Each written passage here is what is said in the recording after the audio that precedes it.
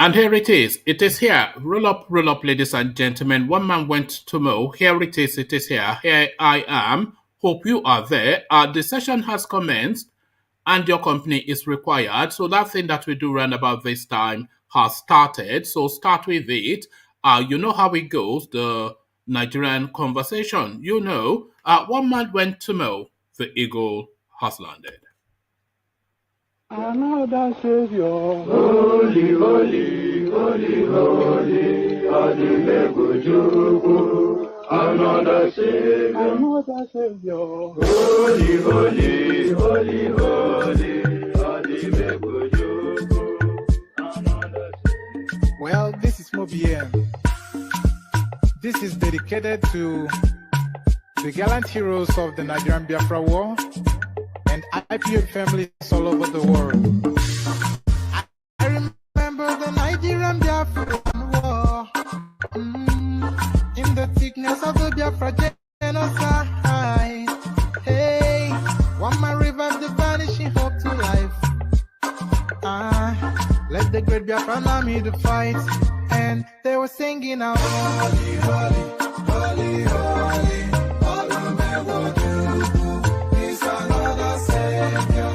They were singing out, holy, holy, holy, holy, is another Savior. Holy, holy, holy, holy,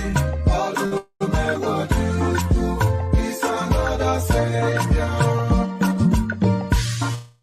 Many years after the genocide, whoa, yet another great leader has risen up now. Oh, and he's leading the Biafrans to victory. Inyamadika yabika kokwanam no. Hey, anamekele mazuche mefo. Mwanemo, it's an honor having you on board. When I'm singing along, holy, holy, holy, holy.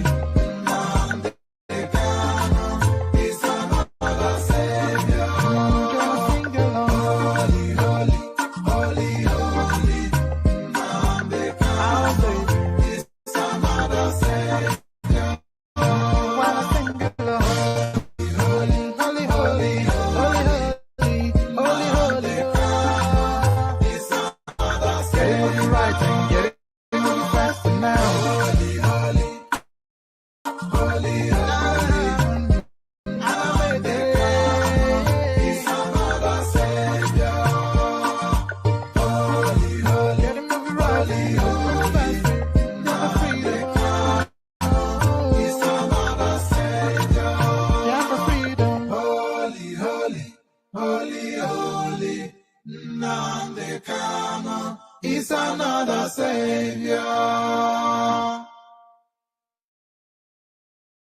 Another Savior, holy, holy, holy, holy, Adimebujuku. Another Savior, holy, holy, holy, holy, Adimebujuku. Well, this is Mobien. This is dedicated to the gallant heroes of the Nigerian Biafra War and IPO families all over the world. I remember the Nigerian Biafra War, in the thickness of the Biafra genocide. Hey, one man revived the vanishing hope to life.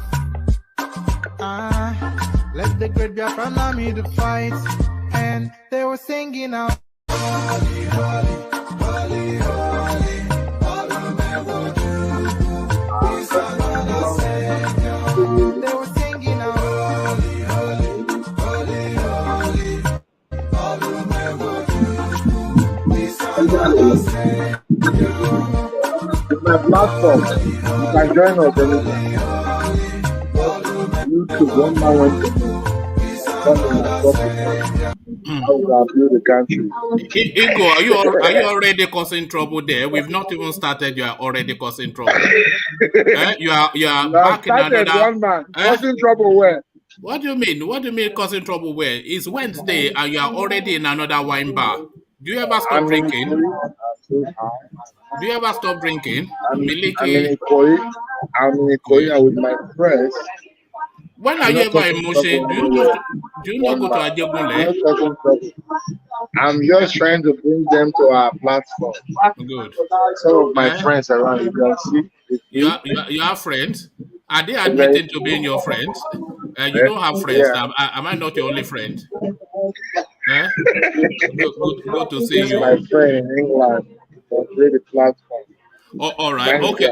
Okay, Igbo. Let me go on and present the talking point. So that is Igbo. He has started early. Miliki Unlimited. So that was Igbo, and this is me. Roll up, ladies and gentlemen. One man went to mow. The session starts. Have I done the roll up? So roll up. As guys, I bring you this. Holy, and all that. Senate rejects President Buhari's request to delete clause disenfranchising appointees in Electoral Act. So there it is. It looks as though now, because that thing passed the second reading, and it looks as though Lawan was going to push it through. But even the Senate now seems to recoil from that. Perhaps they don't feel as beholden to Buhari as they previously did, now that the guy has less than 12 months left in office. So no to this rigging clause, they say. Senate rejects President Buhari's request to delete clause disenfranchising appointees in Electoral Act. So quite what's led to that bravery, we find out soon enough. Sunday Igboho should be returned to Nigeria for prosecution, treated like Nnamdi Kanu. Miyetti Allah squeezing the arms of the Buhari administration. Um, Executive rascality taken too far. Nigerian Bar Association slams Governor Umahi over his response to court order sacking him from office. So we also saw that video clip that Ajanle Koko brought us where the governor was just using all manner of abusive language against the judge. IGP speaks on death of Joseph Ibunike, DIG investigating ABBA KYARI. So the guy now that the police has tasked to investigate the ABBA KYARI narrative mysteriously dies. They will tell us it's natural causes, of course, but we know that it is not natural causes. IGP speaks on death of Joseph Ibunike, DIG investigating ABBA KYARI. So quite what's led to all that we find out just shortly. I'll give you this headline, but almost certainly I would not read it out because it looks as though it may be conflicting with the story that I would have already brought you. Nigerian Bar Association speaks on derogatory remark against George by Umahi. So that I won't be bringing you because I'll be bringing you the one that I just already read out. So this okay, I won't be bringing you this one as well because it's still along those lines. I'm just trying to condense the stories now because sometimes they're just we won APC over Umahi's defection. Rep members mock Ebonyi governor. So we may or may not go to that one, but that one we hold in the holding bay. Deputy Inspector General of Police Joseph Ibunike, who investigated suspended police officer ABBA KYARI, slumps and dies in Abuja. So we'll pick one of those two just to bring you that story. And then we'll go on to this one. Buni not coming back as APC chairman, Elrufai declares. So categorical and absolutely he has been removed. But it gets even more intriguing. Only Buhari can convince, hold on. Only Buhari can convince me to be Amaechi's running mate, Elrufai. So it looks as though, because we've always speculated that there was always going to be a joker name that they will bring to try and truncate the Tinubu narrative. And it looks as though Rotimi Amaechi may well be that play. And the Fulani, to keep him honest, of course, Elrufai. So this is now Elrufai speaking, and this is what he's saying, that this is their permutation. I will only contest alongside Amaechi if Buhari insists. That is the little man from Kaduna State. So there it is right there, and there is the totality of it. So there it is right there. That is the totality of it.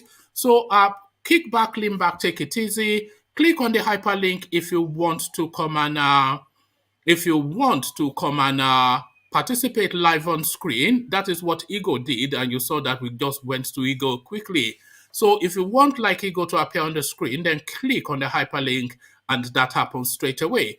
But definitely click on the like button because we need that to propel us in the YouTube algorithms, and click on the subscribe button, of course, for exactly the same reason. So do the clickings, and as you are doing the clickings, let me provide a little bit of a musical intermission. We go to the east and we partake in another Python dance. Do I pop? O Mary, Abakare, Mama Daora, Kulapuri Mary Nandi, win the war. Python that's one, Python that's two, now Python that's a three. Kulapuri Mary Nandi, win the war. Python that's one, Python that's two, now Python that's a three. Kulapuri Mary Nandi bu onye du aimo o meri nizu ndiro ya Abakare mamanda ora una buri meri Nandi win the war. Python that's one, Python that's two, now Python that's a three. Una buri meri Nandi win the war. Python that's one, Python that's two, now Python that's a three. Una buri meri Nandi win the war. Python that's one, Python that's two, now Python that's a three. Una buri meri Nandi win the war. Python that's one, Python that's two, now Python that's a three. Una buri meri Nandi win the war. Python that's one, Python that's two, now Python that's a three. Una buri meri Nandi.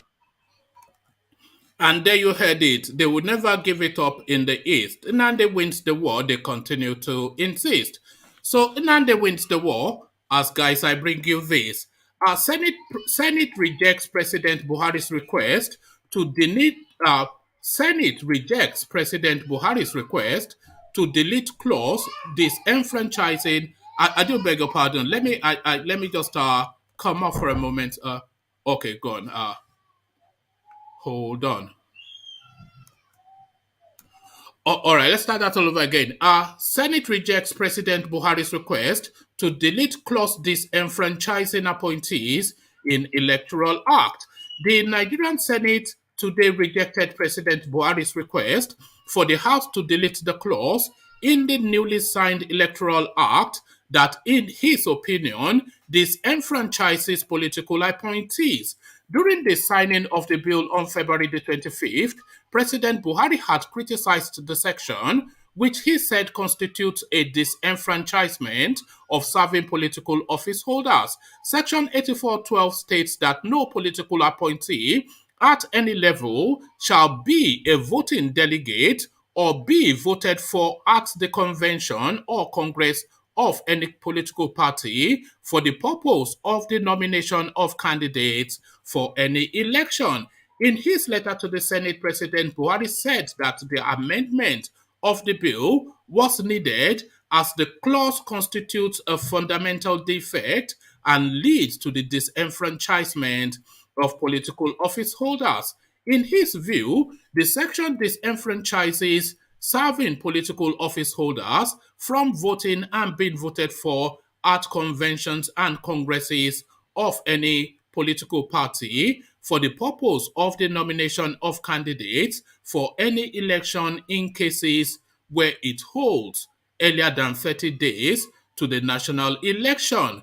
The president argued that the provision introduced qualifications and disqualifications and disqualification criteria that are ultra-virus to the Constitution by way of importing blanket restrictions to serving political office holders. During its plenary session today, the lawmakers in a voice vote rejected the amendment of the bill. Many of the senators who contributed to the debate on the bill kicked against the amendment. On his part, Enyinnaya Abaribe, the Senate Minority Leader, said it was not in the interest of democracy. I urge my colleagues not to allow this bill to be read the second time, Abaribe said. So it looks as though that bill has been truncated. And this now, a tweet from the Nigerian Senate, from their verified account, a bill for an act to amend the Electoral Act 2022 and for related matters 2022 SB 952 failed to pass second reading. So that is categorical and gold standard, and that is from the verified Twitter handle of the Nigerian Senate. So they find the brevity to clap back at Buhari. Executive rascality taken too far. Nigerian Bar Association slams Governor Umahi over his response to court order sacking him from office. The Nigerian Bar Association has slammed Ebonyi State Governor David Umahi for refusing to obey a court order which has asked him to vacate office as governor of the state. Recall that on Tuesday, March the 8th, a federal high court in Abuja ordered Governor Umahi and his deputy to vacate their office for defecting from the PDP to the APC. Umahi had described the judgment as a sham and accused ECO for doing a hatchet job. Nobody can remove me as the governor of the state, as we know where the judgment came from, he said at a press conference. Reacting to Umahi's comment, Nigerian Bar Association President Olumide Akpata, in a statement released, described Umahi's response as impunity of the highest order and executive rascality taken too far. Mr. Akpata said the Nigerian Bar Association has absolutely no interest in the outcome of the case in question and will continue to stay away from partisan politics. He added that the Nigerian Bar Association condemns without equivocation Umahi's unfortunate diatribe, which, if it had emanated from an average litigant, would still have been regarded as shocking, but coming from one who occupies the exalted office of a state governor is nothing short of a national embarrassment. So here is the full text of the response. They say they are not partisan, but it's almost like a 10-paragraph response. The Nigerian Bar Association has noted with utter dismay the unfortunate and totally unacceptable reaction of His Excellency David Umahi to the judgment of the Federal High Court Abuja delivered on the 8th of March 2022, Quorum Honorable Justice Iyang Eko, which inter alia ordered him and His Excellency Mr. Eric Kelechi Igwe to vacate the offices of governor and deputy governor, respectively, of Ebonyi State on grounds of their defection from the People's Democratic Party to the All Progressive Congress. Following the judgment, Umahi, in the course of a press conference, video evidence of which is currently making the rounds both on new and mainstream media, threw caution to the wind and deployed very uncomplimentary adjectives and intemperate language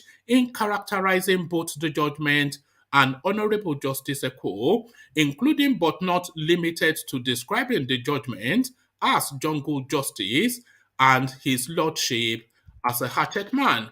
As if these were not enough, Engineer Umahi accused the court of murdering justice and also arrogated to himself the judicial powers and magisterial authority to declare the judgment of a court of competent jurisdiction as null and void, whilst unashamedly declaring his intention to disregard the judgment in favor of another.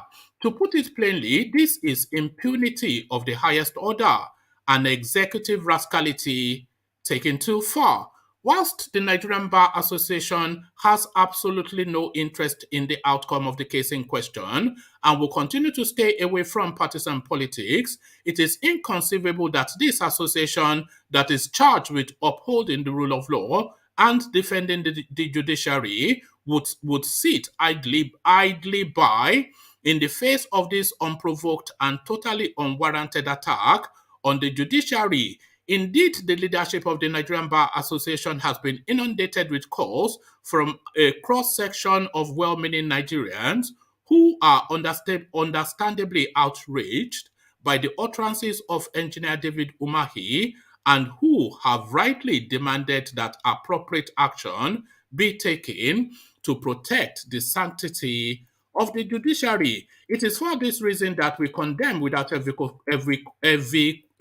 it is for this reason that we condemn without equivocation Engineer Umahi's unfortunate diatribe, which, if it had emanated from an average litigant, would still have been regarded as shocking, but coming from one who occupies the exalted office of a state governor is nothing short of a national embarrassment. In the wake of the judgment, one would have expected Engineer Umahi to sue for calm from his supporters and to assure them that all legal and constitutional avenues would be explored to challenge the judgment. For His Excellency Engineer Umahi to instead resort to attacking and denigrating the high office of a judge in this unprecedented manner is disgraceful, undemocratic, and completely unacceptable. As Kayode Eso JSC of blessed memory famously noted, the essence of the rule of law is that it should never operate under the rule of force or fear. We view Engineer Umahi's reaction to this judgment as being consistent with the current penchant on the part of those in the executive arm of government for intimidating the judiciary whilst taking advantage of the historical reluctance of that arm of government to rise to its own defense. In light of the foregoing, the Nigerian Bar Association hereby demand an immediate apology from His Excellency Engineer David Umahi and a retraction of the comments he made against the person and judgment of Honorable Justice Iyang Eko of the Federal High Court. It is also our demand that this apology and retraction be given as much media coverage as the press conference where the unfortunate comments were made. So, is this the Nigerian Bar Association developing a backbone? Is the question. IGP speaks on death of Joseph, or IGP speaks on death of Joseph Ibunike, DIG investigating ABBA KYARI. So let me read it from a different space instead. Let me read it from this space. So Deputy Inspector General of Police Joseph Ibunike, who investigated suspended police officer ABBA KYARI, slumps and dies in Abuja. The Deputy Inspector General of Police in charge of the Force Criminal Investigation Department, Joseph Ibunike, is dead. Late DIG Ibunike hails from Onitsha in Anambra State and was, until his death, the most senior police officer from the southeastern region of the country.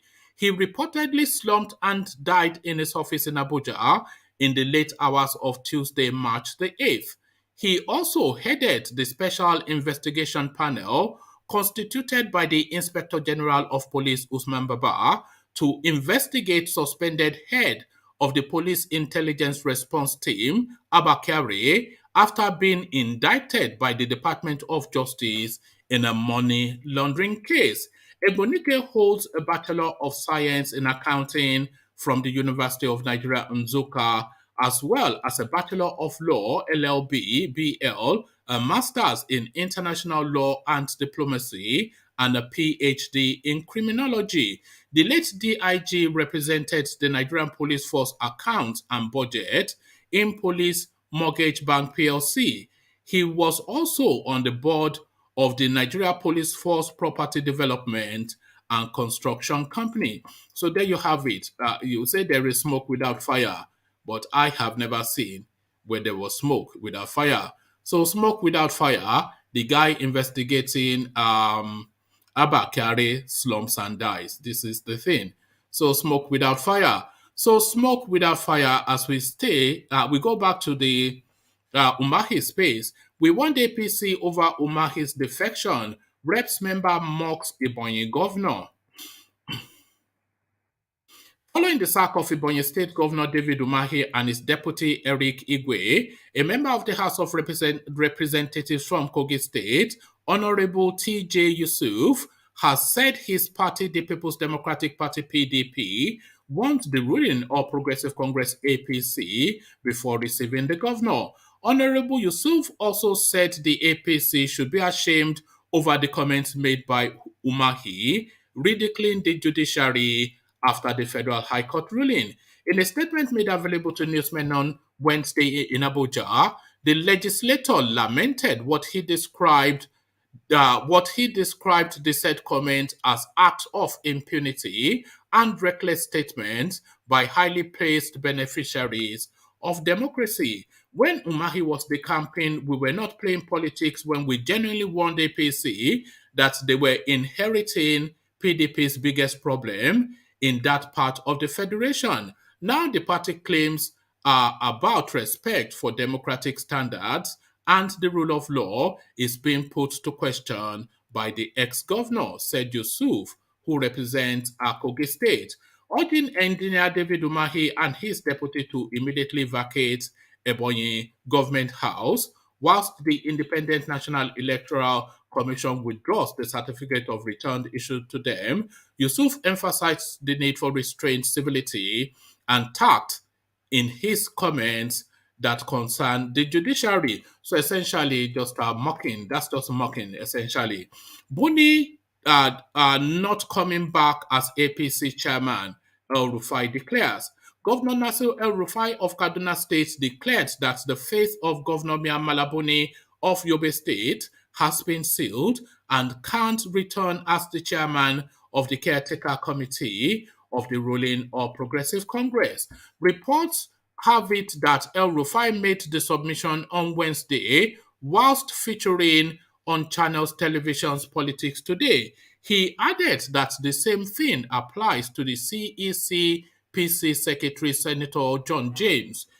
It will be recalled that the leadership saga within the APC took a new dimension on Monday when Niger State Governor Abubakar Sani Bello took over the CECPC and declared himself the acting chairman. Buni was said to be out of the country for medical reasons, but Bello also told newsmen that he had the blessing and support of President Buhari to take over the party leadership. It has since remained unclear if Buni will be returning to the seat or will be shown the exit door. But on Wednesday, Governor Elrufai submitted that Buni can only return as the Yobe State governor and not as the APC caretaker chairman. He added that Bello has the backing of President Buhari and 19 governors. The Kaduna State governor said both Buni and John James were relieved of their duties based on the directive of President Buhari, which he issued shortly before his medical trip to London on Sunday. In his words, Buni is gone, the secretary is gone, Governor Bello is in charge, and he has the backing of President Buhari and the 19 governors. Buni can only return as governor of Yobe State, but never as chairman of our party. President Buhari ordered his removal, and this has been implemented. Governor Bello has taken over and things are moving according to plan. Party will be restored. Convention will take place as scheduled. 19 governors and their deputies are solidly behind this move. Buni and his people got a court order to stop the convention, but he did. So there you have it, treachery at the highest offices. So treachery at the highest offices. We're still staying with Elrufai. 2023 presidency. Only Buhari can convince me to be Amaechi's running mate. Elrufai. Governor Nasir Elrufai of Kaduna State has said he would only run for the 2023 presidency, either as a presidential aspirant or a running mate to the Minister of Transportation, Rotimi Amaechi, if President Muhammad Buhari insists. El-Rufai insisted that he has no intention to run for the presidency or be a running mate to Amaechi, as being rumored on social media. Speaking on Channels Television's Politics Today, the Kaduna State Governor said he is tired and needs to rest and has no intention of coming back to politics after leaving office next year. He said Amaechi was free to run for the presidency, but maintained that President Buhari is the only one who can convince him to join the race. I have said over and over that I am not a contestant for any office. I am not aspiring for anything. If Governor Rotimi Amaechi is interested in running for any office, he has the right to do so. But I am not running for anything, and I am not going to be on his ticket. Asked if he would maintain this stand, if President Buhari asks him to run for president or be Amaechi's running mate, he added, that will be a different conversation. I'll explain to him why I don't think it's a good idea. But of course, if he insists, I will. But I am tired. I am physically tired because I do take my work seriously.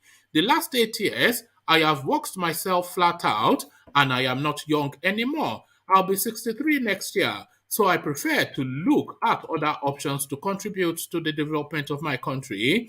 But of course, I didn't want to run for governor, but the president insisted. So if he insists that I should do something, I have so much regard for him and his judgment that I will do it even if reluctantly. So that is the new permutation now. I will only contest alongside Rotimi Amaechi if Buhari insists, Elrufai. So we'll read this one out and then we'll come into the room. The Kaduna State Governor Nasir Elrufai on Wednesday revealed what will make him run in the 2023 presidential election. Elrufai, while speaking on the general elections, said he would only contest as a presidential aspirant or a running mate to Minister of Transportation Rotimi Amaechi if Buhari insists. The Kaduna State Governor, however, stated he has no intention to contest in the presidential election. Elrufai disclosed this while speaking on Channels Television on Wednesday. He said he's tired and needs rest from politics when his tenure as governor of Kaduna State ends in 2023. The APC chieftain further stated that Amaechi is free to contest in the election, but noted that only President Buhari can convince him to join the race. He said, so it just goes on to repeat. All right, so it's a repeat essentially of what I've just read now. So that is it. That is another name to conjure with. So Thomas, I see you. And Ovie, I see you. Good to see you, gentlemen. So let's come to you first, Ovie. I'm sure you are excited now about that commentary from Rotimi, from Elrufai, that has put Rotimi Amaechi back in the mix, a consideration that we were not having before. So what are you making of that? I've never ruled out. I've never ruled Amaechi and yes, remember when they got the Tobanin, the damn Mariah Jaws of Daura? Do you remember? Yeah, trusted one. The trusted one. So, but I think, even the president know that they will reject it at the Senate. I'm pretty sure he's aware of that. So would reject what? Now sorry, you're talking about the party constitution. No. Oh, okay. Do you want to start there? No, I was starting with Rotimi Amaechi, but let's go to where you are. So what made you say Rotimi is back in the mix then? Oh, did you not hear the last story that I read out? About Elrufai not interested and no, the permutation that was being put to Elrufai is a Rotimi Amaechi Elrufai ticket, and Elrufai was saying that he is tired and he doesn't want to be in politics anymore. But if Buhari insists, then he will be Rotimi Amaechi's running mate. So that is a permutation clearly that has been discussed, and we've always speculated, you especially, that there's going to be a joker. So that now almost coming out now as something to consider. Rotimi Amaechi Elrufai ticket. How does that even resonate? What does that mean? I mean, as good as that sounds on a black and white paper, but politically and with the way the country is, and with the two people you just mentioned, there are two people who are very ambitious. Putting them on the same ticket. No, I don't think. Elrufai is somewhat robust, but can Rotimi Amaechi carry a presidential ticket? Can Rotimi Amaechi carry a presidential ticket? Rotimi can carry at this point with what is happening. Yes, he can carry a presidential ticket. Right. Rotimi Amaechi can canvass votes in Oyo, Ogun, Ondo, Jigawa, Katsina. Rotimi Amaechi can canvass votes in Ebonyi. No. If that be the case, it will not be. It will be easy for them to the southeast, the south, the north. Now only the Yorubas, as you put it, might be easy to do, but that doesn't matter. It doesn't count. If Rotimi Amaechi, if it's a Rotimi Amaechi Elrufai ticket, then you might as well just give the presidency to Atiku. That tells us that they want to give it to Atiku. Rotimi Amaechi is not going to be president of anywhere, so that then means they want to give it back to PDP. Yeah, not even APC can read that. I don't see anybody putting Elrufai on anybody's ticket at this point. Nobody will be accepted to be it's not manageable now. Can you imagine trying to manage it? It's unmanageable now. But Amaechi himself and any other person on the ticket, Amaechi would be very easy to be, to the north. It's already a done deal. It would be easy to sell to the north, to the northern. Also, because he built some. It's very popular there. Who told you that? What's led you to? No. How are you concluding that is popular in the north? You will agree with me that most of the road, the construction and all that heavily favor the northern space. Let's even go that way. And the face on that project is Amaechi. If there's one thing that is prominent right now in the northern space, is that is the only minister that understands what Baba is thinking and actually bringing it to fruition. In what way? What are you talking about? With the roads, what is the administration claiming to be? Rotimi Amaechi does not build roads. Fashola I'm talking about the rails, the railway. Yes, the rails. Okay. So a rail has been put in. That rail was already in the pipe works, but is that so? That will get him the northern vote, will he? Because I'm not saying he's the one building it, but he pretty much the face and the star of this administration. Why are you saying that? No, tell me now. What have they done? Okay, what area have they performed? Little.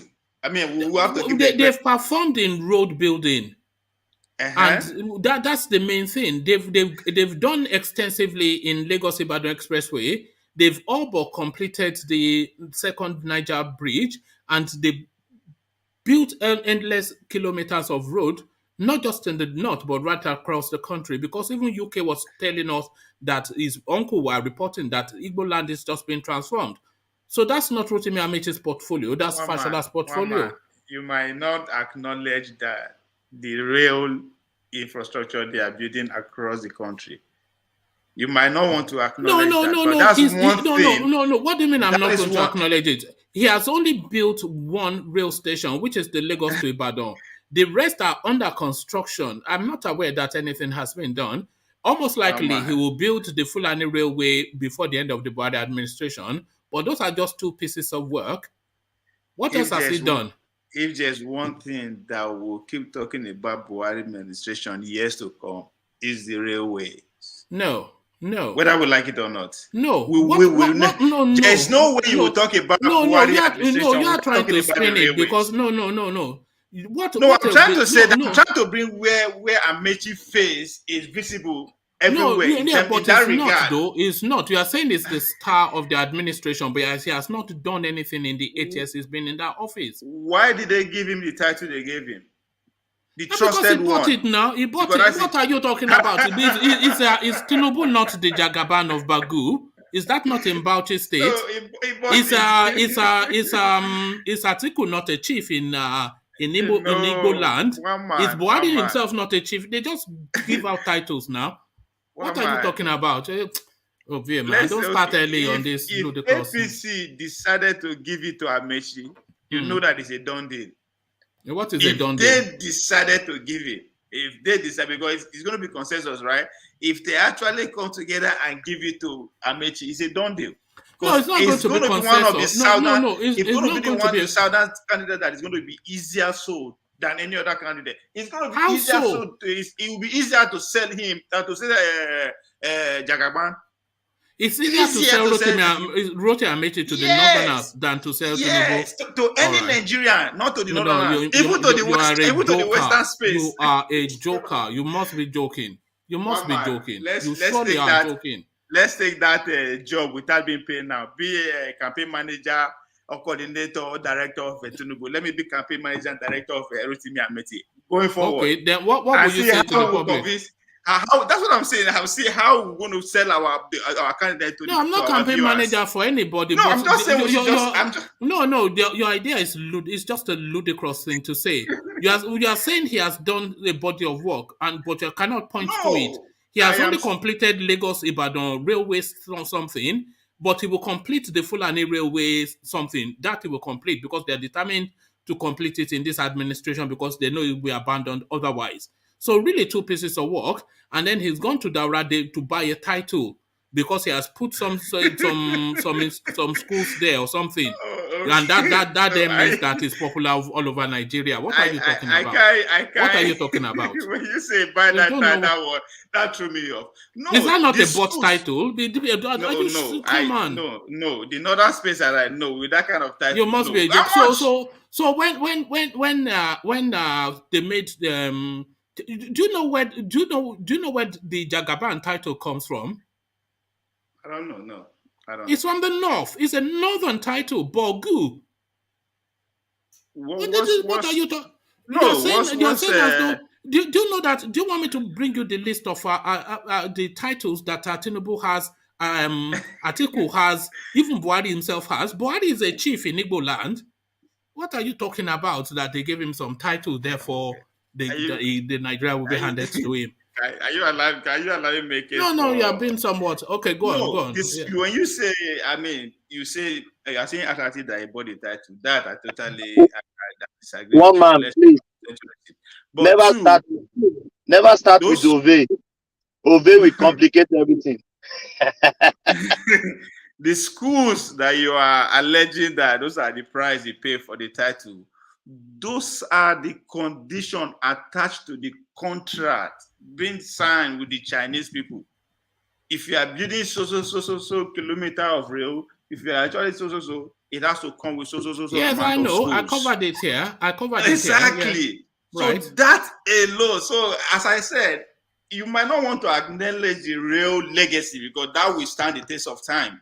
Because no administration period to him that invested so much interest in railway. I mean, even though that's a nonsense. We don't say that now. That's a nonsense now. We are not saying that they have successfully sold it to us, and their visible image. Those to Nigerians. No, they sold it to you because you're a willing convert.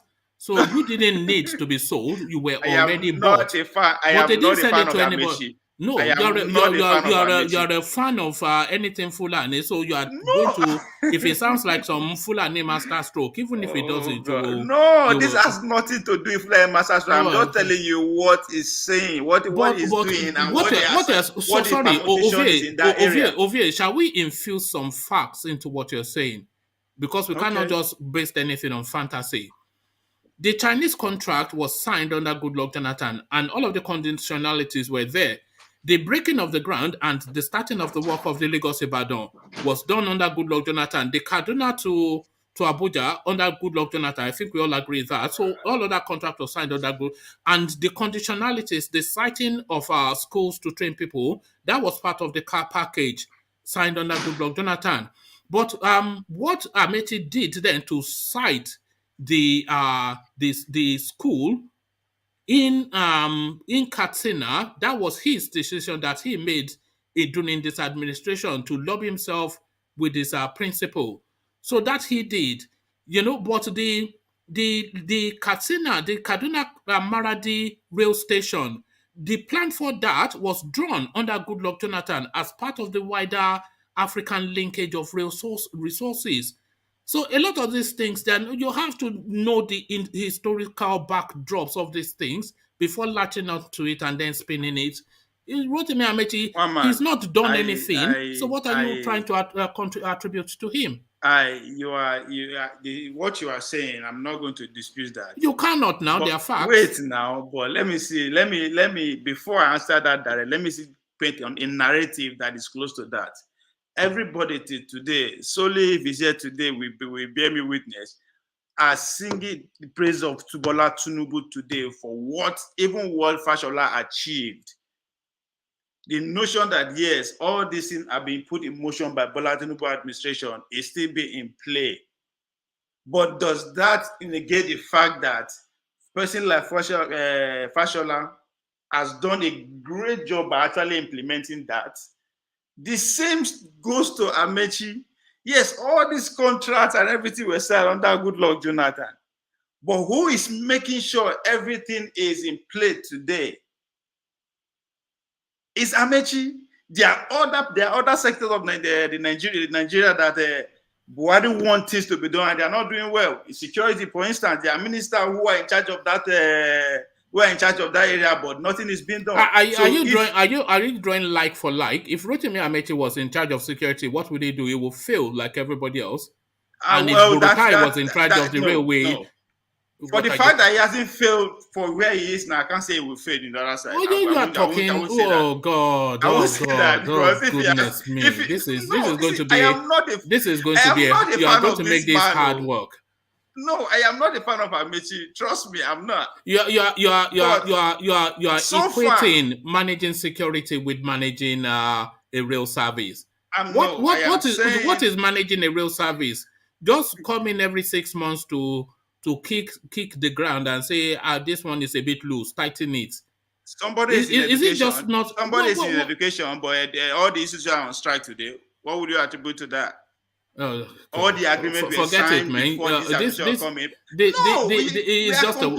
I think you're just trying to wind me up. I'm just selling my candidate. So that is how you make Igbo. Why is Igbo smoking Igbo in the car? You've been drinking now.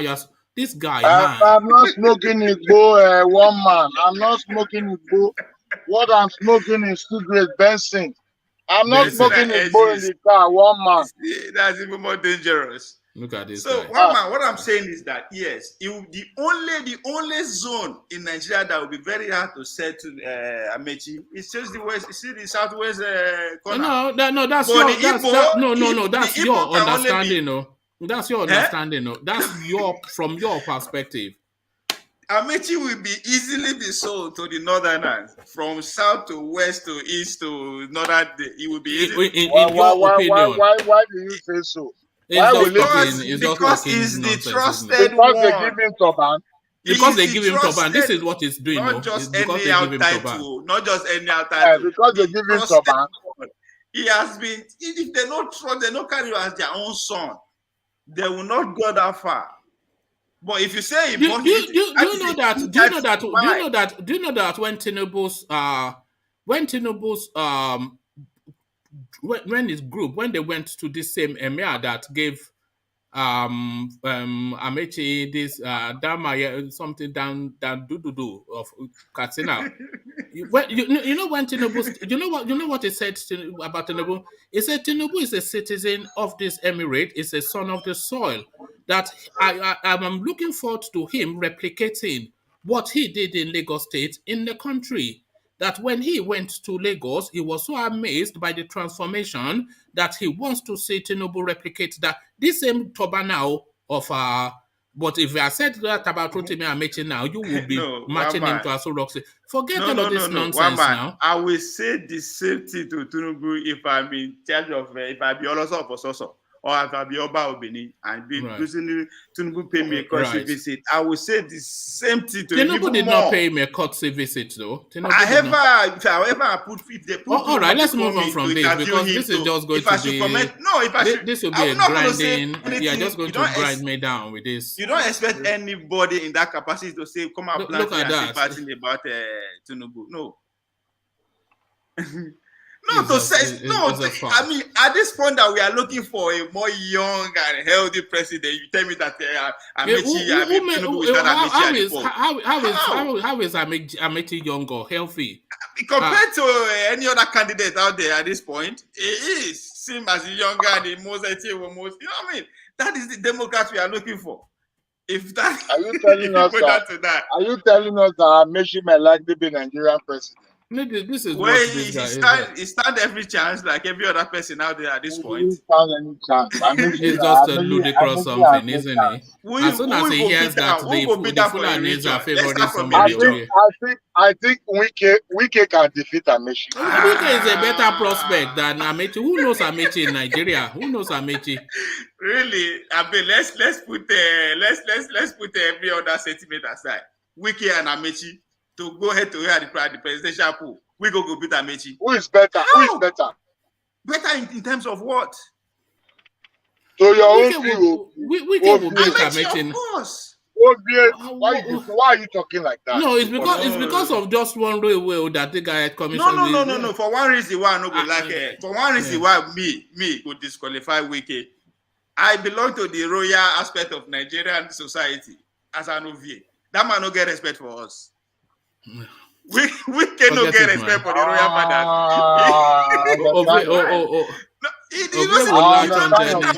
Remember when he assembled the wait, I understand your position.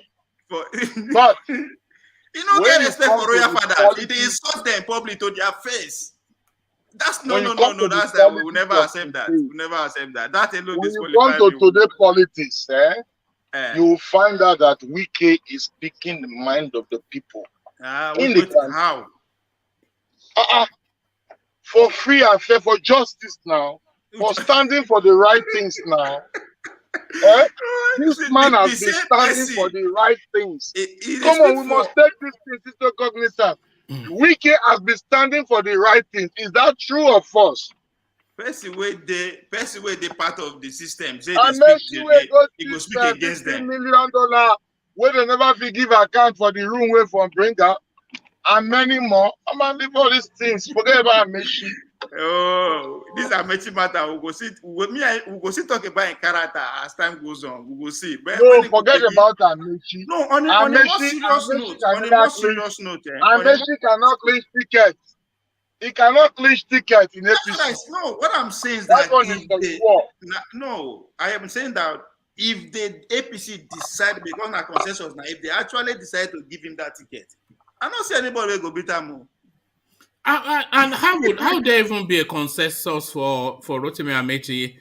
Because out of all of the people that are contending, I don't think Rotimi Amaechi is somebody that the people, the ambitious people in APC will yield space to.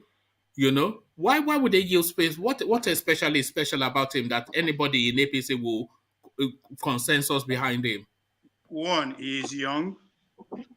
What do you mean? Forget all that. No, Fashola is young. Fayemi is young. Fayemi is young. When I use the word young, I am comparing to people in that range, not age-wise. Forget he's young. Yes, he's young among his colleagues now. What do you mean he's young? Is he younger than Fayemi? Is he younger than Fashola? Is he younger than or Uzo Odima or all of the others? What is it that puts him above? Not younger than any of these guys. That one is for fact. He's a two-term governor who has performed remarkably well as a governor. Who told you that? I was there. I witnessed this performance. You did not witness. You did I not. was there. I even took part in the let me just move you on because you're just going to. I think. Buhari, and that's all. No, during the National Sports Festival, Ghana City game, I was there. I saw what that man put on ground, infrastructural wise. All right. I was one of the stars of that competition, so I know the man did well. He did not do well according to the indigents of that state, but you may well know differently. You remember when he came out of office, we covered it extensively. Well, according, okay, all right, let's leave it there because I don't know if you are just. I would say you are trolling. This administration now is a star in this administration. Well, you are trolling. That is according to you. That is according to you. But let me just say that. Well, okay, Ovie, thank you. Just it's almost like maybe you want to wind up. I don't know, but thank you. You are just talking. Let me take Sunday. Igboho should return to Nigeria for prosecution. Treated like Nandekano Miyetti Allah. So what are you making of that headline of it? So I won't forget about themselves. It's been a while I heard from that space. What a way to say hi. We are still here. Is it mighty Allah that will determine Sunday? What's wrong with this mighty Allah? Hey, the season. So what do you expect them to say? What is wrong with this mighty Allah? Mighty Allah is mighty Allah a government in this country? This mighty Allah, what is wrong with them? They are Nigerian citizens, so they are as a group who have issue. They have issue with the Igboho. No. It's just like if me and you fight now, we physically fight, which at this point they did something like that. You understand? And eventually they lock me up because of the fight between me and you fight. Then out of nowhere, you can't see yesterday they release me. Of course, you will say something. You could say, why they promote me? Especially that's exactly what is happening here. Not that they will not say something. Not to the extent of the prostitution of the determination of the fate of the man now. What do you Come on, this mighty Allah of the king, they are going too far. No. People don't die. If we begin to have different factions like this in this country, it not going to make sense. At least mighty Allah, they should learn to keep quiet to an extent. I know people waiting. Nigerians are not talk. Nigerians are also tired. They are ready to answer them. Everybody's ready to die. Nobody's afraid of death in this country. We are all Nigerians now. We're all Nigerians. Nobody's afraid of death. So, to an extent, people should be empowered to come and comment. Not when you just get up from your room, you come and begin to use language that threatens the peace of this country. It doesn't make sense. Mighty Allah is not empowered to decide whether Sunday Igboho, after all, he already faced the prison sentence where he is. By right, he has already gone to prison. Why must he come to Nigeria again and go to another prison? Why? I think they are just making a case. They are not in position to actually decide his fate. So as I said, then two fighting is a case of two fighting, and the other one is being taken aback why they release and so sudden. So of course they are making their voice heard. But Ove, to be candid to Nigerian government, did Sunday Igboho has a case to answer in Nigeria? Yes or no? Well, the government is saying that. Who am I to say no? So if they say you should come back and answer no, that's not the government speaking now. That's Miyetti Allah, the group he has a direct conflict with. That's them speaking of. That's not the voice of the Nigerian government. And as I said, I don't expect anything less than that from them. It's been a while. I will forget about with those groups who actually, active. Not until now. So that's a great way to enter. But do you not feel that Buhari somewhat takes his direction from Miyetti Allah? He, after all, their grand patron. Take direct instruction. If you say advice, is it not influenced by? I mean, they are his association, they are his people. He's their leader, and they are speaking in this manner. So, how far removed from Buhari is that statement? I will say they have his listening ear, because I said that because I don't see Buhari, like person where you feel just influence easily like that or push around. As a person, as in not even as a president, as a man that I'm seeing, I know seeing like person way in an old soldier, those set of people, I know we just listen to you, but what they want to do is there, and you can. It's very hard to change. But do they have a Buhari listening here? I would say yes, but I don't know how far, how much that will go to influence. But they are in kingsmen in case of taking more actual sentiment against them, I don't expect that. But it declared them as now the bandits declare as terrorists. So that's even. Hey, is there a difference? Are you making a distinction between the bandits and Miyetti? Yes, I think yes, because the bandits were not they are not named. They're saying they are unknown gunmen. So okay, and these people. So you are making a distinction between the bandits and Miyetti, but you are not making a distinction between unknown gunmen and ASN. No, yeah, I'm making a decision. There are two different people now. ASN, that's an organization. They have face, they have leader, they have a spokesperson. They any whatever that concerns them, they admit it. So right. I know as I said before, now no government will do their own thing. The federal government decided to go out and attack them terrorists. Not be the Miyetti Allah they attack terrorists. Now that's also another socio-political organization, if I have to, put it that way. But as I said, that's a great way to enter the conversation anyway. I don't forget, say they are still there. Yes. So okay. Let me take you to the curious case of Joseph Ibunike. So Joseph Ibunike, Deputy Inspector General of Police, very learned, highly educated, very competent. So competent they put him in charge of investigating the atrocities of ABBA KYARI, the drug dealer cop. So today now this guy slumps and dies in his office. So are we saying this is coincidental? Are we saying that what do you think is happening there? I don't believe in coincidences. The guy slumps at where? But in this case, when I first see the headline, I was reading about it. I was like, I'm in Nigeria now, so my mind drifted that way. But I now see the man's picture. That man, is overweight though.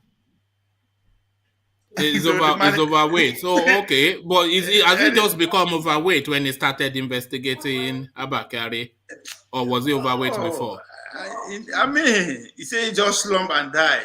Yes. Until, if we are just speculating, Namoku will wait until autopsy, but that could be one of the causes. No, I'm asking you now, did he suddenly become overweight when he started investigating ABBA KYARI, or was he overweight before? But the investigation no start that day now. He's been in charge for a minute. Okay. I'm just trying to see my physical. So he became overweight. He became overweight in the last 6 months. When he started to investigate this guy and then he died. That could be one of the cases. Yeah. Because I remember within that fraternity to one of Sunday Bada, may his soul rest in peace, one of the best athletes Nigeria has ever produced, who rose to CSP, if I'm not mistaken. Now, so the guy just sit down for a car, the guy just died like that.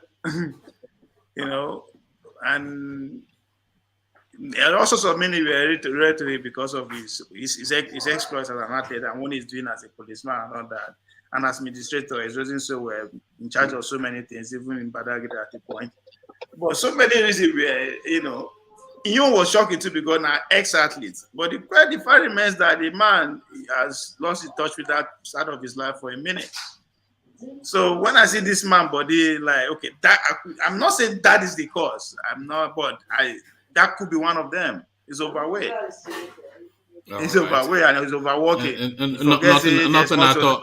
Because now if I want to factor in the ABBA KYARI side to it, that's a hard job. That's a lot of work. He has been overweight all of his life. So it's only when we started to investigate ABBA KYARI that the overweight now caught up with him.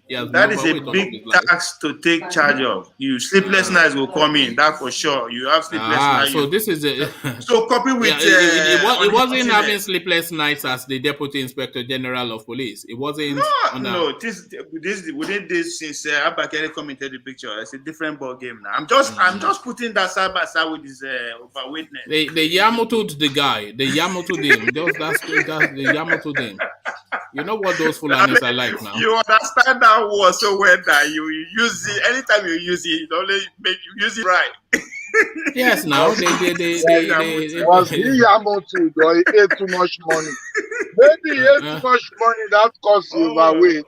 This is it. Corruption. So we see. Let's see what is going to come out of play. I mean, of course, everybody in Nigeria. I mean, as I said, I'm in Nigeria. I looked at it from that angle too when I first said it. But I have to see, think the other way around and say, okay, apart from say Yamutu, as you call him, Yamutu, what could be the other possibilities? The man fat, is overweight. If anybody's out there who say they keep up to his weight and exercise, it's a warning. It can happen at any time. I'm not saying that's what happened, but we have seen cases like that before. Oh, all right. Thank you, Ovie. So, Ovie, let's go now back to what we were discussing yesterday. It's still going on. That governor, what's his name again? David Umahi. So you recall that video clip that we were having a look at that Adale Koko recommended, how he was just throwing all manners of abuse at a high court judge. So it looks as though that language was just too robust for the Nigerian Bar Association, and they are now calling him to order that this is executive rascality taken too far. Calling a judge a hatchet man and all this kind of Agbero language. Yeah. They were saying that even if it was a man on the street, that is too much. Never mind somebody that occupies the position of a governor. So that sense of impunity, this is the problem we have with these governors. People pander so much to them within their own fiefdom that they forget that the sun doesn't shine from their behind. So he comes on the national stage to make a fool of himself, and he has been called to order by the Bar Association. What are you then making of the colorful language of a Ebonyi governor? Yeah, I think even here in the platform yesterday, even at the comment section, a lot of people actually call it for what it is, like it's arrogant and all sorts of, actually call it blunt off. And it's good that the NBA, Nigeria Bar Association, came out and let him know that no, it's not called for, that he has to be conscious and all that. But again, I think he has seen that whether I would like it or not, Nigeria, apart from PDP, and Nigerians are actually say, oh, that's a good move. Even though they don't believe in the user system, but that's a good move. So it's kind of like everybody is saying yes. And it's saying that was the fact that everybody, apart from the fact I think it's tendered some sort of apology. Yeah, that's where I'm going. Apart from the fact that people are calling his blunt as his arrogancy out, they are also celebrating that the judgment should stand that way. So yes, and he has changed his voice. He has said that they are going to appeal, or if they have not appealed already, within the 48 hours stipulated. And he has changed his tone of his voice. I say, okay, I think this man has maybe the power drunk now, moving to the way it was accepted within the APC and blah, blah, blah, blah. I think he can just, I think he's been carried away with that reception. And I don't know, game don't change. And he declared for presidency now, so everything everybody is watching that space. That's what I'm trying to say. But yes, I think he has come to his sense. It's just going back to what we've always said, that until the names are categorical, you never really know what is going on within the political space. As we were permutating and arguing back and forth over Rotimi Amaechi and losing our temper, there's a presidency group drums support for Oshibanjo.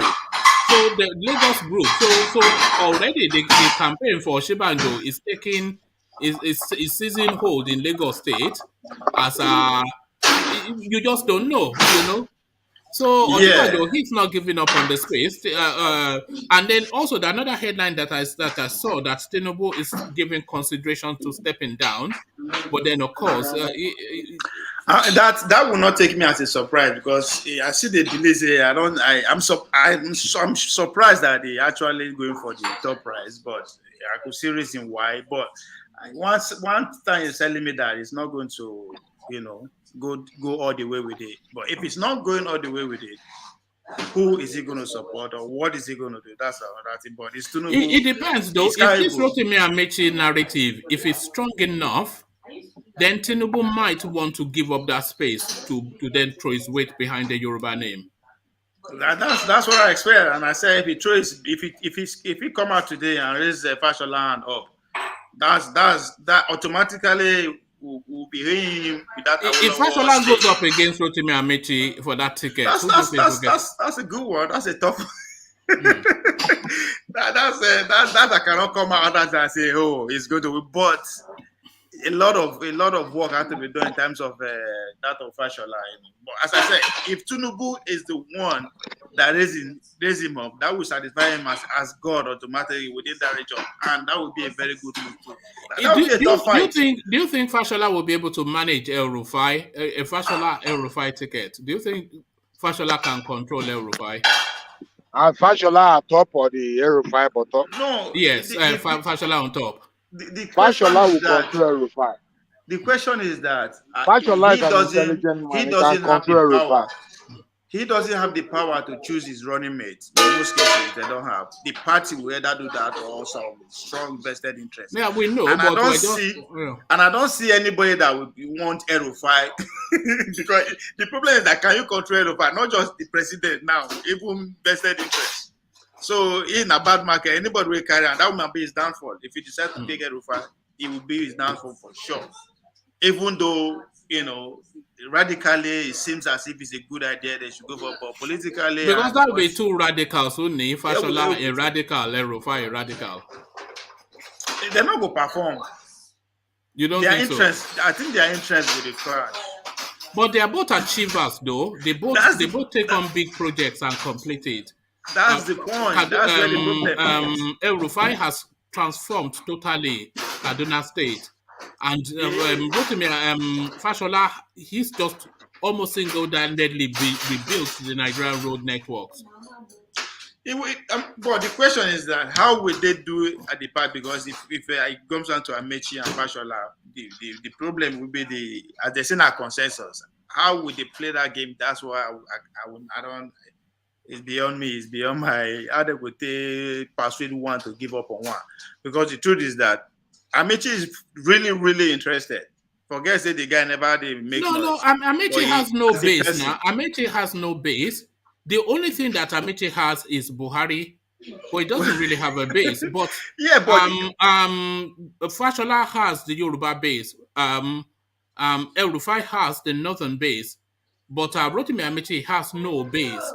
The only thing he has is Buhari. Okay, if you are still factoring Elrufai on that ticket, then who are you going to factor in Elrufai ticket that you think will go? Will what?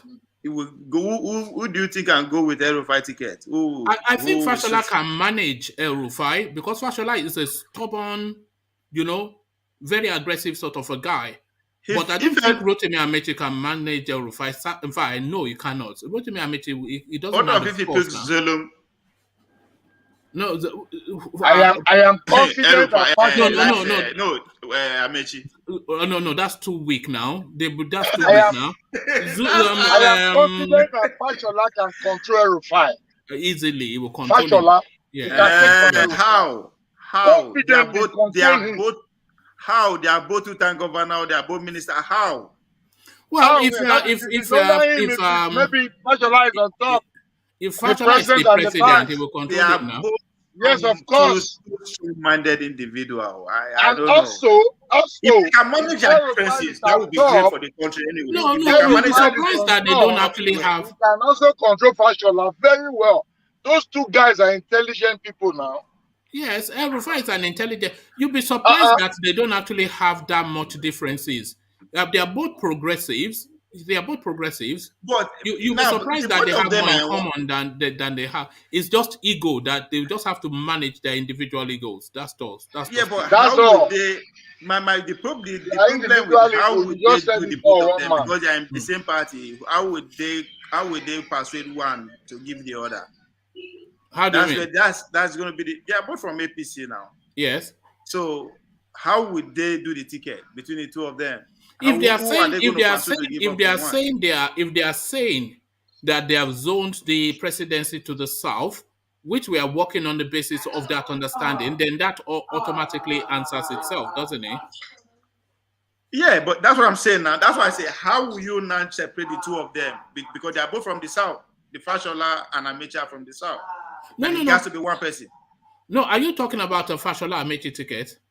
No. They are both in one party now. Has to, now one of them will go.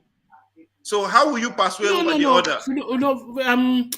Amaechi is a nothing now. Like I said, Amaechi. Look, what holds Amaechi in that party outside of Buhari is Buhari that holds him now, nothing else. Yeah, but that's a big deal. Yes, but that's the only space that he holds. But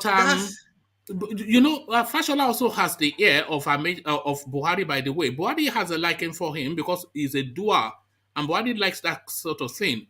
So whether he likes Rotimi Amaechi more or not, I don't know. But I don't think Buhari, he returns him several times, gives him so many portfolios, so he has confidence in him. Okay, so let's say the presidency. Rotimi also has a Yoruba base, and he also has nationalistic appeal, and he also has religion, and they like him in the north too. Let's assume that the presidency will hands off. They say the two of you go to your south and work it out. Yeah, who do you think will come out on top in that? That's very close to call. Too close to call. Rotimi Amaechi versus Fashola. Both, as I said, as the without parties, Buhari's influence. Yes, now governors they control another. They are both ex-governors. So the relationship, the friendship, the familiarity is there. So it's not going to. You can't just say Fashola we dust him out like that. And you can't say Amaechi will dust him out. Fashola will dust him easy. I'm just looking at the caliber of people that will push that narrative because it will not be open to the public to actually cast votes. How the persuasion will go, the people that will actually cast the votes, who have more influence, which as the governor, the senator, okay, let's take one individual. If who do you think Elrufai will go for more? Fashola or Amaechi? Who do you think he will go for more? Go far? Go for. Who will I go for? Sorry.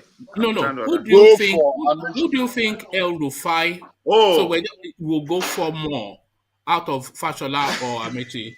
Of course, Amaechi. For one reason, he will try to avoid. He will go for Fashola more. Wait now. He will try to avoid the Jamagan. No, see, that's another thing. You have to put everything into context here. He will not want to crash with Jagaban because anybody that follow what's his name, Fashola, will come in contact with Jagaban, whether I like it or not. But were you not telling us yesterday that Fashola has abandoned Jagaban? No. We started off today that Tinubu decided to stop from Fashola. That's what we started. There was never a time not to go and support Fashola. With the support now, that's what. No. With the support. We've moved to the space that nobody support, no Buhari support for anybody, no Tinubu support for anybody. Mano a mano. Man on man. Fashola Amaechi. What is it called? Who will dust the other one? Who will dust? Elrufai will go for Amaechi for one reason. Because he see him as his younger brother. And I think Amaechi will respect that. And they can work together easily. Performance-wise, he has more position than him, hierarchy and other kind of thing. No, they are the same level. Then that of a Fashola, Fashola is more or less, if not the fact that I don't know what happened. He's a big star. Do you think Elrufai is a patriot? Do you think Elrufai is a patriotic Nigerian? Yes, I have. Yes, I do. I don't think I have any reason to question that space yet. You see, Elrufai, what you said is your opinion, which was what I asked, but my opinion, Elrufai will pick Fashola over Rotimi Amaechi any day of the week. Why? Is just what are your reasons? Rotimi is just like a boy sort of a person. And he is a strong character, so you will prefer that kind of person to work with. No. Now, Fashola has the thrust, he has the ambition, he has the doggedness, the foolhardiness. You know, he has the stubbornness. So is Elrufai too, by the way. No. We are same between him and Amaechi. You know, Fashola has more in terms of the talent to propel the country forward than Rotimi Amaechi. Rotimi Amaechi needs to be supervised, but Fashola does not need to be supervised. Why? He governed for Rivers State. Rivers State no be mushroom state. Rivers is not a mushroom state. Fashola will be trusted more. I say Fashola. Amaechi will be trusted more by the Northerners. Anytime, any day. It's so far. He sell his own brother. What is his name? For sure. He sell good Lord Jonathan for them. For sure, he will be trusted than Fashola. Because that Amaechi. You don't understand how these people they reason or one man. No, you need to understand how they reason and how people reason. Amaechi like their son. His name will never leave the history book of Nigeria when it comes to what they do or what he does.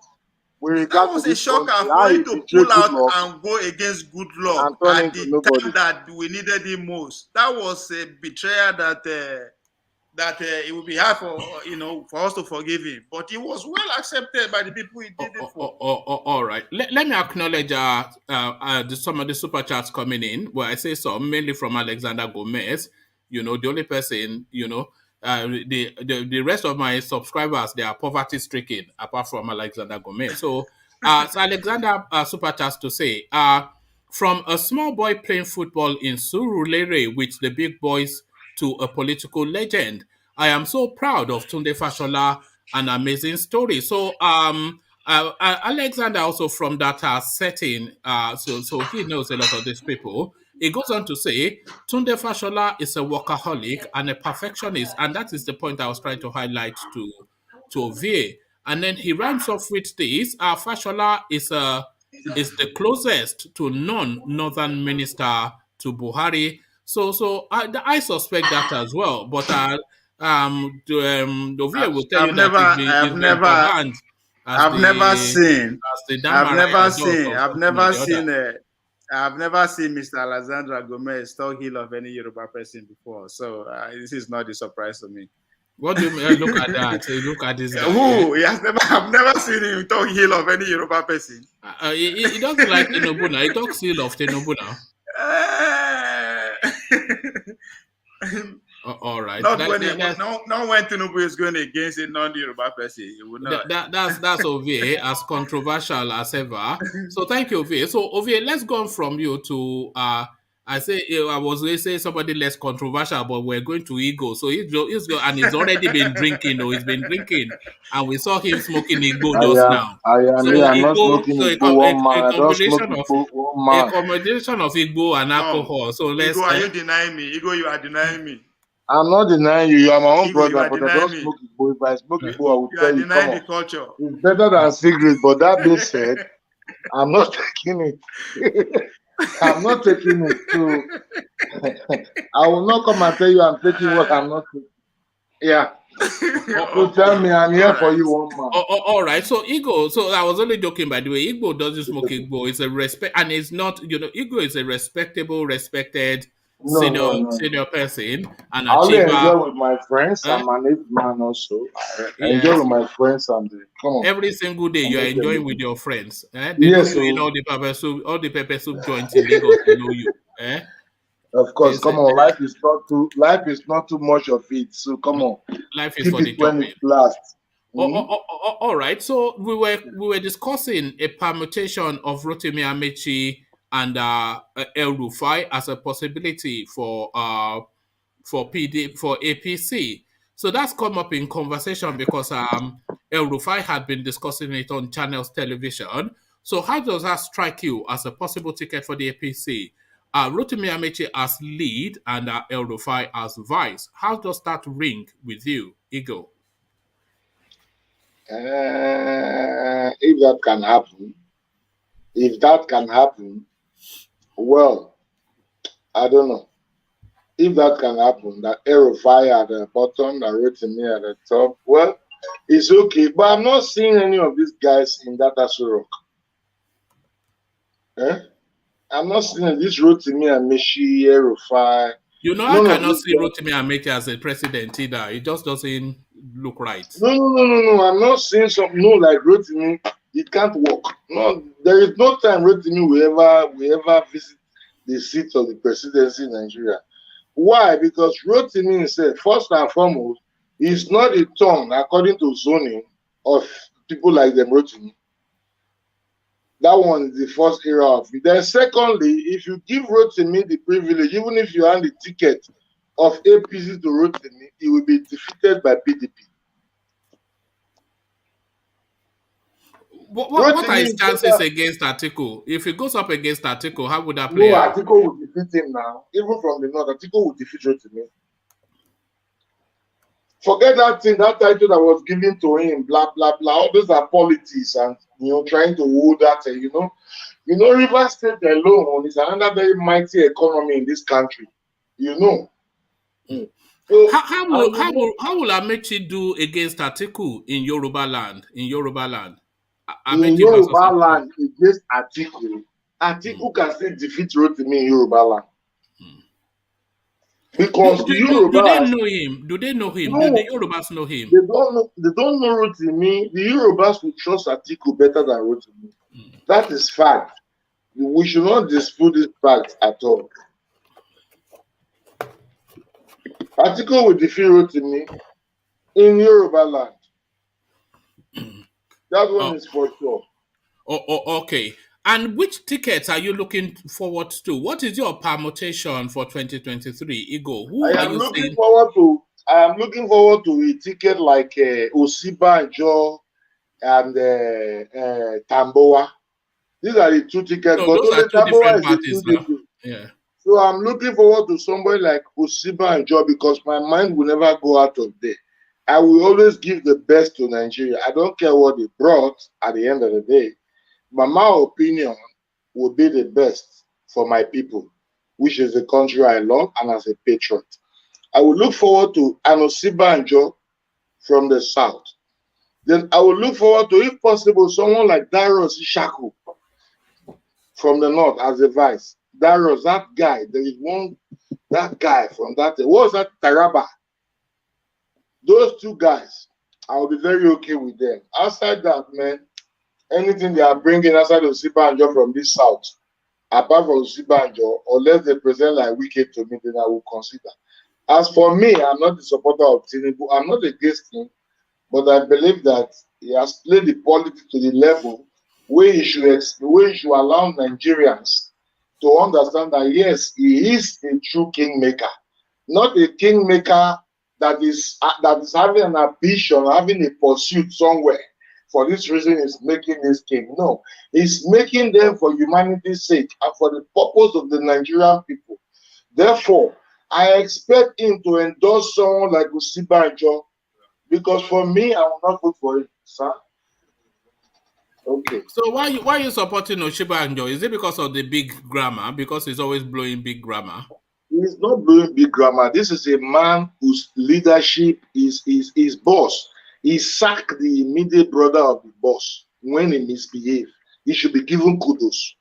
This is a man who stands before the presidency and sack his immediate brother. My brother, we should know what we are talking about. He doesn't bother care what will be the consequences. He said, you misbehave, Mr. Man. I don't care whether your father is the president. Get out of this office. Come on. We see what we call integrity there. We see men that can be decisive there. Only that alone has given him the credit or pass mark to lead this country for us. I don't care what people are thinking. I don't know what their plans is. But anything outside that man, I will not be part of the vote of the country. Maybe I will not be in Nigeria even when the vote will be going. Look at this guy. After all, you better not leave that country. Or after everything you have said on this platform. Of course, where were you where were you yesterday when we were talking about that girl that I went slept on the bus? off. Sorry, I had it for some time and then I dozed off. So how do you explain that, Igbo, when you are saying Nigeria is safe? That girl that's on the bus. Yes, what happened to that girl? What happened to that girl? It is really come on. It's unbelievable. Government See, bus. It's a story that has been across this country. You guys that are not here will not understand.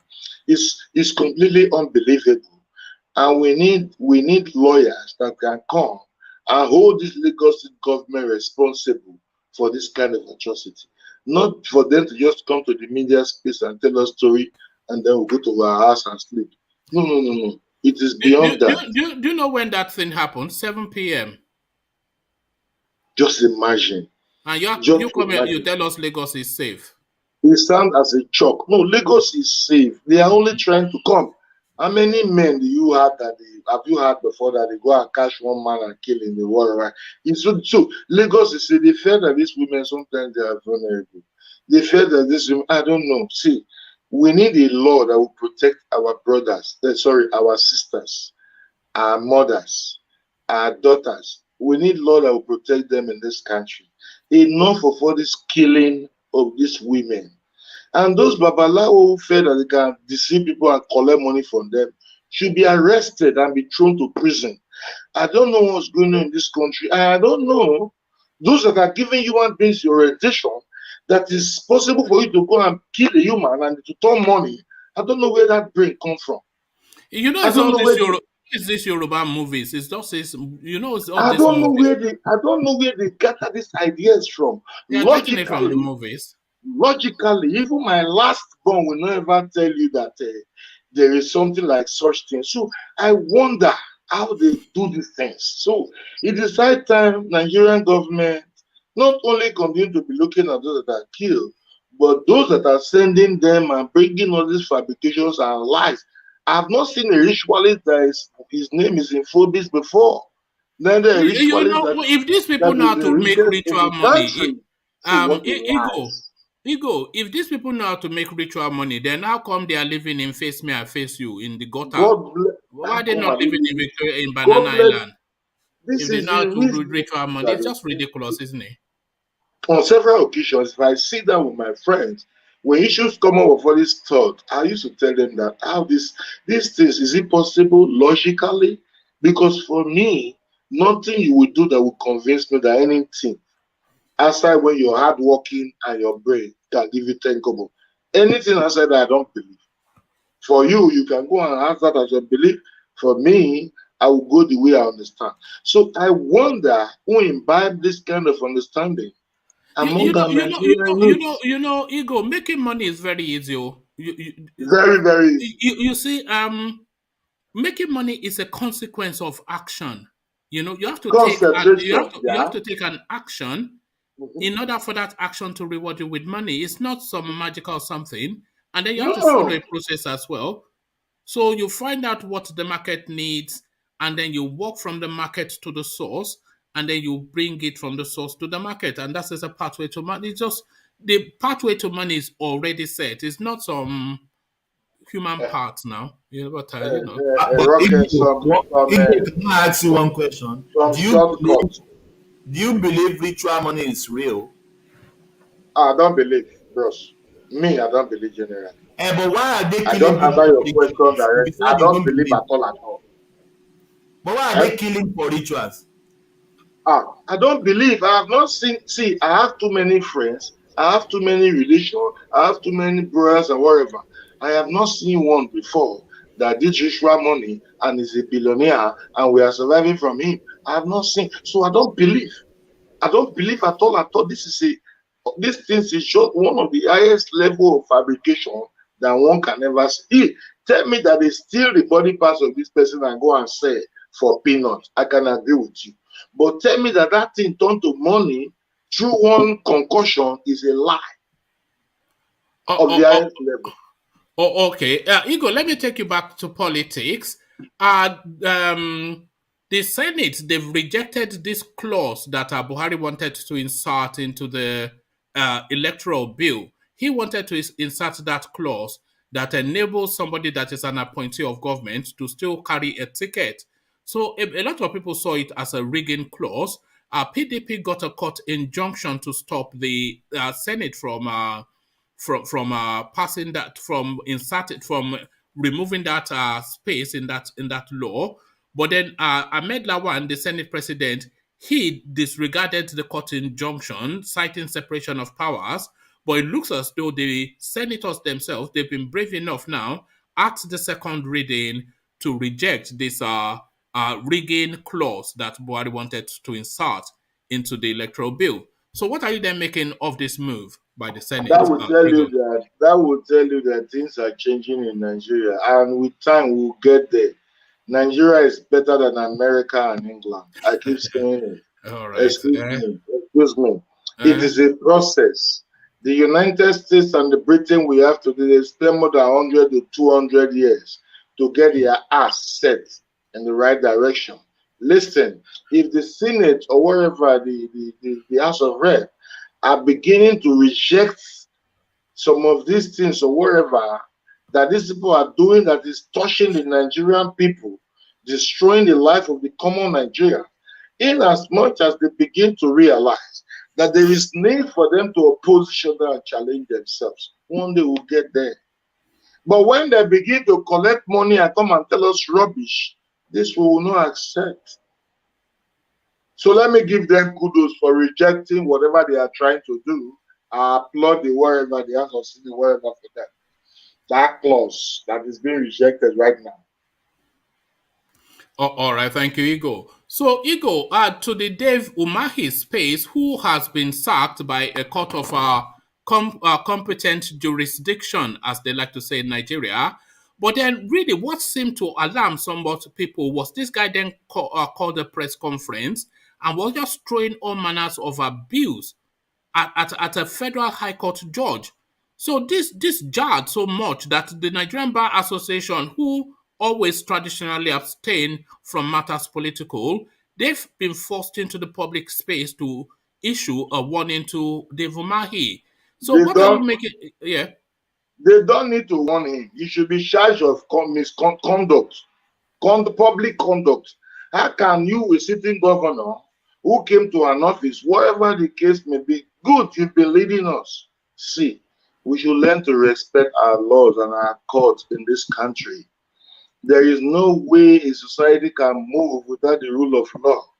If those that feel that they're in power, they call themselves the oligarchs or they call themselves the super rich, will just jump on our judiciary or jump on our court of law and speak to the judges the way they like, they must understand that this kind of whatever character, whatever they are portraying before the public space, people will be copying it from them. We need leaders that must respect the laws of this country. Nigeria is for everybody, and we are passerbys. We must leave a generation behind. So we must try to place a path forward for them. Umahi, for him to be insulting or saying rubbish to the justice system or the highest court of this nation, he should be charged and thrown to prison. I don't care if he has led Umahi. Igbo, were you impressed by that judgment, by that judge? Because a lot of people they seem to somewhat follow the logic of the judge. The judge was saying that the people that voted for you because you were a PDP candidate and they were PDP voters. You cannot then take those PDP votes that made you governor and then having been made governor, then move it to APC. Because the people who voted were not voting. I've had you, one man. Go on. The judge is a genius. It is high time we begin to tell these people that cross-carpeting, there is a consequence. You cannot come to me in my party, I mobilize my party to put you in power, and then you run to another party. I agree with the judge. There is no sentiment in it. If you want to win election on the platform of APC, go and be an APC member. Don't come under the flag of PDP. After being the governor, you jump. The guy should even go to prison if possible. If there is cause for him to go to prison, they should send him there. See, there is high time that Nigerians, leaders, the leadership of this country, it's time they continue to lead us well. It is time for them to lead us well. Because the world is going global and everybody is becoming aware. Nigeria is not 200 and something million people. It is not then that it was 60 million people again. So we must change the way we think. That's why I said sometimes we don't need a professor to be president, even if I'm the best supporter of Remi Osibanjo. We need good thinkers to be president of this country. When we have leaders that can think properly, we will have good leadership in Nigeria. All right, thank you, Igbo. So, Igbo, what are you making then of the narrative of this Deputy Inspector General of Police, Joseph Ibunike, who slumps and dies in his office, which is bad enough and curious enough, but this is the guy that's been put in charge of investigating the atrocities of the drug dealer cop, ABBA KYARI. So the guy now investigating ABBA KYARI drops dead and dies mysteriously in his office. Ovie is telling us he's overweight, but are you just buying into that coincidence? That Ovie can use whatever word he wants to use. That is his own opinion, and others has your opinion also. To me, others should die, not those that are investigating important issue. If there is somebody that should die in that office, it should be another person, not that particular guy. There is a situation here that is in place. A big personality, a mighty fish is involved with this investigation. And this is a person that is, in charge of this investigation. Quite unfortunate, that name doesn't seem to be a northern name. Well, I'm not trying to go tribal, but what I'm trying to say is that name don't happen to be a northern name, just wherever, but also not see that name. If someone should die, it should be someone else. And not now that case is running, the person in charge will just die. See, Nigerians should begin to investigate. See, we should invest in technology. There should be those high level of floristic investigation, detectives, all those, we should have them in this country. So that this gruesome killing across the country of innocent civilians and innocent people, so that these things can be traced and they can be resolved. See, in the UK, for instance, where you are, those that are missing 50 years ago, their names are still on missing list. Go check it. Not until they find out that person is seen or dead, the name will remain there. See, Nigerians should grow. Nigerians should grow. Igbo, the word die is so just easily and casually used within the Nigerian space. 20 dead, 100 dead, slaughtered, killed. It's just people have become chicken and goat meat and ram. But I want to see there's never consequences. There's never, and it's just people just die, and that's the end of it. This officer dead now, and just outside of this conversation, by tomorrow everybody has forgotten. That's the end of the story. By right, there should be an autopsy. There should be an investigation. What led to the death of that man? Those that spoke to him, where he was, how it comes, all these things should be, and the facts should be put to the public. This is advanced level. See, we should not continue to go back in this country. Nobody is the owner of Nigeria that will live in this country for more than 200 years. If God keep you alive for so long, we must create a generation where they will rise up and understand that they are one people. And whether your father is the president or not, you have no right to kill a man that is living in the slum or in the ghetto. When you do that, you face the full wrath of the law. Not until we begin to understand this in this country and try to practice them. Even you that is an elite who think that your son is in one place, you put your children here, therefore you can put fire in this country and go. My brother, it is not well with you. You are still a Nigerian. Give them a path to follow as a leader. This country is retrogressing. We are not moving forward at all. Anyone that has committed anything that has to do with crime, or those that died or whatever, there should be thorough and proper investigation. Nothing should be swept. We can't keep sweeping all these things. Some people are not foul or good, while some are human beings. We are all the same people. We should be binded by one constitution, that peace can reign in this country. And all this agitation, these things separately, you are seeing all these things we go. Remember the Nigeria of the 90s, the early 80s, early 70s, we were living in peace, a good country. All right. Okay, Igbo, let me finally take you to this space. Sunday, Igboho should be returned to Nigeria for prosecution, treated like Nnamdi Kanu, says the Malu shagging Fulanis from the woods, Miyetti Allah. So what are you making then of this audacious comments by these advocates? Miyetti Allah is not empowered to speak to the Nigerian public with regard to someone who has problem with government. These are just the facts. The Miyetti Allah is just an organization. Normally, you know, they have their cattle wherever. Come on, there might be anything. But they must stay away from Nigerian government. The government is about the people, by the people, and for the people.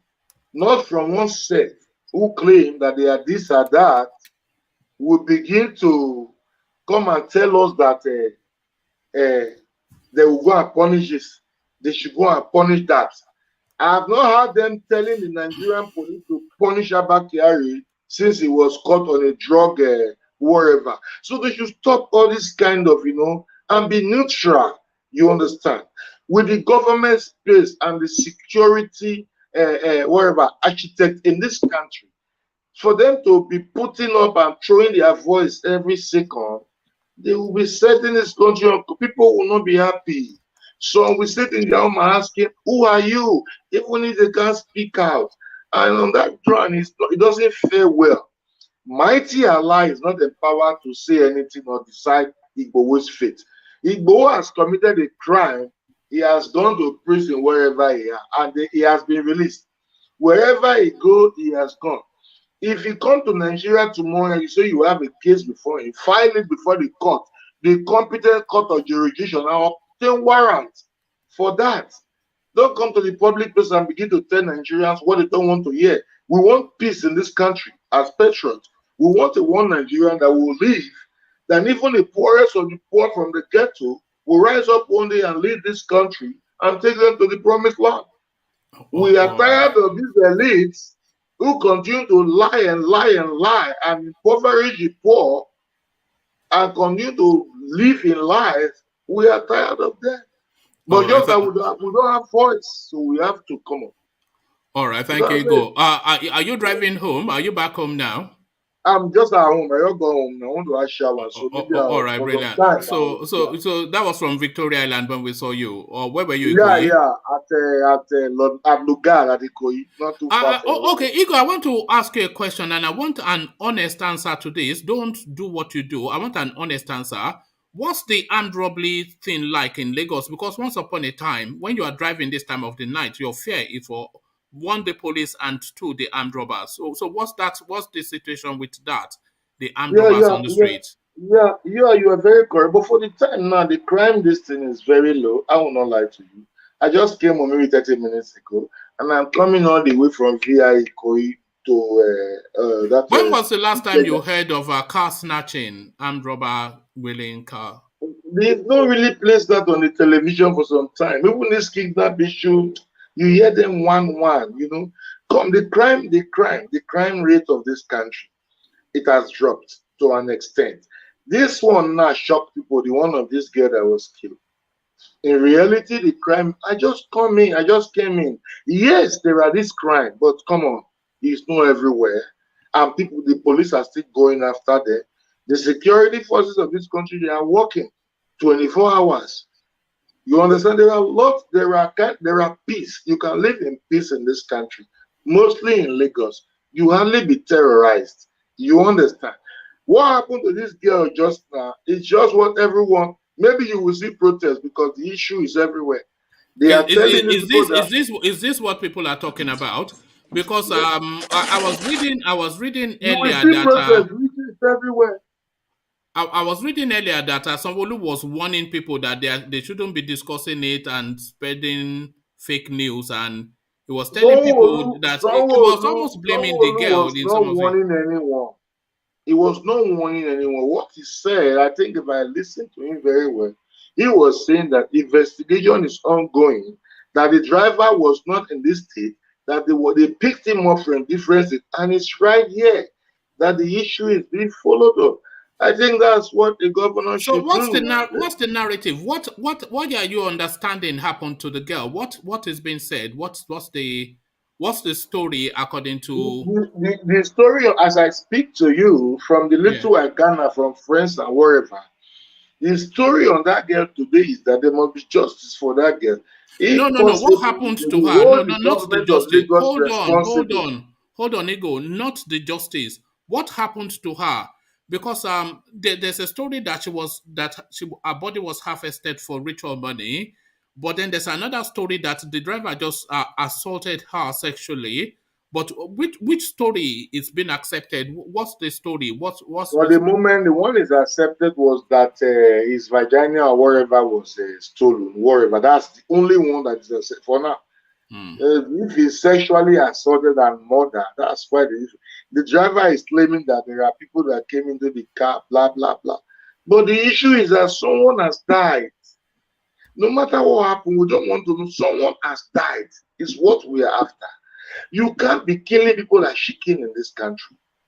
Someone has died. Therefore, whatever happened to this girl in that government bus, Lagosians want to know. You know, Lagos, sometimes they are like mad people. Things are a little bit calm. You know, they can go to a extreme before you know they will begin to lead those buses and begin to scatter. You know, all these kind of things can take place because of anger and frustration. You understand? But the governor has came out to address the issue that the guy has been caught from somewhere and brought back to the state. He's under the custody of the police now, and they have and the investigation is ongoing.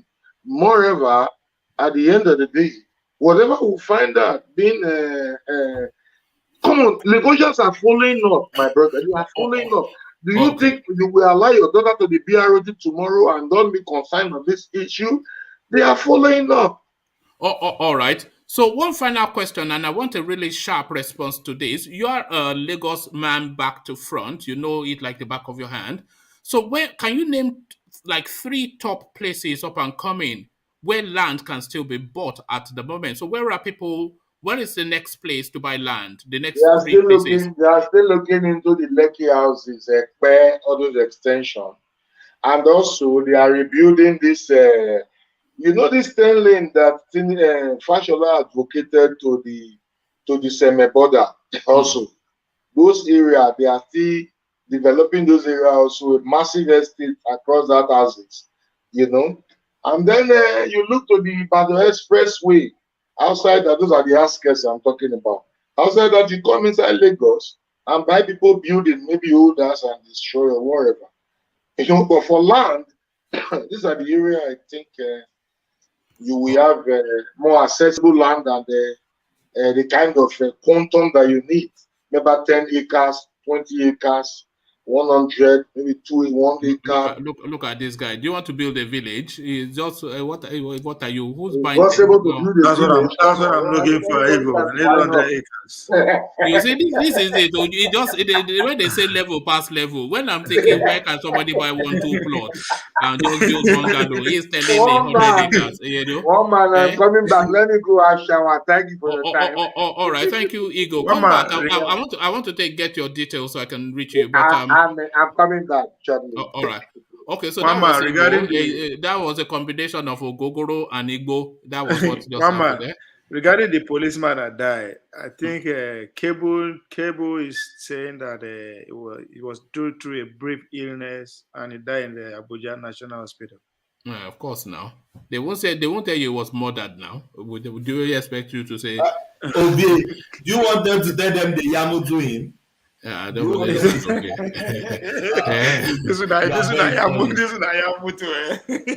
All right.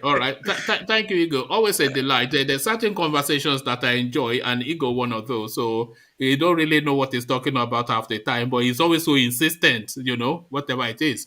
But that was Igbo. So from Igbo, we go on to, let's go to Roman, who seems to be a new voice. So let me go to Roman because just to capture him quickly before.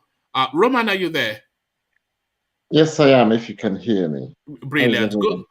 Good. Good to have you. Yes, So, Roman, the talking points, we started off with permutating the possible ticket of Rotimi Amaechi being a principal and Elrufai being a vice. And Ovie and I went back and forth over that. But I couldn't really see it as having any currency. But as a possible ticket, Rotimi Amaechi for president and Elrufai for vice. How does that sound, and how would you think that will play out within the Nigerian space, Roman? Seriously, I find it difficult to discuss these people you guys always talk about here. I don't know. I would have thought that since I've been listening to your forum, my expectation is that you guys should forge a new narrative, a new history for Nigeria. That every time you're discussing these same people that have kept Nigeria bound, the same people that have destroyed the entire ecosystem, political, religious, demographic nature of Nigeria, and you still parade them as potential rulers, leaders. Okay. Chart a new paradigm for us then. Point us in a different direction. Point us in the direction that you think we should follow. So let me just take this one from what Igor just finished. The last question you asked him about the girl that was murdered. Okay. Look at the way I see Nigeria. Look at that bus driver. He can't even commit a proper murder. He can't even commit a proper crime. Those who commit crime are very intelligent. They do this so that they can be caught. But if you look at most of the crimes that are committed in Nigeria, the most primitive police officer can crack it within 1 hour if they want to. That goes to show you what kind of stuff are we made of. You're driving a marked car. You're a registered board driver.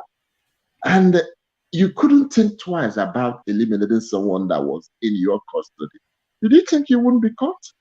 And if he didn't do it, as some people are saying, when that then happened, couldn't he have the courage to go to the police and report, look at what happened while I was driving a marked Lagos transport bus?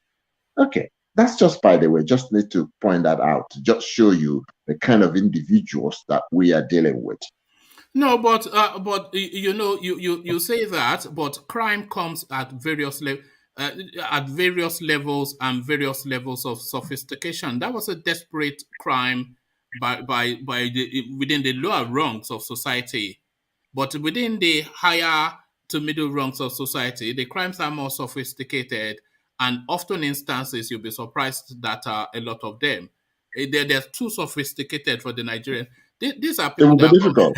Yeah. It will be difficult to find a sophisticated one, even the advanced type. Sophisticated crime in Nigeria. I'm telling you, even the advanced type was just because because people look the other way. Have you ever heard of Hush Puppy?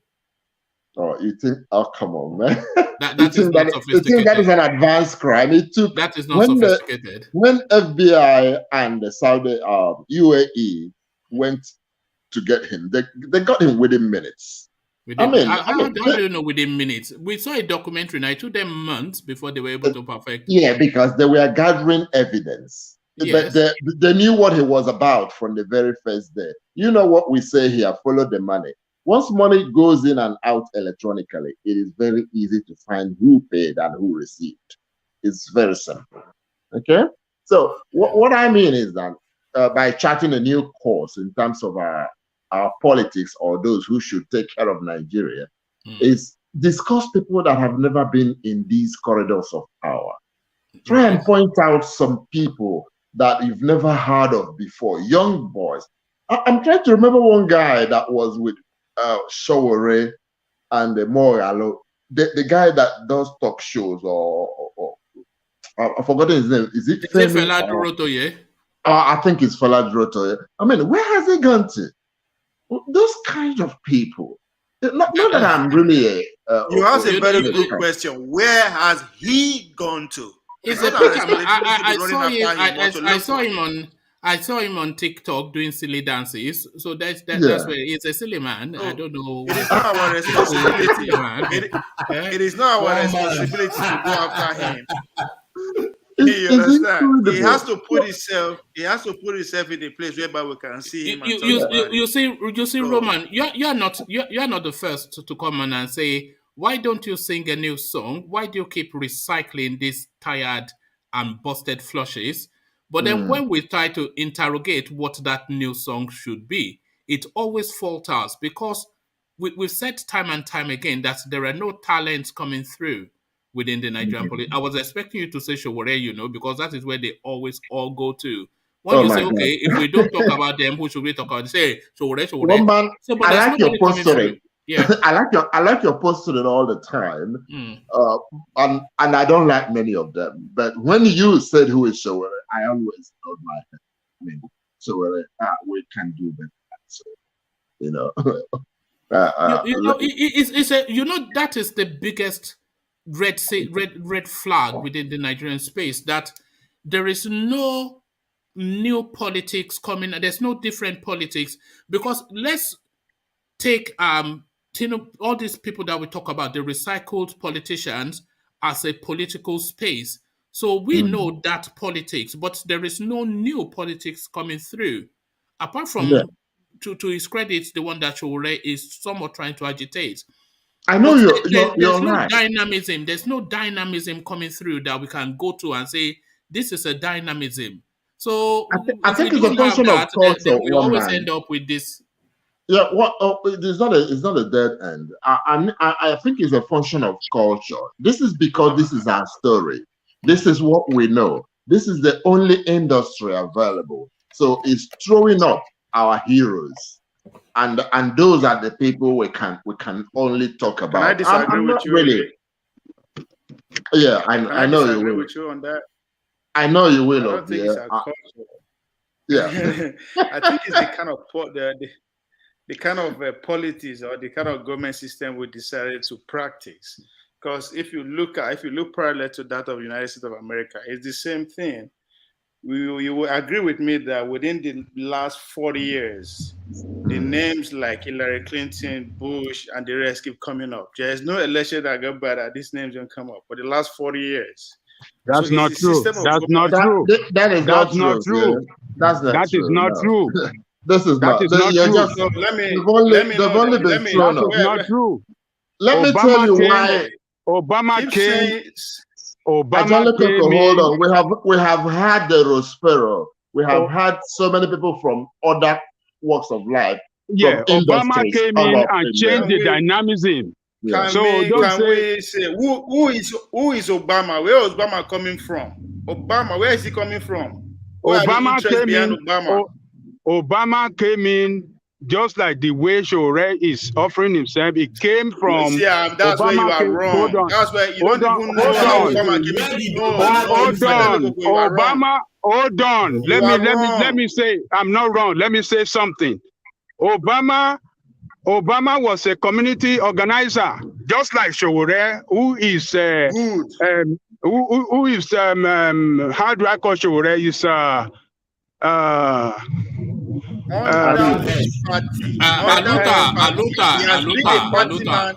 Obama has been a party man from day one. Showore is activist. Thank you, Obama is not an activist. Obama is not an activist. No, hold on. I am telling you. Activist. Wait, Obama was just a community organizer. Why Showore is an activist? Showore is even bigger party? Obama has been a party man from day one. He went from being a committee organizer to being a senator. Showore cannot join corrupt party. Showore cannot join military. Hold on. What you guys don't know. Listen, that's not my question. Hold on. Let me say something.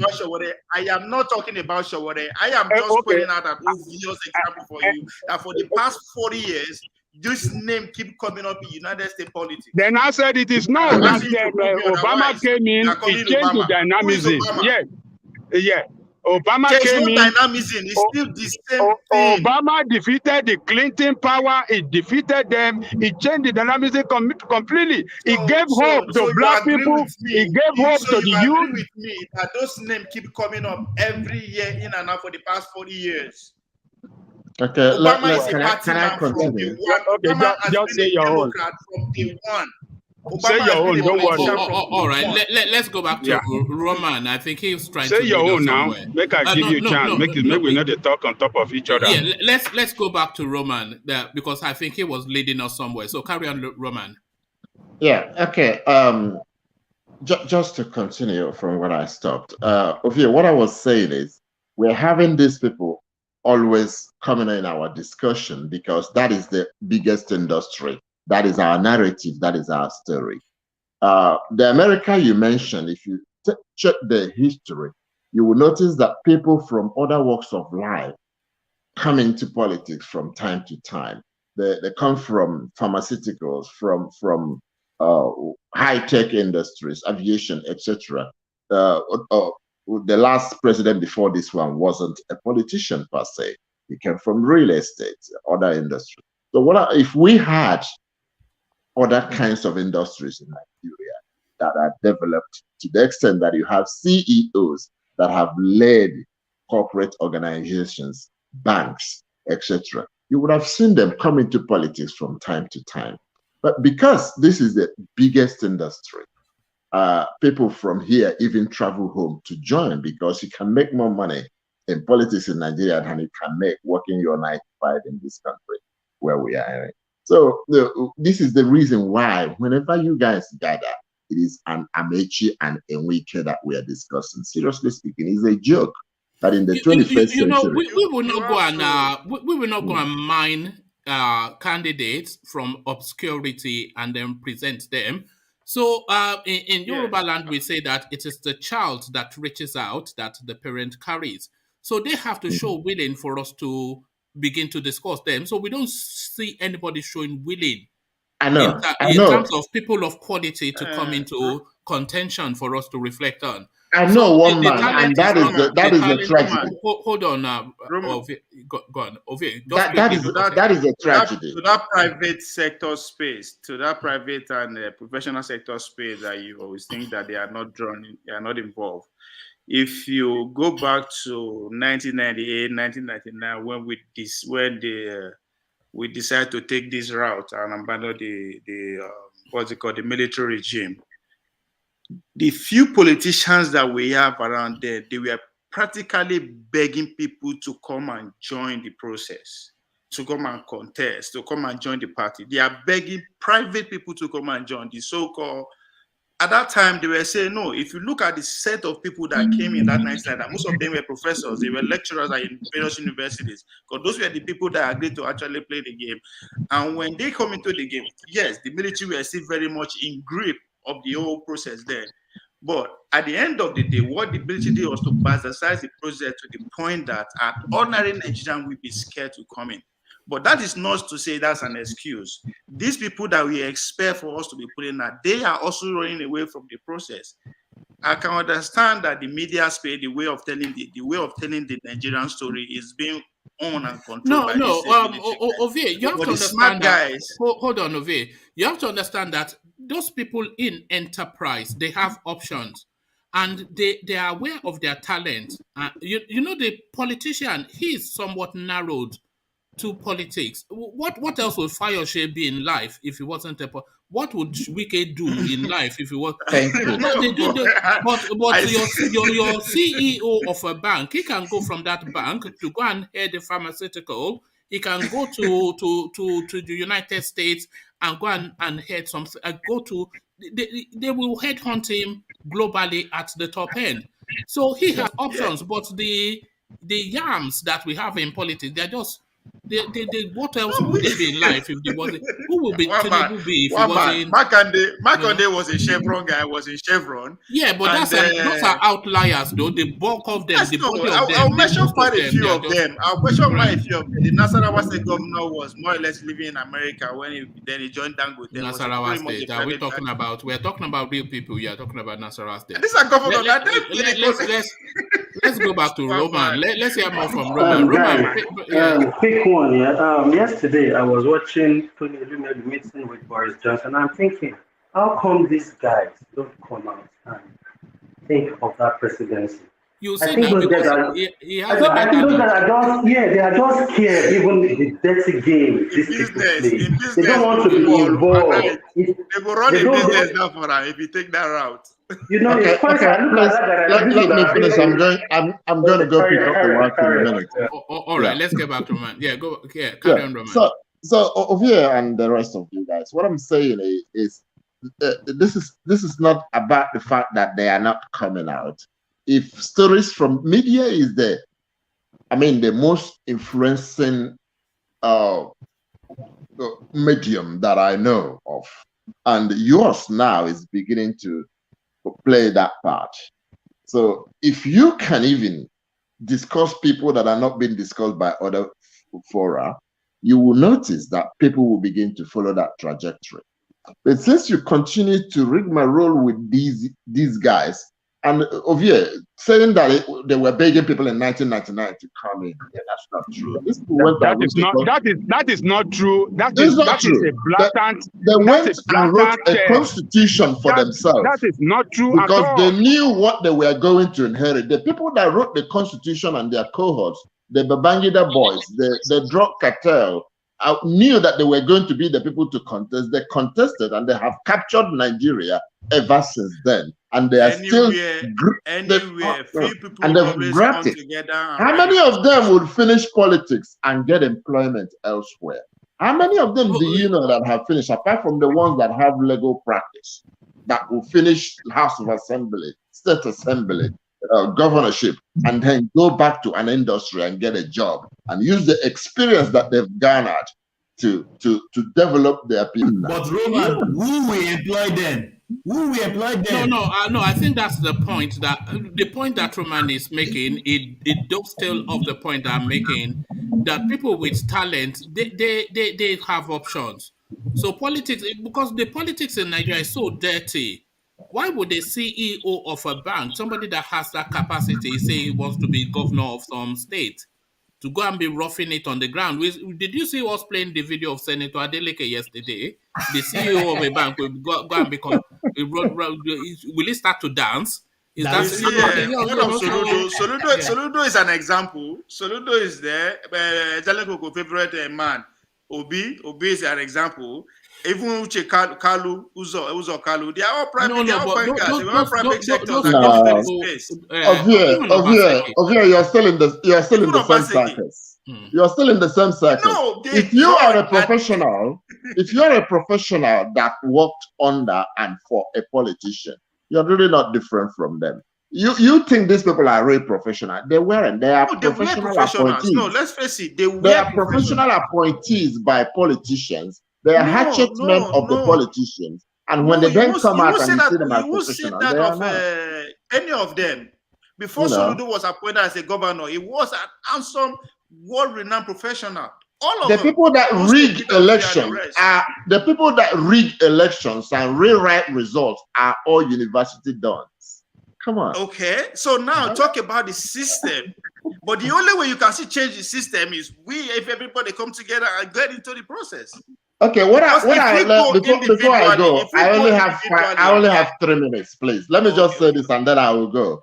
You know, now that I think they've brought these new electoral reforms or the new electoral act, I think there will be a reduction in rigging and writing of results. So I would love I watch you guys every night, every evening. Seriously, I do that, and almost religiously. I would like a situation where you begin to talk about what the youths can do, or not just the youths, but every other person who thinks that they can change Nigeria This is an opportunity. But to, Roman, don't we? Roman, are you ready to partner with me and sponsor a space for the show? Maybe an hour or 2 hours a day for that. We have to talk about that later. South Korea had an election yesterday. 70% turned up to vote. South Korea. Okay? Yeah, because the system works. The system doesn't work in Nigeria. This is the time for us to arrest back the situation. Okay, I want Nigeria to be good in my lifetime, and let's change that narration. Let's change that space from forum like yours. That's what I want to say. All right, thank you, Roman. And the space is open to that youth narrative. In fact, we anchor after it so much because we want a paradigm shift and a generational shift, because the world is so changed now that anybody that would really understand the world as it is now will be somebody 45 and under, because it's changed so much. And the world for the future is going to be off the back of the world that we live now, not the world of the past. So we need somebody that would leap to that generational space to chart the projection for the future. So we need a paradigm shift in mindset and a generational shift. In fact, we need to skip 3 generations. If we're going from the 80-year-olds ruling us, we need to skip about 3 generations. We need to skip all the way to around about 45. That is what we really need to do. But then there's nobody coming through in any space at all. And then we end up with Showore, and then we're just scratching our heads that is this what it is? So just some yam head. I know. When Igor comes back, tell him that we don't need to wait for 200 years to achieve what Americans achieved.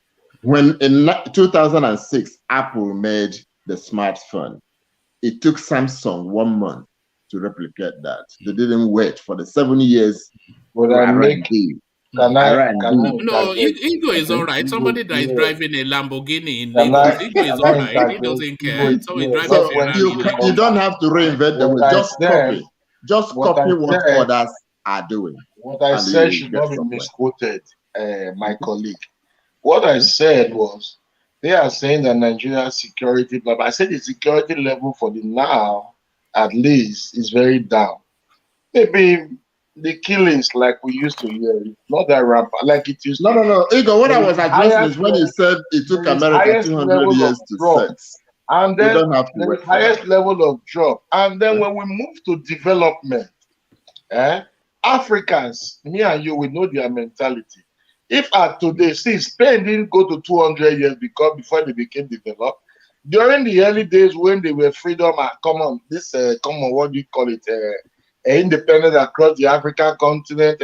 Even Spain here was also a very underdeveloped country.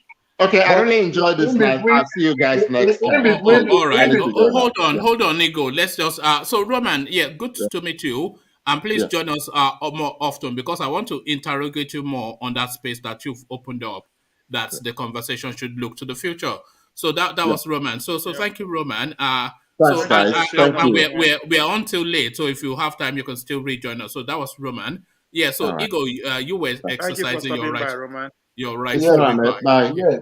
I was trying to correct the impression of that guy. What he's saying that we don't. Roman. His name is now. Good. So, I'm not trying to advocate for an African to stay or Nigeria to stay for 200 years. But what I'm saying is that it's a gradual process.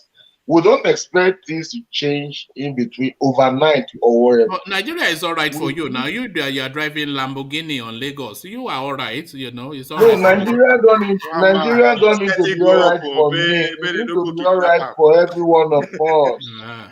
Nigeria should be all right for everyone. This is why you don't complain. You don't complain. Now you're all right. You were sipping champagne in Victoria Island, and then you've gone to eat suya in DRA. So you're all right. Ego.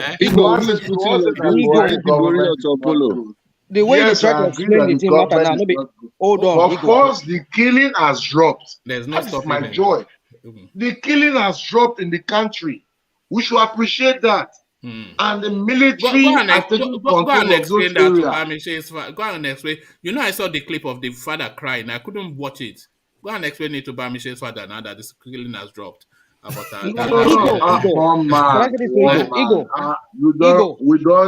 we don't judge issues this way. We don't judge. There is no country today that there is no killing.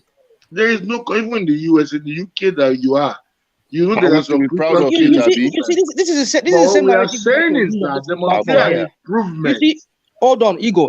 You always use this Nigeria no be. Train every time in this Australia, and they were not killed. Nobody killed them. I mean, ego. Sometimes I wonder how we think in that country. Now, this guy, Roman was addressing something you said, which I heard you say, but the way you are spinning it around now, that is you. I won't. You're trying to elaborate on what you meant, but what we heard from you was that you said it took America 200 something years to get to where they were. So invariably, what you were trying to say was that, however it takes us to, let us get to where we want to be. That's what you're saying. No, that's not what I'm saying. Hold on, make I get you. Since you've elaborated a little bit now, we understand what you meant. But you see, let's stop using this narrative. Look at what he said. It took Apple X number of years to develop so gadgets. But look how much it took. Is it Nokia being Samsung to do that? Samsung. So you see, the thing is this. You see, we need to learn from other people's mistake. We don't have to repeat their mistake or repeat our own stupid mistake. And we have to go around in circles for numbers of years, and it took them. Very agreed. Learn from them. Very agreed, national man. I'm with you. All right, thank you. So you have agreement there. So thank you, Rational Mind, and thank you. I agree with national mind. I'm not saying that we must stay 200 years. What I said is that we should not be pushing our country like as if we are just behind so much. You understand that these people took some time. At least, give us just quarter of the time they took. Give us 100 years and see if we remain the same. 100 years. Why are you Let's not go for 200. Why are you a liar? I'm just giving. Let's move on. Thank you, Ego. So let's go on to you, Thomas, and let's take your sounding on hold on. Let's take your sounding on the Miyetti Allah response to Sunday Igboho's release, asking that he be renditioned Nnamdi Kanu style to come and occupy prison cell block H next to Nnamdi Kanu. So what are you then making of this cattle shagging bookies from the forest? They should just shush their mouth. They should shush their mouth. They should keep quiet. When their people are killing people all the way, everywhere, they don't comment that time. Killing people in the south, in the west, in the east, everywhere, they don't say anything. They kept mute then. Now their enemy, so-called Sunday Igboho, their enemy, he has been released now. So they want to rendition him back to Nigeria. So they should go and sit down somewhere and find something tangible to do with their life. So this man now, the man is out now. Even the one leg in, one leg out. So they are pushing Nigerian government now. They are not speaking to Sunday Igboho one man. They are pushing Nigerian government. No, they are signaling to their clansman now that. That's what I'm saying. Yeah, they are signaling to Nigerian government, their clansman, which is Buhari, the president of Nigeria. That now. No. That's don't come and do those Radio Biafra language. We don't do Radio Biafra. Buhari is not the president. Buhari is the president. Is the president or anything? President of Nigeria. Now yes, the president. That's who he is. Yes, not the president. I don't agree with you. Let me correct you. Go ahead. You don't need to correct me. I can speak for myself. Carry on. Don't. Yeah. Let's not get bogged down in. So if it's pushing the president now, so that their minds will wake up. This guy has been out. So can we plan as we plan for Nnamdi Kanu in the Kenya? Can we plan for this guy again to take him back to Nigeria to go and answer the question that he doesn't need to answer? So these people, they are just wicked people all over the place. When their kingsmen, their members are killing Nigerians all over the country, killing the south, killing everywhere. They don't speak that time. So they are just signaling to Buhari. that is my opinion. They are signaling to Buhari to go after this man. All right, thank you. So, still with crime and death, Deputy Inspector General of Police Joseph Ibunike, who investigated ABBA KYARI, his slumps and dies in his office. So, there's nothing in me that sees this as a coincidence, and there is nothing in me that sees this as that guy dying of natural causes. Ovie comes to expand to say that he's found information that he died after a brief illness. Overweight. Yes, that is overweight and whatnot. He haven't been overweight all his life. He's been overweight. But what are you making now of this? Do you draw the two together, or are you of the thought that this is just a coincidental thing? One man, to me, it's just a coincidence. To me, it's just a coincidence. To me, to my knowledge, but that is what we are saying. One man, developed country, police station are asked to mount with cameras in the office. Even I enter office of police chief. Yeah, there are cameras everywhere. There is no secret. This man, if there is camera in his office, maybe somebody strangle him, maybe somebody do anything to him, we will capture that. But there is no camera, there is no surveillance, there is nothing anywhere. I enter police station here, cameras everywhere. You can't even the police chief attending to people is being captured on the camera. So if anything wants to happen, there is a monitoring room. They can know that this is what happened to this man, this is what happened to this person. So if there is, we have to change our orientation. The technology is there, one man, to work with. The technology is there to safeguard our people. This man now, we can even say somebody kill him, but there's no camera, there's no surveillance, there's nothing in the space to capture that one. So to this man, I don't think somebody yamu to this man. It could be coincidence, one man. So people can die anywhere. The man can be ill and still treating himself and still going to office to make things work. People are sick, they go to the hospital, they go to the office now. If they are not too sick, they are still okay. So death could meet anybody anywhere. So I'm not seeing any conspiracy thing here. To me, it's just, it could be natural death. As Ruvi rightly said, maybe they might die for obesity or something. So that is, I don't think there's anything wrong there. All right. Let me take you on to the permutation. So Elrufai was on Channels Television and they were putting to him all manners of questions. And they were putting to him then the ticket of him and Rotimi Amaechi. So this is something that, of course, they've been hearing in the ethers, that is one of the things that they are conjuring within the APC. So Elrufai said he has no further political ambitions, that he's tired and he wants to take a break from politics. But if Malam Buhari insists, then he will have to oblige. But that then brings into play that possibility. And you know that Rotimi Amaechi, he's been quietly and by stealth politicking himself. He went to take that title, the chosen one, as Ovie explains, the Damaraya Jaws of Daura something. So he's politicking quietly, but then that politic now crescendoing into the public space, and the permutation now that they're inviting us to conjure with is an Amaechi Elrufai ticket. So do you see that as viable one, as a ticket the APC would present? And how do you think that will play within the greater Nigerian space? So to all of that, Thomas. One man is laughable. So ridiculous. The short man in that, the short man, call him short man, and Amaechi for president. where the Jagaban is there. One man, some people, they don't know. These politicians, they are very wise. They will just throw some name out there so that you guys will be battling with that name. The underground work is going underground there. They are just pushing this man names out. Elrufai, and of all people, Elrufai, Rotimi Amaechi. Where there is, we still have Oshibadu, we have Fashola, Fayemi is there, the Okorocha, the Iberibirism there. No. It's just ridiculous name to me. And politicians, they are very wise. They will just push that name out there.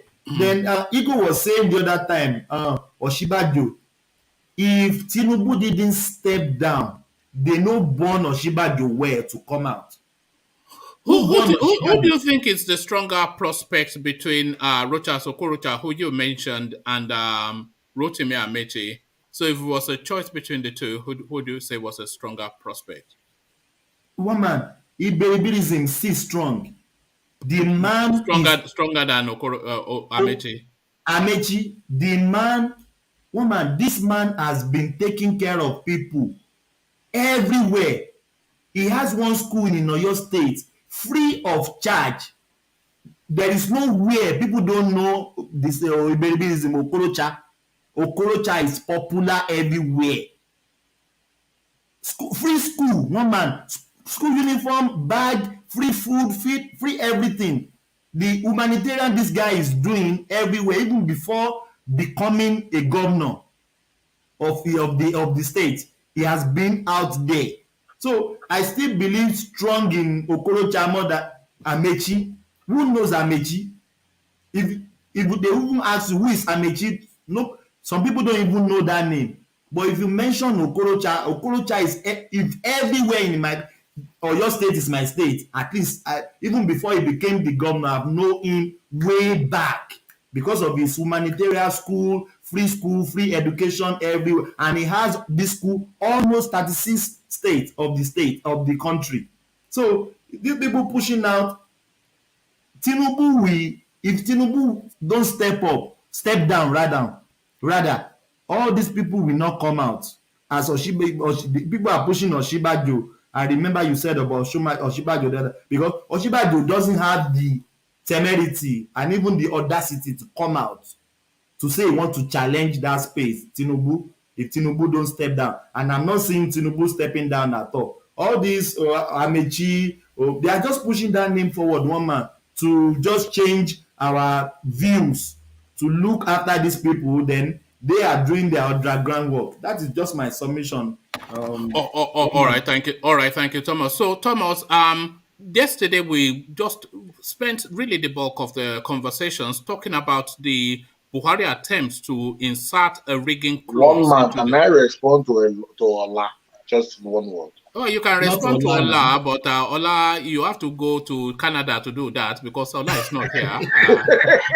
Ola is not here. Yeah. You say now. Yeah, you say you were not smoking Igbo, but no. Ola is Ola. Ola suddenly changed to Thomas because that same voice I used to know that there's Ola. All right, all these people, they all sound that like, look at this guy. Saying that they don't go to Sibanjo way to come and blah blah blah. Come on, it's high time we drop this kind of thinking in this country. Is Bola Tinubu Sibanjo father? Eh? Ola. But is his godfather? Is his godfather? Is Osibanjo father? Is his godfather? So what will make Osibanjo not to come and speak if you want to speak? Do you hear me? Osibanjo who sat down, Mr. Man, relax, let me talk. I just want to is his godfather? Osibanjo who sat down in his office and demote the boss, his boss brother. You are telling me he cannot speak in front of Tinubu. Mr. Man, go and sleep. I think very well. Ugo, that's kind of different from what he's saying. You can say what you want to say. We understand what he's trying to say. You can say what you want to say. But the man who sat under his boss and demote the brother of his boss, send him out of office. You are telling me he will not speak in front of Tinubu. Is Tinubu working under him? I don't understand. Because the narrative you are painting is quite different from what he's saying. I kind of understand what Thomas is trying to say there. So I don't see. You're working on that Tinubu, Mr. Mike, the vice president of this country. Is his boy? Is his boy? Is his boy? The president of the vice president today, but it's Tinubu's boy. Of this country, for Christ's sake. Yeah, but it's Tinubu's boy. Come on, man. Thomas, carry on, man. I don't understand. It's Tinubu's boy. If you like it or not, take it or leave it. Oshibajo is Tinubu boy. So if you like it, take it or leave it.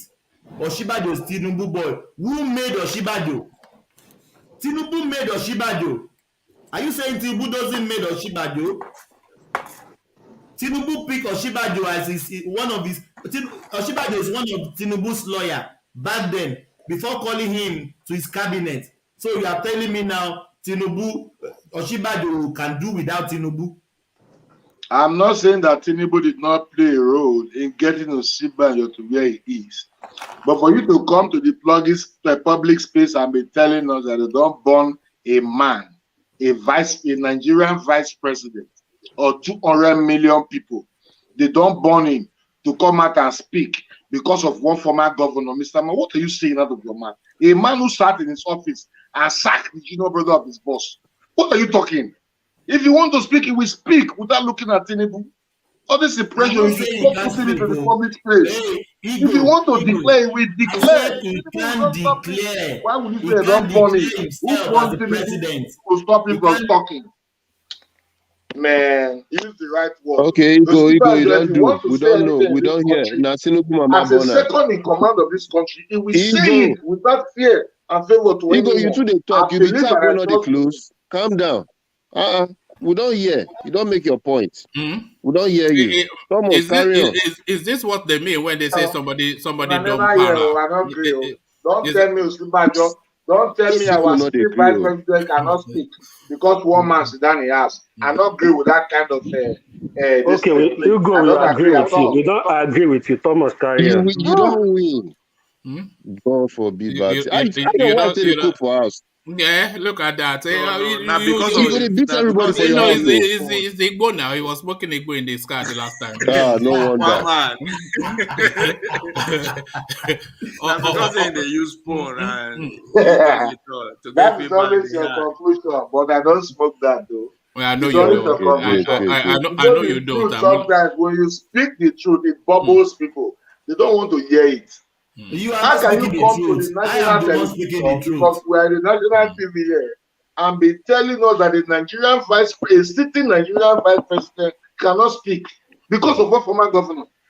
You know you have said this same thing more than 15 times. No, I will keep saying it too. I don't want you to be saying your own. Tell it to your family. We have heard you. Say don't Let's burn move it. on.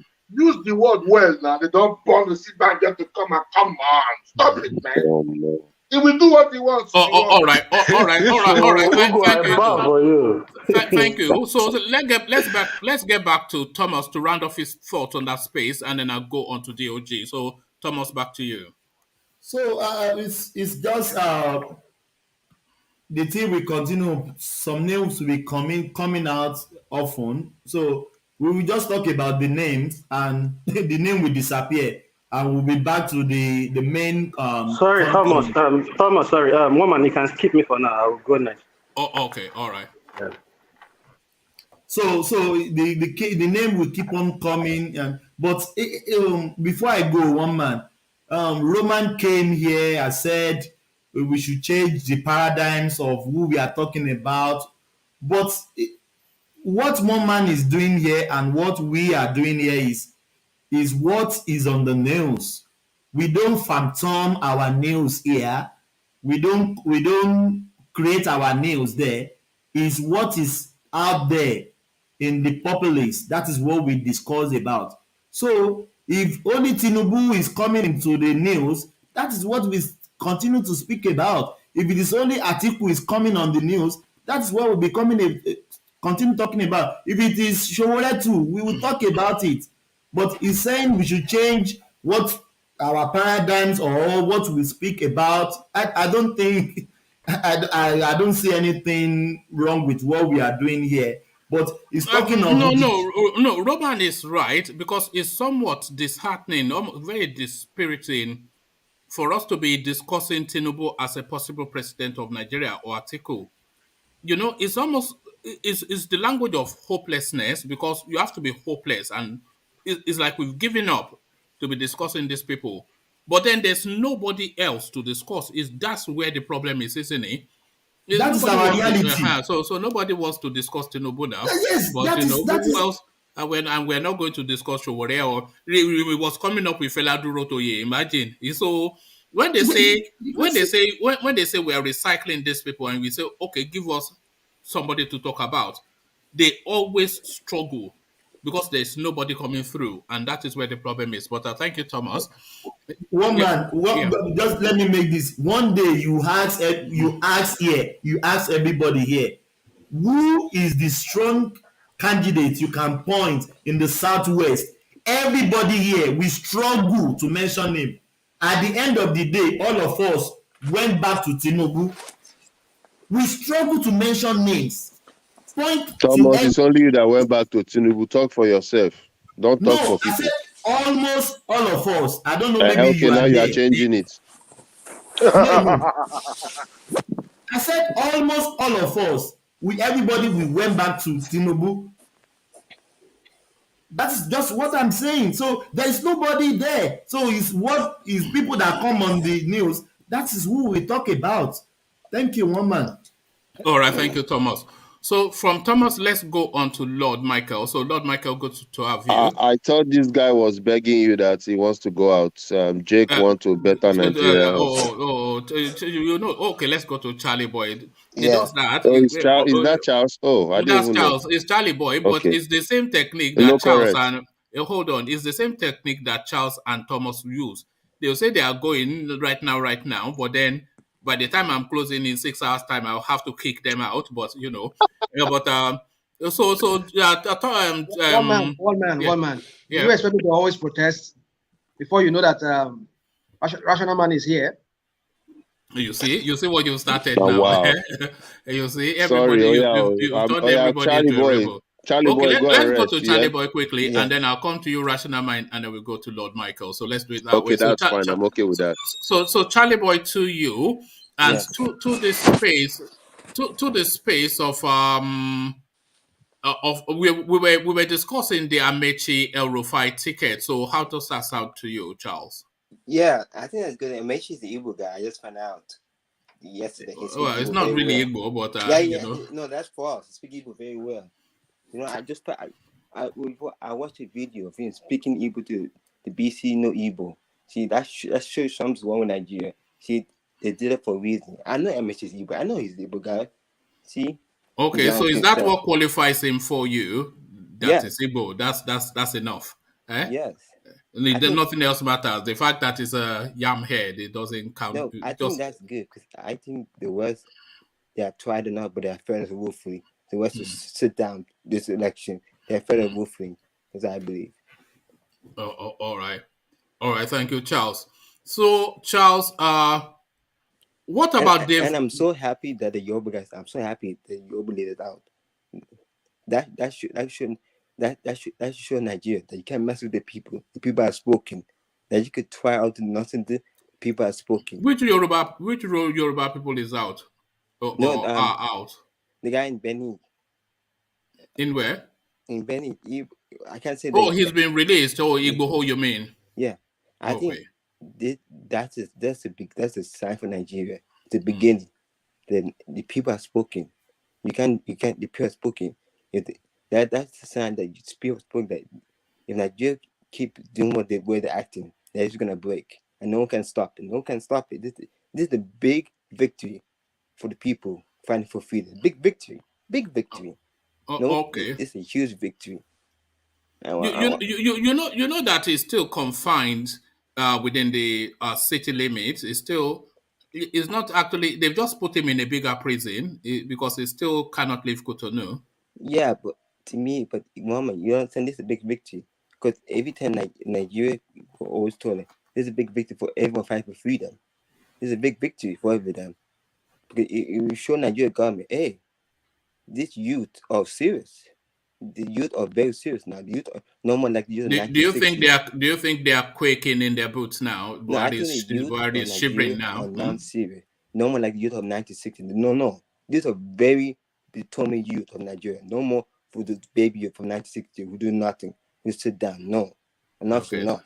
So it's action now. Yeah. Yeah. Okay. That's how very soon the other old people. Very soon the youth are. If I was Nigerian politician, I would be very careful. How soon is that very soon? Because youth is a limited window. So would that very soon be soon enough for the youth in play to still be the youth? No. I feel like the old politicians are now going to be scared. They should be scared now. This Igboho, You see them big letters, be scared now. I'll be very scared now. Because youth are angry. Youth are normal. Like youth from the natural. But the youth are always angry. That is the job of young people. Are all. There's no young person on this planet that is not angry. That's the job description. Youth from now, youth from our generation are more determined. They're more determined. Yeah. And how is that determination showing? What signs are you seeing of that determination? They have shown me they don't care what people say. They determine. If you turn like shit, they'll give your shit back to you. Okay, so what action have they taken that inspires confidence in you? Because this Igboho thing, this is a miracle. I also people the truth will come back and bite you. The truth set you free and happening. You see, I know Igboho will get out. I know he'll get out. He did no crime.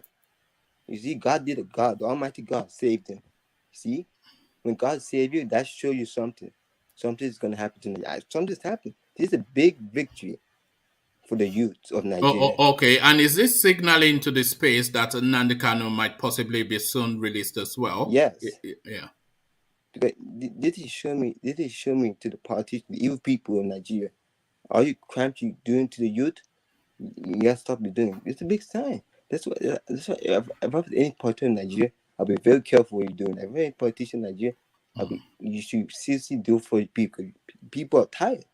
I think all happened. I think for 30 years, the build up to this moment for able to be able to showing Nigeria, showing me a sign that the politicians in Nigeria should be very careful what they're doing.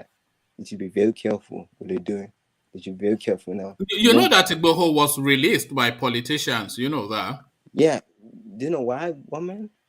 Because the youth are angry. The youth are normal. Like, you see, here's the issue. Youth in 1990s, 1960s, they was not strong. That's what the politicians don't want. But youth now are more stronger. They have more. They have social media. They videotape stuff happening. That's they have social media. The politicians now that you're more scared of the youth now. They will throw Instagram at you if you are not careful. Look, Nigerian politicians know that they will use Twitter to beat you up. No, Nigerian politicians know the youth of Nigeria and the youth from back then. They're more determined. You have to laugh with them. Why you keep saying lazy? Youth are nonsense. Youth are not lazy. Youth are more determined.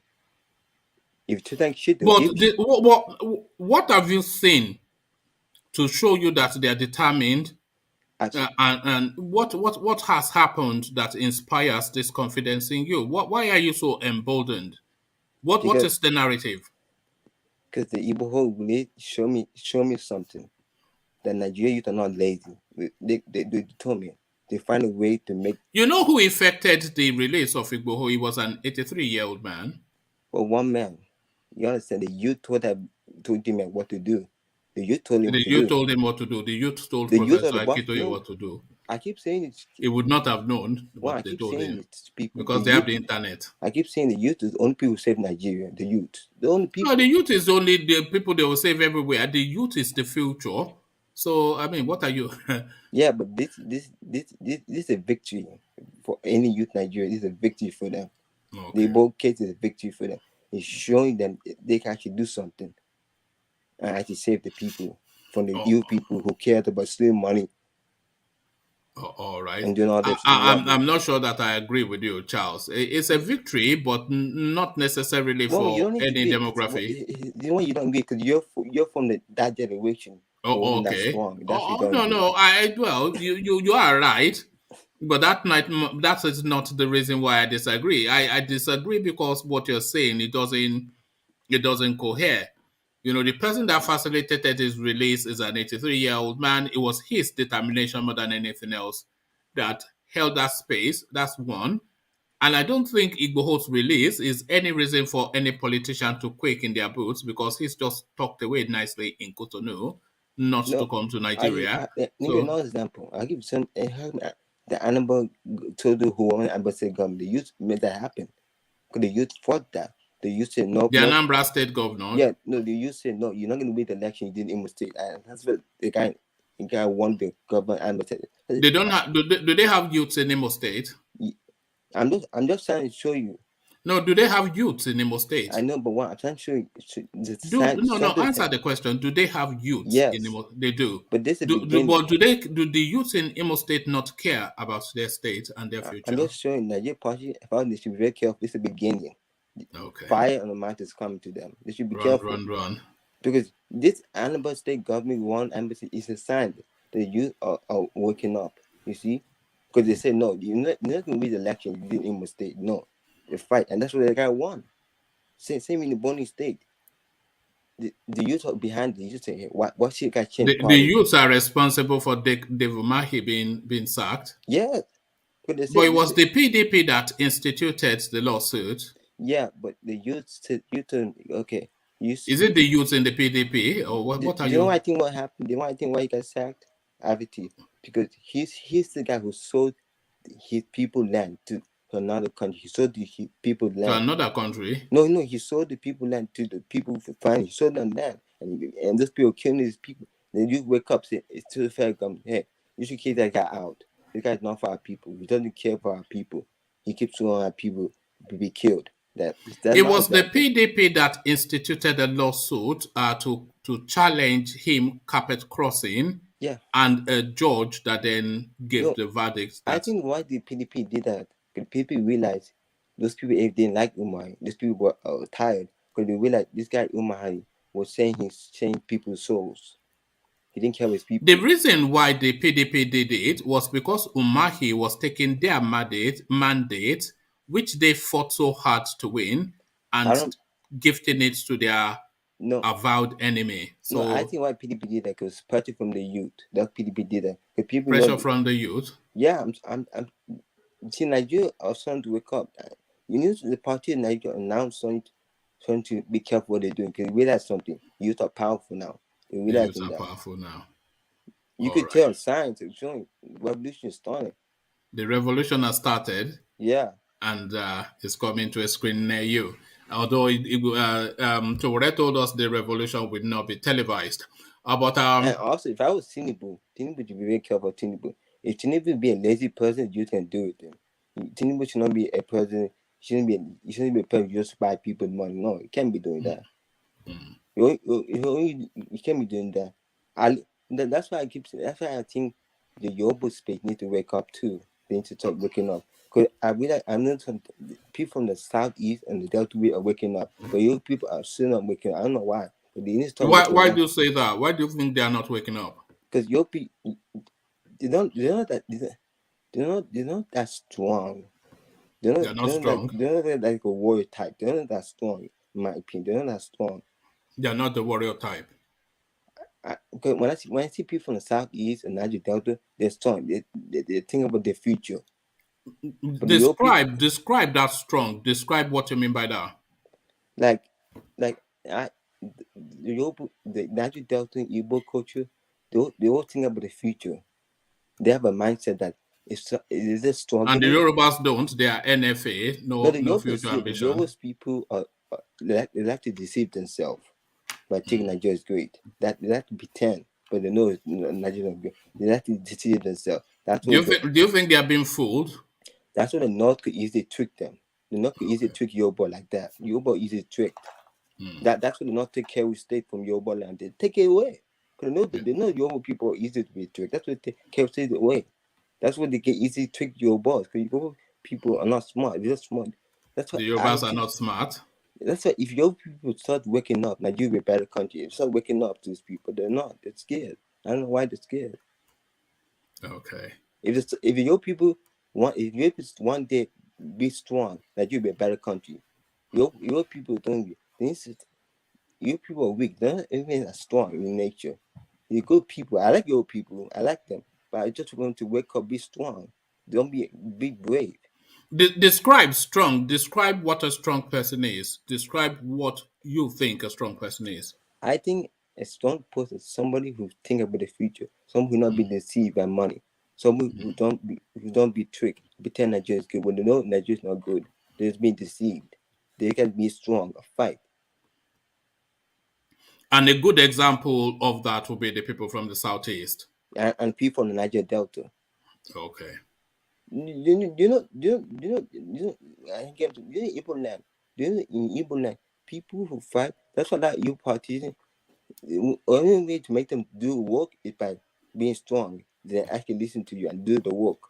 That's your people need to listen how the Eastern and Nigeria to work and actually help them to be strong. Are there any other ways of doing things and achieving results without being aggressive or strong, as you describe it? Yeah, Are there other ways apart from that way? Because the reason why I'm saying this, even I'm saying you need to be strong, because actually, why is that in your land only Lagos only develop area in Yoruba land? How do you know that? How many parts of the Yoruba land have you visited to be able to say that? Yoruba land developed, but here's the truth. Some of the houses you see in Yoruba land are from like 1960s, and we realized, see, the Yoruba party are tricking the citizens. Do you know why they're doing that? Because the Yorubas, poor people, are not that strong. They need to be strong. That's what Yoruba party are tricking them. Do you think they are dumb? Yeah, because your people need to start tackling the politician. That's what the Yoruba party is to trick them. Yeah, but they don't have it in them, do they, Charles? Because that's one thing I like about the Eastern South. At least their party actually help.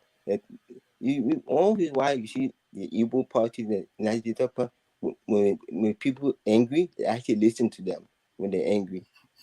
That's why if your people start being angry to the party, they might actually listen to them. Example, how can a guy they build an airport for? I'm going to say the airport. He wasted money to build a simple airport. Our money being the airport. He didn't even build it in Yoruba. That shows you something. There are airports in Yoruba land. What are you talking about? No, there was an airport, a government building in Yoruba land, but he didn't build it. He wasted money. He finished that money. Who was that? Who did not build the airport? No, a new airport. There's no airport being built. I don't know what state. Yeah, I know. There's virtually every state in Yoruba land has an airport of some one form. State don't have an airport in Yoruba land. Don't say Which that one? one. Which one? Which state does not have an airport? It's the one that's in the forest. It's near Lagos. Or your state? Ogun State? Yeah. They don't have an airport? No. There's one state in Yoruba land. I know what state it is, but he built an airport. He wasted money. Do you know what happened? Okay, if your people were strong. Why is building an airport a waste of money? No, I'm not saying why your people need to be strong and act for the government. Yeah, so cite examples of what you mean. Strong is an ambiguous term. It's vague. Okay, let me tell you, the reason why the Anambra Airport was built in 1.5 years, because people were strong. When people are determined, that's when they want something, they fight for it and determined. They fight for it and want that. That's why Anambra Airport was built in a year. See, your people the Anambra Airport was built in a year. Your people start attacking the politicians, tell them to do what they want, and they actually listen to them. Should the Yoruba people be a bit more like the Igbo people, Charles? Should we be a bit more like the Igbo people? Yeah, I think that will help them in the long term. Because I think that's the reason why the Yoruba party. I think the Yoruba party. But do you think they have the brain, though? Do you think they have the brain equal to the Igbo people to be like them? They do, but I think they do, but they're being deceived. That's what I'm saying. The poor people in Yoruba land are being deceived by the politicians. That's why your politicians are tricking you guys. They're still eating you guys' money. They don't do nothing about it. I'm sorry to say this. That's the truth. I'm seeing it in picture. That's why I think your people need to wake up. That's the reason why a lot of people. Do you think the best thing would be for the Yorubas to just come under the leadership of the Igbo people, because the Igbos, they've already started to make progress, and if the Yorubas joined under their leadership, then we'll make even more progress. Do you think that, Charles? Yes. Because that's one why the Eastern actually just always angry. Because you know they're mad, they're angry at the normal Yoruba citizens. They're angry because they're not actually using the anger towards the politicians. They actually help the country more. I think when Yoruba people wake up, that's the day Nigeria will be great. That's my opinion. The day Yoruba people wake up, that's the day Nigeria will be. And you think the people in the East are already awake? Yes, I think 90,000 is awake because they understand the future. But you people need to start tackling the politician. I think politicians usually guys usually. But all these Yoruba people, all these dumb Yoruba people, just munching on Amala, waiting for Tinubu. That's one thing I like about you. You realize the problem. But I'm sorry for your people, I call not realizing. You should start to tell your people to start. My people, I'm not a king. I don't have a people. You should actually help your people. You should tell your people to actually attack the party, help them build stuff for the people. Because that's I feel you people being tricked. So when you say attack the politician, are you talking physical attack? No, not physical attack. I mean, like speaking out, speak more out. Don't be scared. Speak out more. Tell them I do something for you people. Give people money. Give people that suffer. To people be deceived. And that's what I'm saying. That's what I'm saying. If only the Yorubas had somebody like Nnamdi Kanu, they would have made a lot more progress by now. And you know what I'm saying? Do you know what I'm saying? I'm trying to say. You know a lot of the nice areas. Do you know a lot of the nice areas occurred by the Niger Igbos? Like the Yoruba people don't. That's true. So you people start taking politicians. No, all right. Because that's your people should be grateful. Your people should be grateful for the Igbos. The Igbos help Yoruba a lot to develop. Yes, especially in a place like Lagos. The Igbos developed Lagos, and the Yorubas are not even grateful for that. That's why I think your people need to need to look at the Igbos idea, listen, and learn from the example. Yeah. One man, you and this your son. I mean, I don't know. No, he's been waiting to say all of these things for a long time. So when you see that I'm holding him back, this is what Charles wants to tell us. So let him just tell us, yeah. I'm trying to help you. I actually help your tribe. I help you that for a good picture. Charles, let me ask Charles a question. Charles, okay, go on. Who, besides this platform, which I know you've most likely have not met anybody here in person. Yeah. Besides this platform, do you have any other person who is a Nigerian friend besides your parents? Do you know any other Nigerian person who are not non-Igbos? I know since your parents are Igbos, very likely you must have met other Igbos. Yes. I mean, I like Nigerians who are not Igbos, who are of other ethnicity, other tribe in Nigeria, say like Yoruba or Hausa or Ibibio, Efik or whatever. Do you have any like that? You said? I like all Nigerians. No. I just I don't understand what you're saying. What are you saying? I like all Nigerians. I'm saying, have you met them in person? Do you have a friend I don't need to meet them that you relate with every day? You go visiting them, they visit you. I like the health, I like the food, I like everything about Nigeria. Oh, you are being evasive. You're just evading my question. It says it doesn't have to meet them, that it likes their culture. Oh, it doesn't have to meet them. If only the Yorubas are not so dumb, it would have been a lot better. Oh, okay. That question is not right, you know. I don't mean young people. The question is not right. It's the public space. Just go ahead and ask your question. Leave his personal life. Maybe he's asking the question for some reason. No, that's not right. We're in a public space. Come on. We're men. No, it's not too personal. It's not too personal though. If he's having all these opinions about Nigeria, going around it and beating it and pressing it, that is just go straight and ask a question. Don't paint it like you're talking to a kid. That's my only concern. Apart from that, no problem else. Lord Michael, are you now becoming the police of this of this platform? Yes. Yes. I am the labor prefect. If I say wrong doing, I'll point it out. If I do something wrong, point it out to me too. You know that Michael is a policeman, I think. He's a law, but all right. Do you agree with what I'm saying? You kind of agree with what I'm saying a little bit. I think you kind of agree with what I'm saying. Well, as a Yoruba man, I cannot agree if you tell me that I'm dumb. I'm sure I didn't say you're dumb, woman. Do not say you're dumb. I just say you need to waking up not mean you're dumb. In life, people have to give an advice. It's how you get better in life. People have to give an advice. Good advice. Nothing wrong with that. You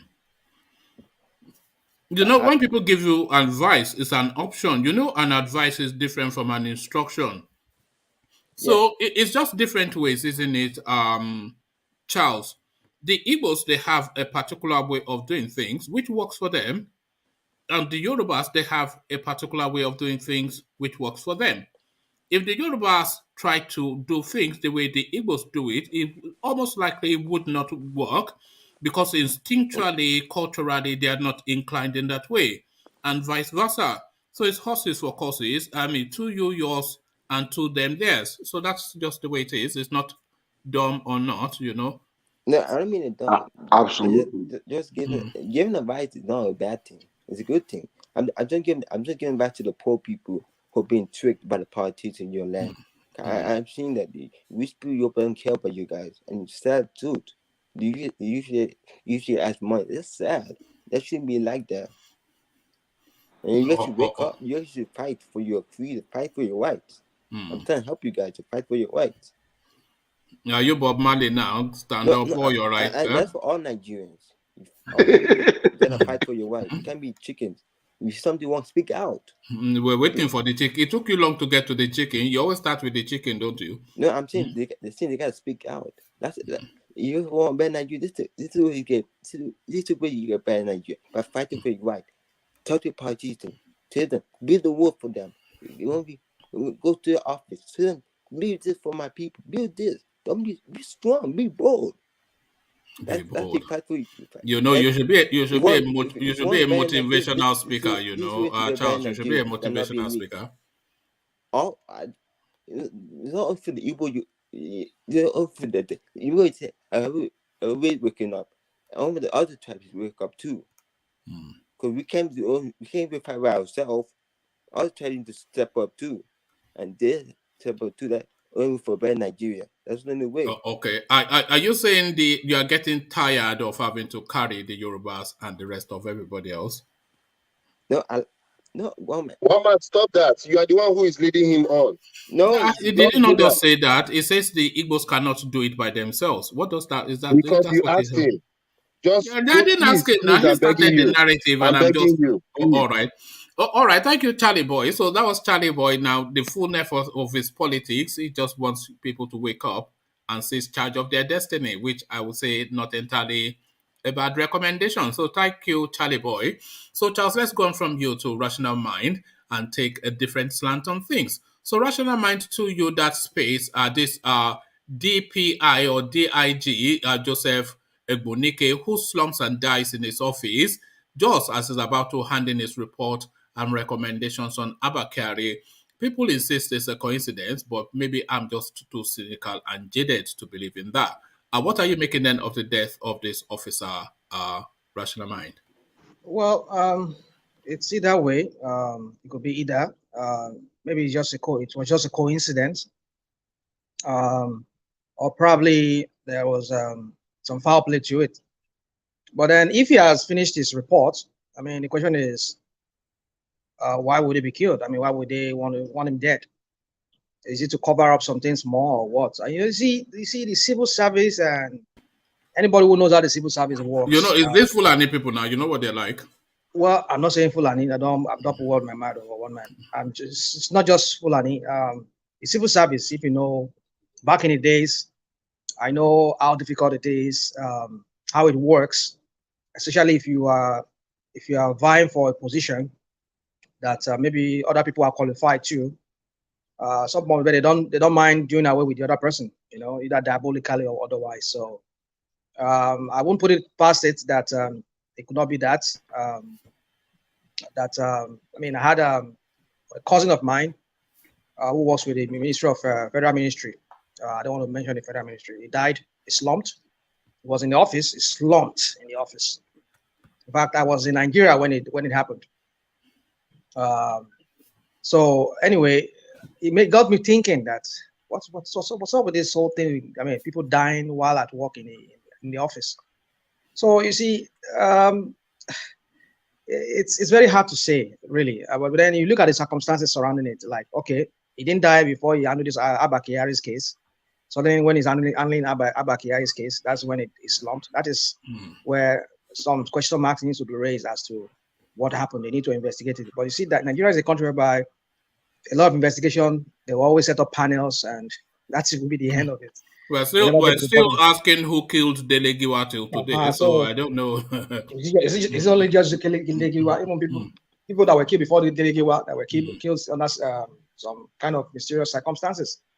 We've not seen the whatever report or whatever report. It's just our country is just a mess of a place. It's a mess. But I just think that you need to investigate and do their reinvestigation and do autopsy. And find out what really killed him. Was it just by natural death? I'm aware that there are some things that they can do that even autopsy will not be able to find it.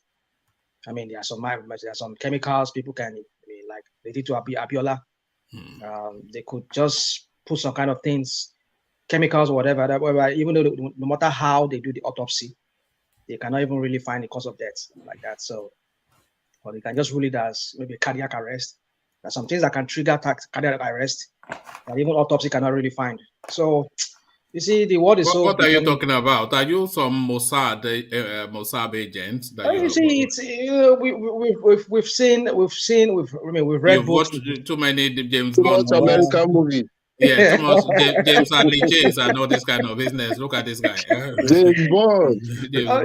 Hold on.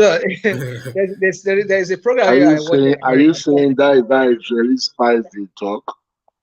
There is a program here they call Forensic Files. So there's a lot of. Sometimes they will tell you that they cannot reveal the certain chemicals that some people kind of use just to cover up, but somehow they were able to catch the person the other way, which even autopsy could not cover. So you see, it's just we live in a world whereby people are just so corrupt and they are so cunning, and they can get away with things if given that opportunity. So for me, I just let them just investigate and see what happens. But I know there's a lot of question mark to the death of that man. Why now? Why now that he's working on the case? No, it's just too much of a coincidence for it to be a coincidence. It's too somebody that is at the heart of this high profile.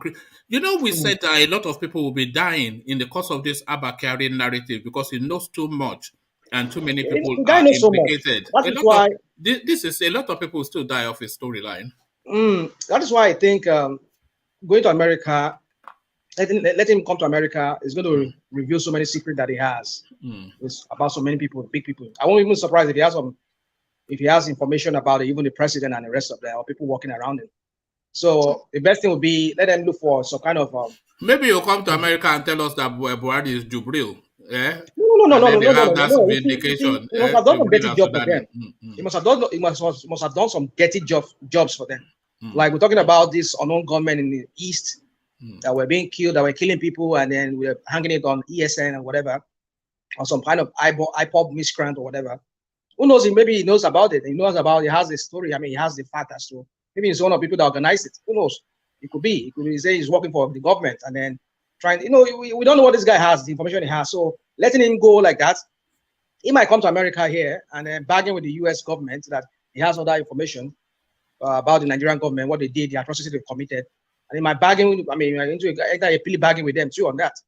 And then maybe I don't know. I'm just speculating to that. I'm not saying it for a fact, but for a fact, what I just know is this: that why they playing politics around this guy's release. Suddenly he came back from America. What's his name? The Attorney General, and then he went to file a case in court that they should extradite him back to Nigeria. This is the same idiot that when he was being interviewed on channels, he started using his grammar. That is his legal grammar that he always like to blow in this context, in that context, in this one. The guy usually. I always watch him every time.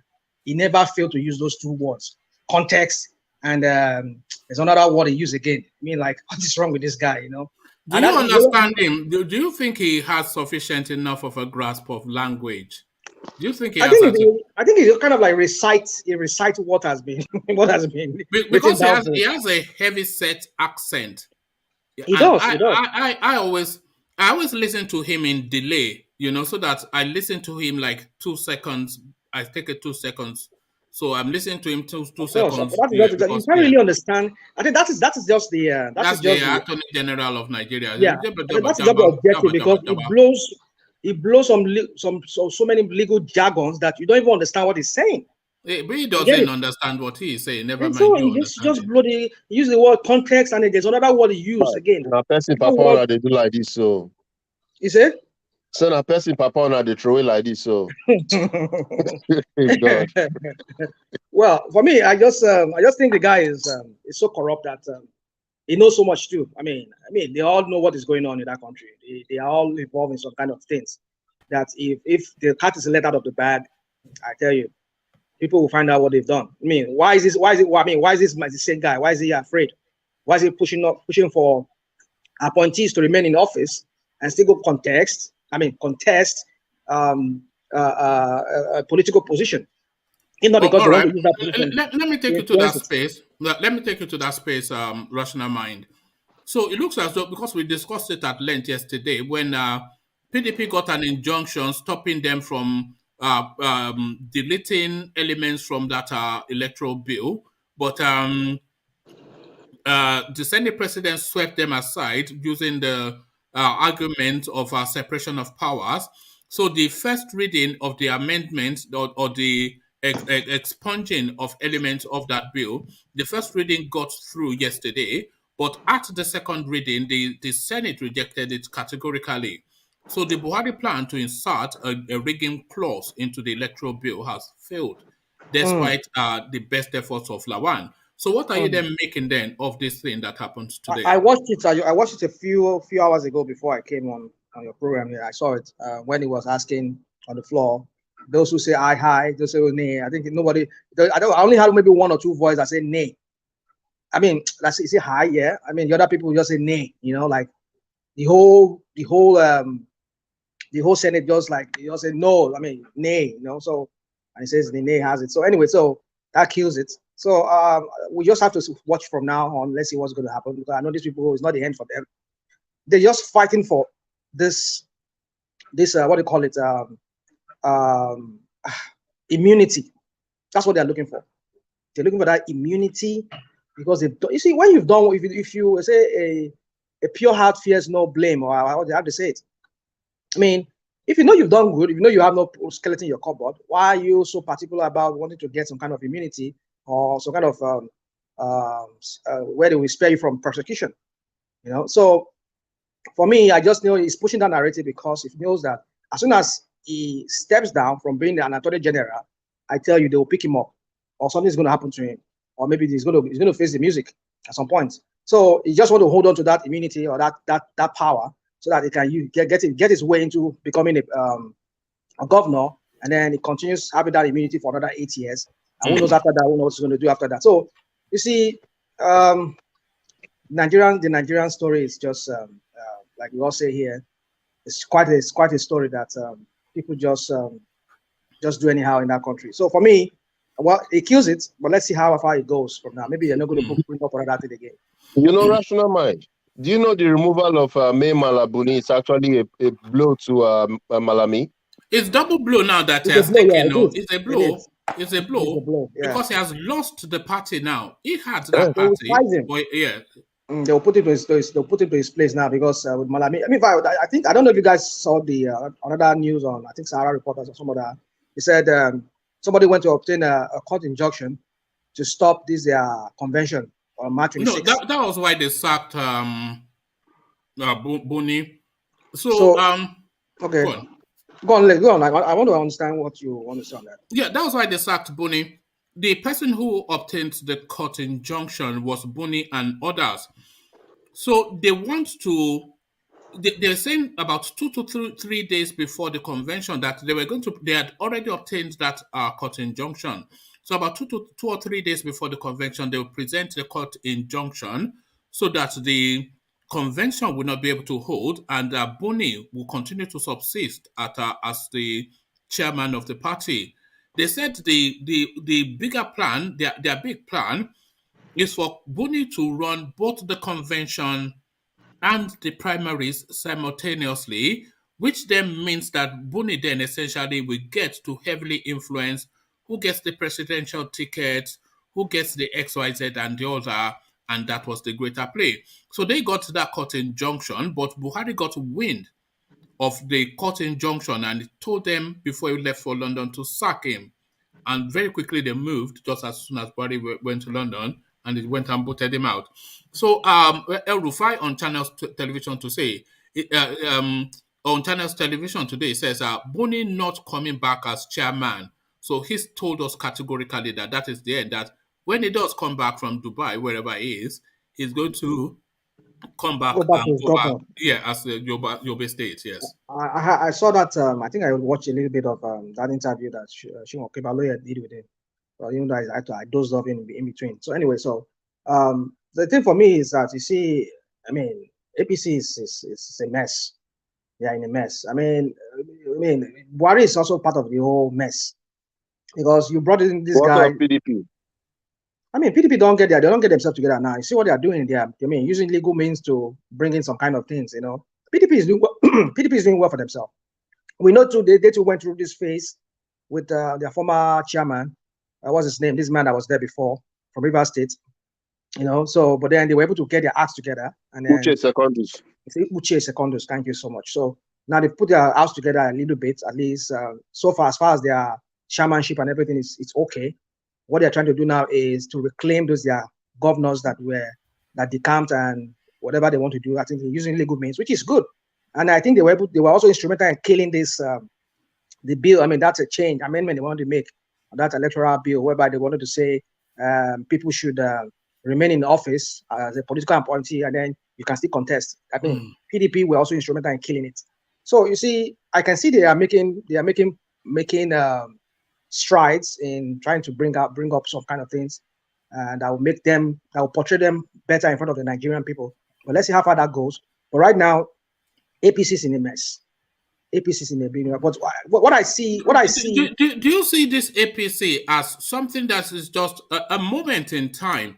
It came in in 2015, left in 2023, and that is the end of it. Do you think this is just going to be one single slot space? It's likely to be so, and it's looking to be so, because you see, like I was trying to say, Malabuni, somebody was calling him a Bushman. There was this northern guy who called him Bushman. You need to start asking him to apologize and not to say that on his side. So anyway, I mean, in some ways, the guy's a Bushman, because this is a guy they brought in for 6 months, try and put things together after this guy was removed for Shomole. But then he stayed put there. That's to tell you that this guy has his own agenda too, because you were brought in to work 6 months and bring the party back to having a new national chairman that is duly elected and on that convention. But you delayed it, and the idiot there in Aso Rock himself played along with them. He allowed himself to be used, which is the president. Now he's seen that the whole thing is kind of getting messy, and it's looking like if they don't put themselves together, like he said, gave in an interview, that if they don't put themselves together, they might lose the election, they might lose everything, and that is what is going to happen. Because with I tell you, this Mimala Puni removal, that is not the end of it. There are some people within who still are routing for Mimala Boni, and so it's not going to be. This is not the end of it. I don't think this is the end of Mimala Boni being removed like that, and then we'll just submit. So I know. Well, this is the end of him as the chairman of the party. Yeah, well, you see, it's easy for us to say this. I just hope they don't go and obtain another court injunction, because they say they are shopping. That's what I read on the news. They said they are shopping for the lawyer, the legal team are shopping for a judge that will do their dirty work and set aside that vacate that ruling by the other courts, so that maybe Mimala Boni can continue, or maybe they could really have this new person there. And because if Buhari has told him to leave, he will not go against that, because Buhari can finish him. He should not go against that. But like I said, he too has strong people. He has strong people like the Attorney General. That guy has been manipulating Buhari. You think yes, but Buhari knows he's using him. But Buhari, I don't think Malami even he knows where his bounds are. And I think he may well realize that he has reached his bounds. I hope he does. I hope he knows where his bounds are. But then I doubt it, because that guy, the way he has been manipulating the president, one will never believe. I mean, they call him the de facto president. That's what they call Malami among the cabinets. So what kind of influence, what kind of hold does he have on this man, that he pushes this man in anything he says or he wants done? That is what Buhari eventually do. So one begins to wonder that how were they able to influence Buhari to get rid of Mimala Buni when this guy would not have even sanctioned it, would have even been part of the ploy to remove Buni, because he knows Buni being there works for him. It's for his own good.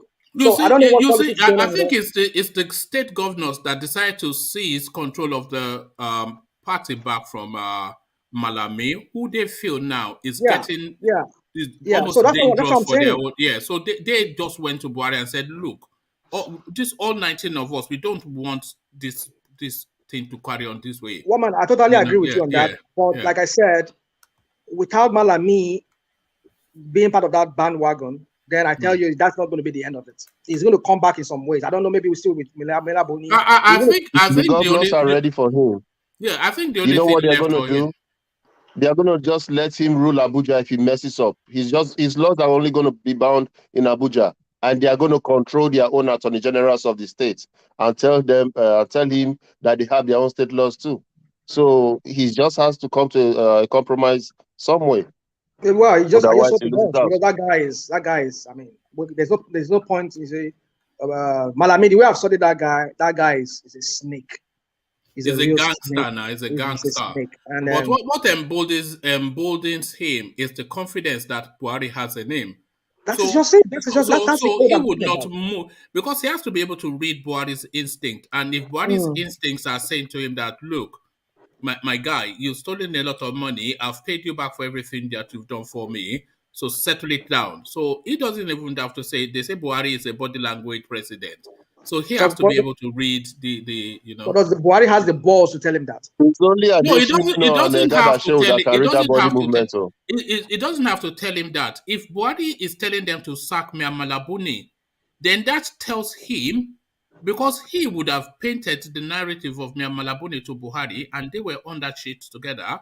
But if Buhari is now telling them to sack Miyamala Buni, so that should tell him that the guy is starting to have somewhat enough of his machinations, the Machiavellian moves, and the I hope that's the case, like you just painted now. I just hope that's the case. It stands to reason, but like I said, it makes sense, like you said, but we just have to wait and see how this whole thing plays out. So just to hand that topic on that Buni and everything. You see, for me, I just believe APC is in a mess. I just hope they can do this their convention.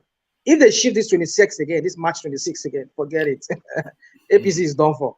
I tell you, even though they later get themselves together, I don't know. They will not, if they shift it from the 26th, there's a good possibility that they will not have that convention as the APC as it is now. Because people want to plan their... The INEC is not going to shift their timetable for your party. INEC says June now. INEC says June. So the INEC timetable is already there. So they're not shifting when they want you to submit names, and they're not shifting when the election is going to take place. INEC will shift. Well, we'll see. They will shift because of this APC. Is Nigeria. INEC will because shift. And everybody will put their hands up. I mean, the opposition parties. I don't know. I don't know that they can do that. They will be in court. That's how the whole thing will end. Well, let's see how it goes. No problem. That's all I can say for that. So. All right, thank you. So let me take you to Dave Umahi then, who was huffing and puffing yesterday, but today he couldn't blow the house down. The Nigerian Bar Association, they've come out, executive rascality taken too far, just preening and peacocking and throwing all manners of invectives at as a high court judge, no less a revered opposition. So the Nigerian Bar Association takes the unusual step of breaking ranks and saying, no. We don't do that around here. So they've cautioned him, and he has had reason to withdraw his comments and are looking to seek legal redress. But then is it too late for him even? So preening and peacocking, but now brought down to his knees. What are you making then of the life and times of David? Are you saying he already withdrew his comment? Yes, the headlines are, I'm not saying... The headlines are saying that an apology has been issued, but I've not read it in detail, but I saw the headline. It was one of the stories I was going to bring, but I didn't want to pile the place up with too many of that storyline. I've been wondering for the past few days too that I've not been hearing those from the East who were saying they wanted to contest. Not even, I know David Umahi, I've not heard much about him. The only person we've been hearing in this space is Tinubu, Atiku, Wike, and maybe possibly Shibajo. These are the people we've been hearing. I mean, still speaking about their presidential ambition and some other lightweights that we've talked about, likes of Showore and the rest of them. It depends on the news you listen to. Well, CNN will not tell you those. I source my news from every channel that I see online. Not just I'm not limiting myself just to channels or Arise, other news outlets, even some not big platform like smaller platforms. So I listen to you know, Umahi thought they would just come and gift him the president as a Don't mind that guy. is. Don't mind that guy. That guy is. You see, his press conference really exposed him. I never know he was that low. No, he's a low level guy. I never so know. All this while that I've been saying it, you've been doubting me, Abi. Yeah, as a governor now, you think he has something, but that's press conference. So yeah, it's is it not for somebody to write something for you and you read? That's it now. Most of them are not intellects. They're not even refined. I mean, that's they don't have that quality of a leader. They just believe it's just to rig election and talk and use flowery language. That makes them a leader. No, that's not what leadership is. The language of that press conference, rational mind, it speaks to what we've always suspected, that these people are little emperors or even little Hitlers within their own domain. So this is a guy that's used to people telling him how clever he is, how he's the best in the world, etc., etc. So now that a judge has now weighed against him, that's pricked his ego somewhat.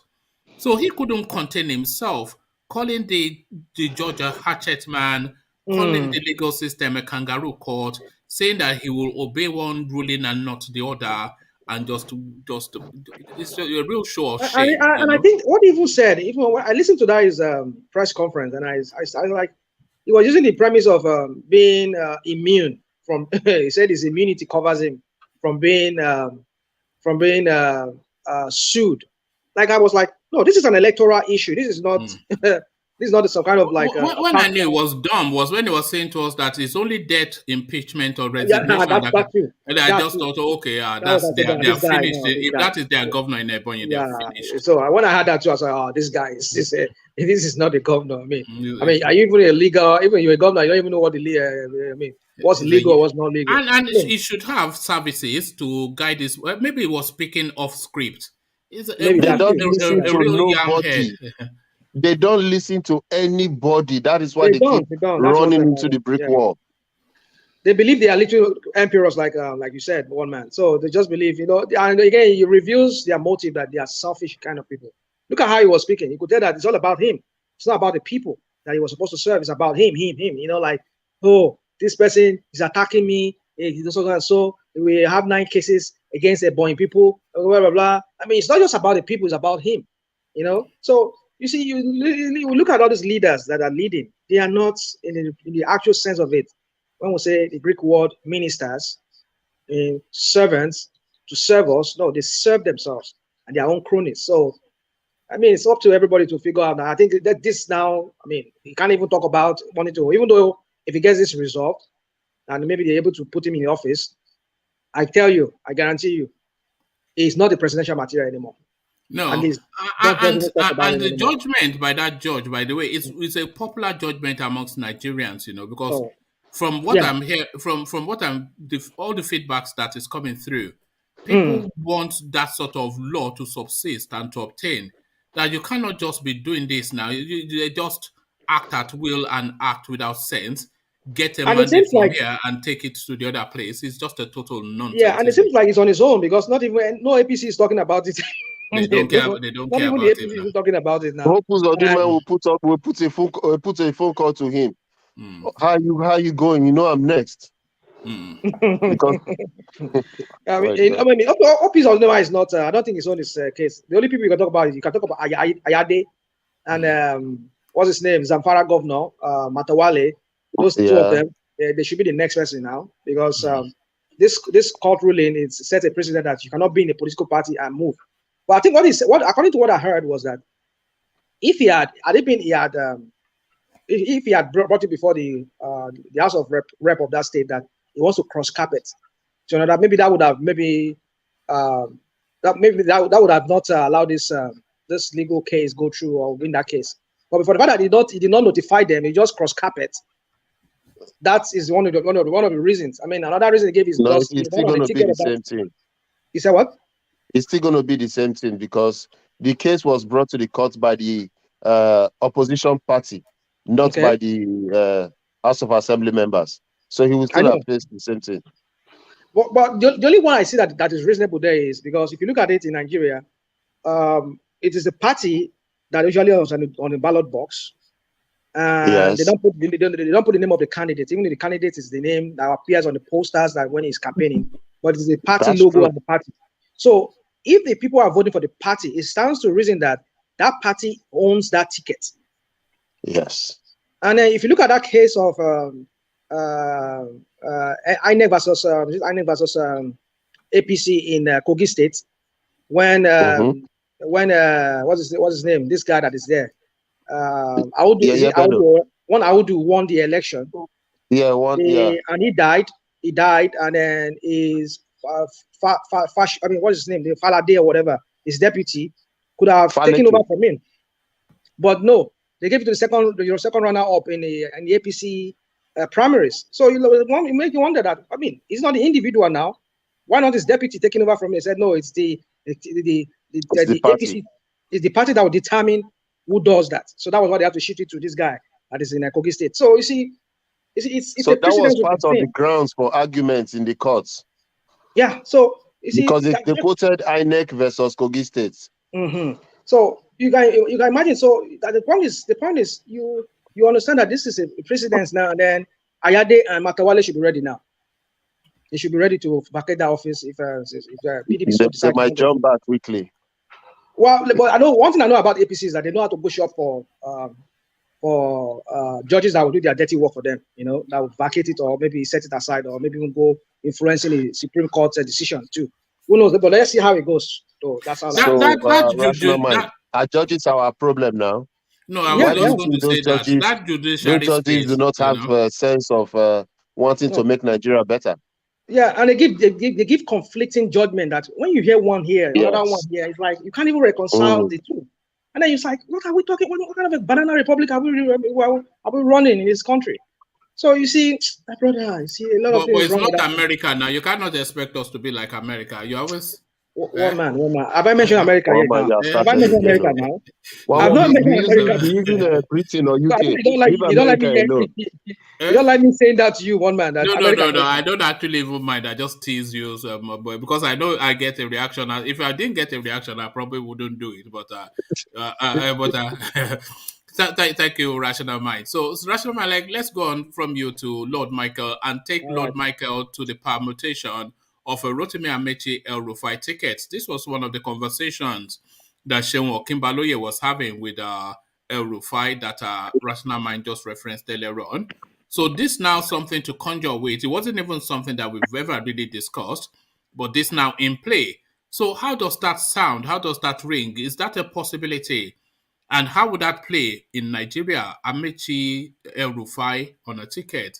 What's your reading of that, Lord Michael? Well, first of all, I want to give a disclaimer. You know, I don't support elections in Nigeria. All I support is either a balkanization or constitutional change for the people and the well-being of the people to be met. But if I have to discuss your topic, I would say Amaechi is an Ikwere man stroke Yoruba man. You know, his mom is a Yoruba woman, so that's how the Rotimi came from. And no, Michael, no. His family admires the Kutis. No, what he said was that his family admires the Kutis. That's why that's what he said. That's what he said. He never said his mom is He said. I am telling you what I know. Do you have facts? Do you have facts? No, that's what he said. Listen. Well, Michael, just allow me to say this. He said when he was interviewed, he said he came about that name Rotimi because his father liked former Rotimi Williams' son, Rotimi Williams. So he named him after his that lawyer. That was what he said. He never mentioned maybe his mom is from. Okay, that means Wike is a liar because Wike said it when they were fighting. That Amaechi is half Ikwere, half Yoruba. Oh, I don't know of that. Maybe there's more to that. All right, so let's just go to the meat of the topic. It's going to be a good combination, and Elrufai has his own popularity. He's vocal. He'll be able to fight anybody that he wants to fight. He doesn't care. He's a kind of person that even if he dies, he doesn't. That's part of life. And Amaechi too is another man. It's just that what does he have in his arsenal? What can he do? Can he really perform? We're trying to shift away from big boasters and talk about people who can really perform. Even his River State will not even like him. He will not even have votes in River State because they will say if you can betray your brother, how are we sure that when you get there, it will be the worst? Since you've been there, what have we gained from you? You see, this is why we always talk about charity begins at home, where you begin to do things. It's not about making rail lines from wherever to Maradi, where you don't have a good one from where you came from. This is now it's time to mark results. If really they want to go on, these are the challenges he's going to face. These are going to keep coming up in all media and debates, so it may be. So good luck to them. I think the only boost he's going to have is the influence of Elrufai from the north, because people like Elrufai actually. He stands up for his people too. So that's what I can say for that. Do you like Elrufai? Do you like him? No. Why not? Should I tell you why I don't like him? Go on. Because of the people he deals with in the north, the way he treats the southern Kaduna people, I detest that. The way he goes around demolishing people's hotel just for rumor that they wanted to have an orgy. Not that they did. That you heard they wanted to have some kind of party and you demolish the hotel. Not even thinking how the person is going to live, somebody's source of living. It's too bad. Those kind of attitude, I really don't like it. You might have a good heart or maybe doing the right thing as a governor, but if you don't have humanity, then what are we living for?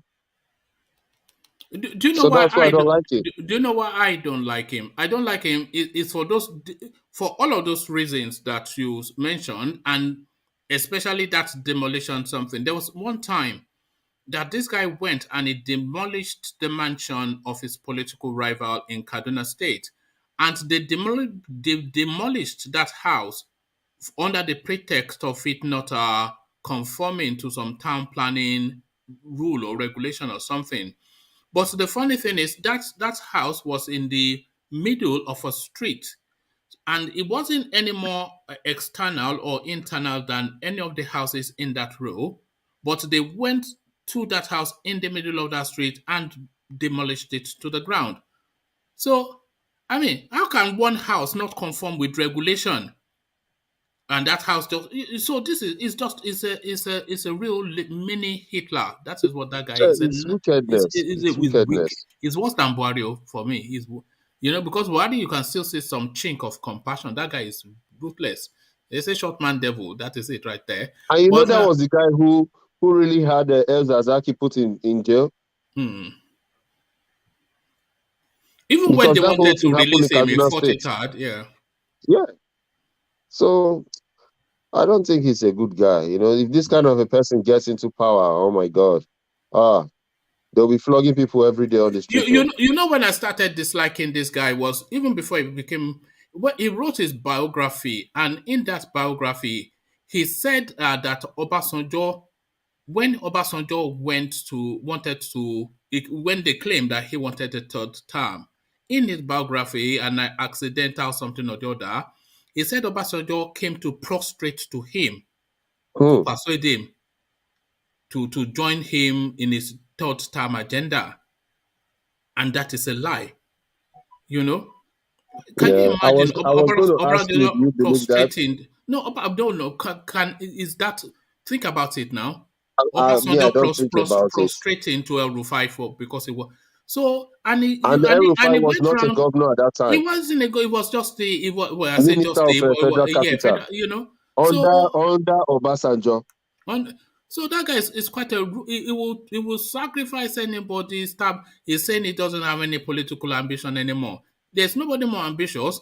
You know, when Yar'Adua came in, he was meant to come in, you know, Yes. instead of Yar'Adua, but he was preening and peacocking and wanting to be romanced and finessed, and then they just abandoned him because the shakara was too much. You know, so the ambition is there. You know about that guy, man. It's Akurukete. So Rotimi Amaechi, Elrufai, a scary ticket indeed.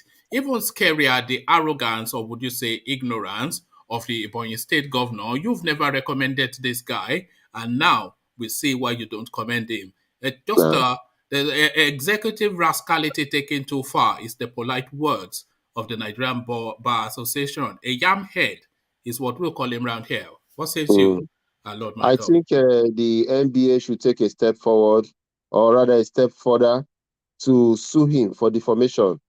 You know, this is an insult to the laws of the land, where you come on the international space and begin to say the judge of competent jurisdiction is a henchman. It doesn't say well for anybody. You know, if this were to have been somebody who is not even a governor, by now that person should be languishing in jail, or all hell will be let loose to the person. You know, I think he should be dealt with. You know, right now I call him an ex-governor. You know, the truth is, where laws play, if that guy is to remain in the government house, he should be sworn in because he has been sacked. The newspaper should conspire to do that, you know, and start to reference it, because they have to obey the law now. The newspaper should be referring to him as ex-governor now. Ex-governor. You see what they do now? They don't call him governor. They just call him Dave Umahi. Engineer Dave Umahi is what they have been calling him recently. You know, so they should really do that, you know, and I think this is going to be a good step in a good direction, whereby these politicians will stop taking the populists for fools, where you get the people's mandate and go there to do whatever you like. Because I believe this will open a door for the people who vote to know that, okay, if the courts can take these people out, maybe the next step, we can see if a governor or an elected officer is not performing well, we can recall the person. You know, so I think this is a good development, even though it's sad for Dave Umahi and his deputy and those in their camp and their family. But for the better good, I think it serves as a good lesson. You know, the Nigerian democracy has not really been tested in favor of the people so far, because because I recall there was a time they were trying to recall Dino Melaya, I think it was, and the processes of recalling was so grinding and long-winded and cumbersome that it almost impossible. They said it had to be recalled by 2/3 of the people. Then they have to sign a petition of however many people who have to be confirmed as still registered on the party, and they have to go and check them at their addresses. That by the time it's just impossible to recall a senator in Nigeria, just because the rules are just so weighted in their favor. You know, so nothing is weighted in the Nigerian person's favor.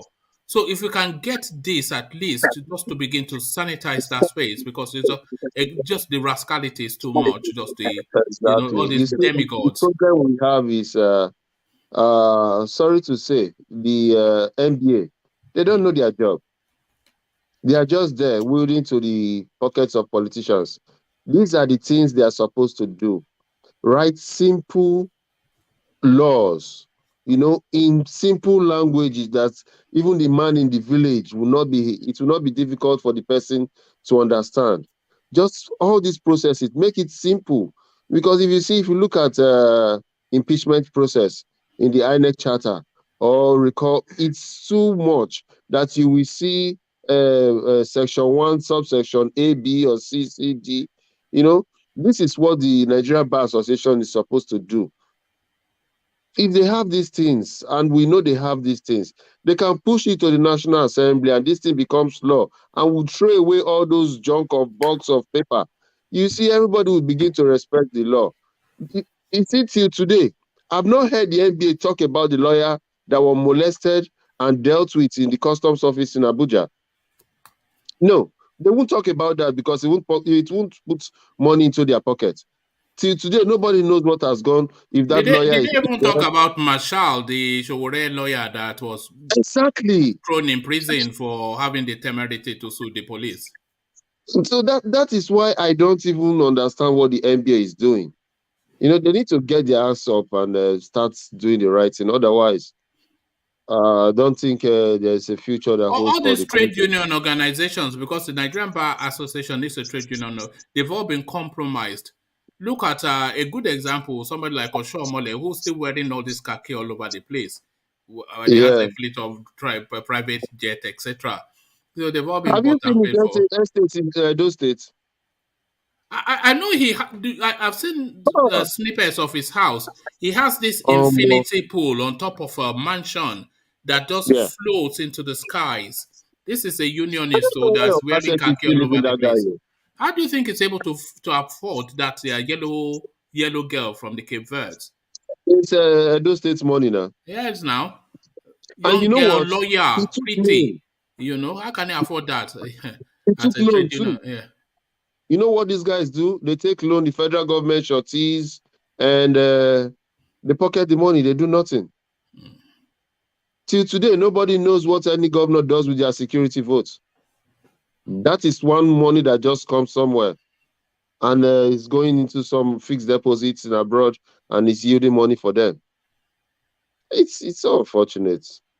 I don't know why Obaseki is just a weakling. Just going there, speaking grammar.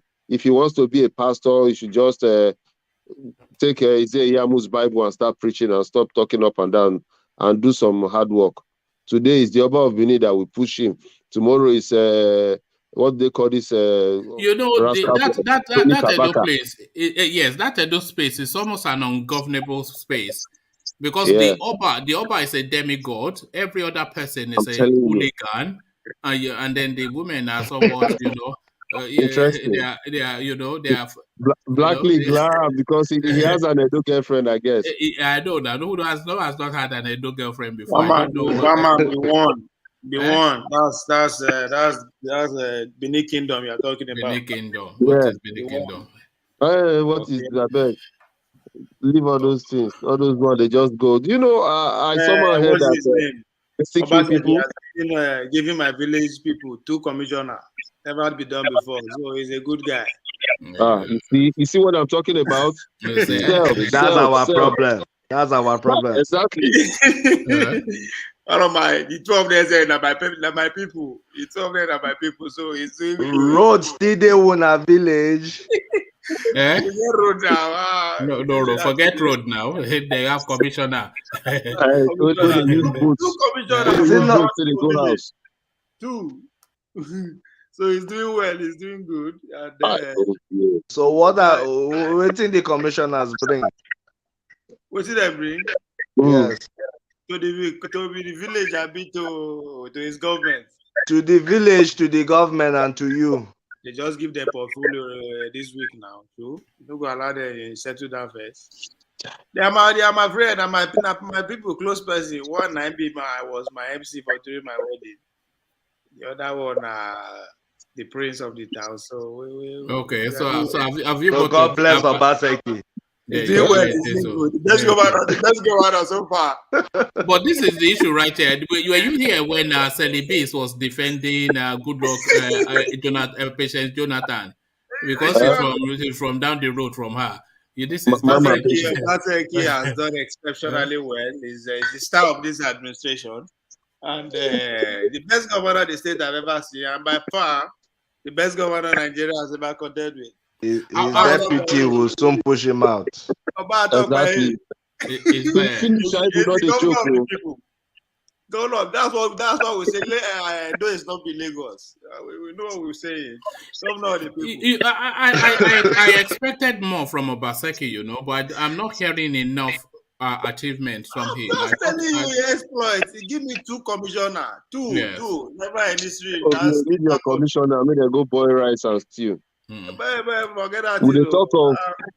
See, let me tell you. Do you know Edo State is strategic to Nigeria? These are young men. We are just starting.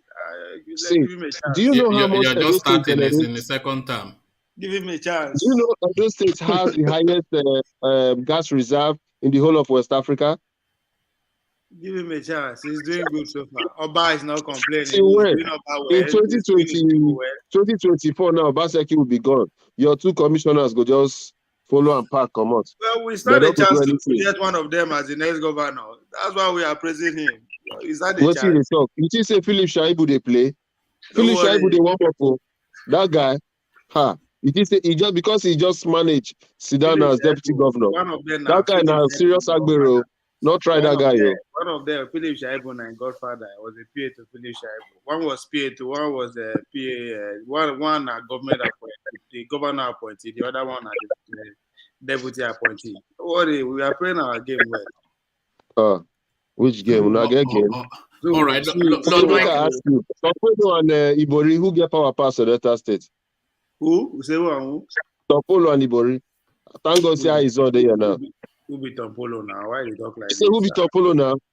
Well, you know, don't worry, you go soon hear scores. You know, they compare Tompolo with Ibori. By far. 2 of them, they draft who will bring the next governor now. They talk, say, who they compare. Ibori don't lose power now. Who tells Ibori don't lose power? Ibori don't lose power. The way Jagaban hold Lagos now, so Ibori take hold Lagos. Who is the Ibori's candidate? Is the governor of the state Ibori's candidate? So, one man. Make I break am down to you. Go on. What's his name? Udoagan. Udoagan was the Boris guy. Then Ifeanyi Okowa can't enter. He's also another person that's a kind of a descendant of the Boris guy, but Boris' power has been watered down. You know, say money no they enter again like before. So the clamor now in Delta State, because the deputy governor in Delta State now is an Ijaw man. And the clamor now is that the next governor of the state has to be an Ijaw person. You know, if not, there'll be problem in the state. So no, it's that gentleman agreement. In fact, it's not a gentleman agreement. It has been there. After Tompolo, so Tompolo is from Burutu local government. So the Ijaw local government in Delta is Burutu, Bomadi, Patani. Then you have Warri South. So Tompolo is Burutu, and when you think of that Burutu area, they're strong for there. You understand? And the whole so that all that whole side, they all support it, and plus they will have the support of Urobos and Isoko people. So it's going to happen. But that's right. And if it happens, Tompolo will have way more power than Ibori ever had in that state. Urobo will leave their own, support Isoko, support Ijaw. Yes, so now rotational now. Now rotational now. It happen. Oh, wow. My brother, listen. Ovie. Yes. We're not as divided as people think. Make I tell you something. Urobo, Isoko, Ijaw, and Ishakiri, they marry each other like Chris every day. Guy. Inside that Delta State. My name now Ovie. And I'll give you name. You not take up by yourself. Don't go there. Don't go there. You understand? Anybody that understand Isoko here? Nobody. No, not. So you can't say the Urobo nation. You go say fuck their own person. Go support it by my right because it's a Apollo strong. But my brother, if you they talk this kind of thing, let me say you don't understand what's in that for Delta State. Question they ask you now. No, Urobo people. Wait now. Ibori now waiting. Ibori na Urobo man na stroke. So Urobo people. So wait now. Urobo people don't get their turn for that state well. Keep in mind, when they first create Delta State, who was the first governor? Now Ibori now. No, you want to go back to Hebrew. Remember, and listen, my guy. So the way the thing has played out in that state over the years. Remember why Asaba is the capital again. You remember? So the way exactly. Exactly. So the way the politics has played in that state, Ijaw people will just sit down, they look, then they watch. They say, "Well, they look on our time come, you go see something." As the thing don't take place now. Who Tampolo the project? Who Tampolo the project? He not the project anybody. He just hold the space. Say that they are taught. So who be the German? Who be the strong in German? Who be the potential in German? Right now, the deputy governor then they look. That's ahead not sorry. Ahead of Ovier. Ahead of Ovier. Which Ovier? You? Which Ovier? He's the deputy senate president. My friend, leave Omagege. Leave Omagege. Omagege no be German now. No, so that doesn't mean. Waiting this guy. Waiting Ovier they talk. No, doesn't make believe hold on. I have a question. So, Ahizon, how come you are not in play in your local politics? Not for the governorship, but for some. You sound as though you should be in play for some politics. Why are you not in play? Hold on. I've been meaning to ask you that. Why are you not in play? Plenty. No, one man, first of all, I want to say if you having confidence in me is saying a million things, and I appreciate the compliment. No, honestly, I'm involved in my local government in Delta. No, I see you like a House Senator, Commissioner. One man had the money. Do you know how much it costs to become a senator?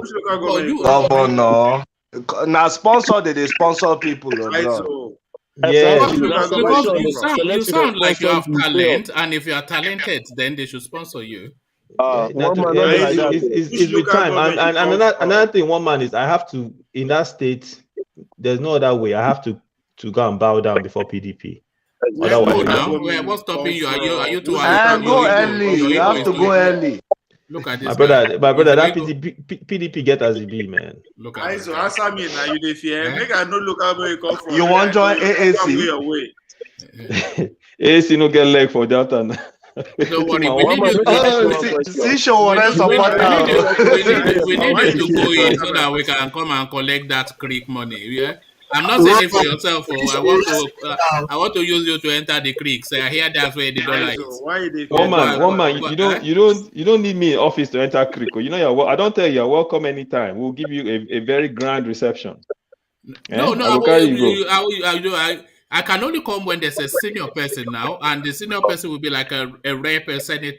So I know. Listen, I know senior people in that state. All these people, they will not come and hijack me. And which local government you come from?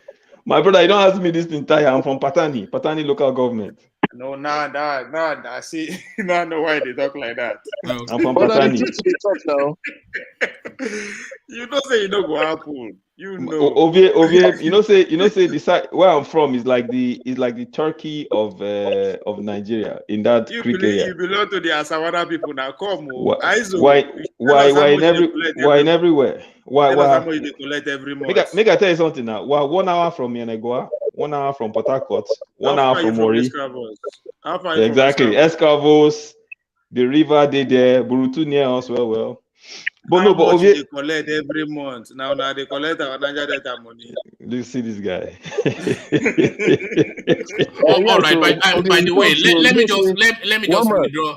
Do you know that some of these guys get salaries from the ISO without doing anything? This ISO so now them the oil, they now they no fit farm. I know now. That's normal now. Now them be the oil owner, ISO them. They no fit farm. They no fit do anything. You saw when we were playing a clip of their king yesterday. Now did you see that guy? So they have money. Yeah.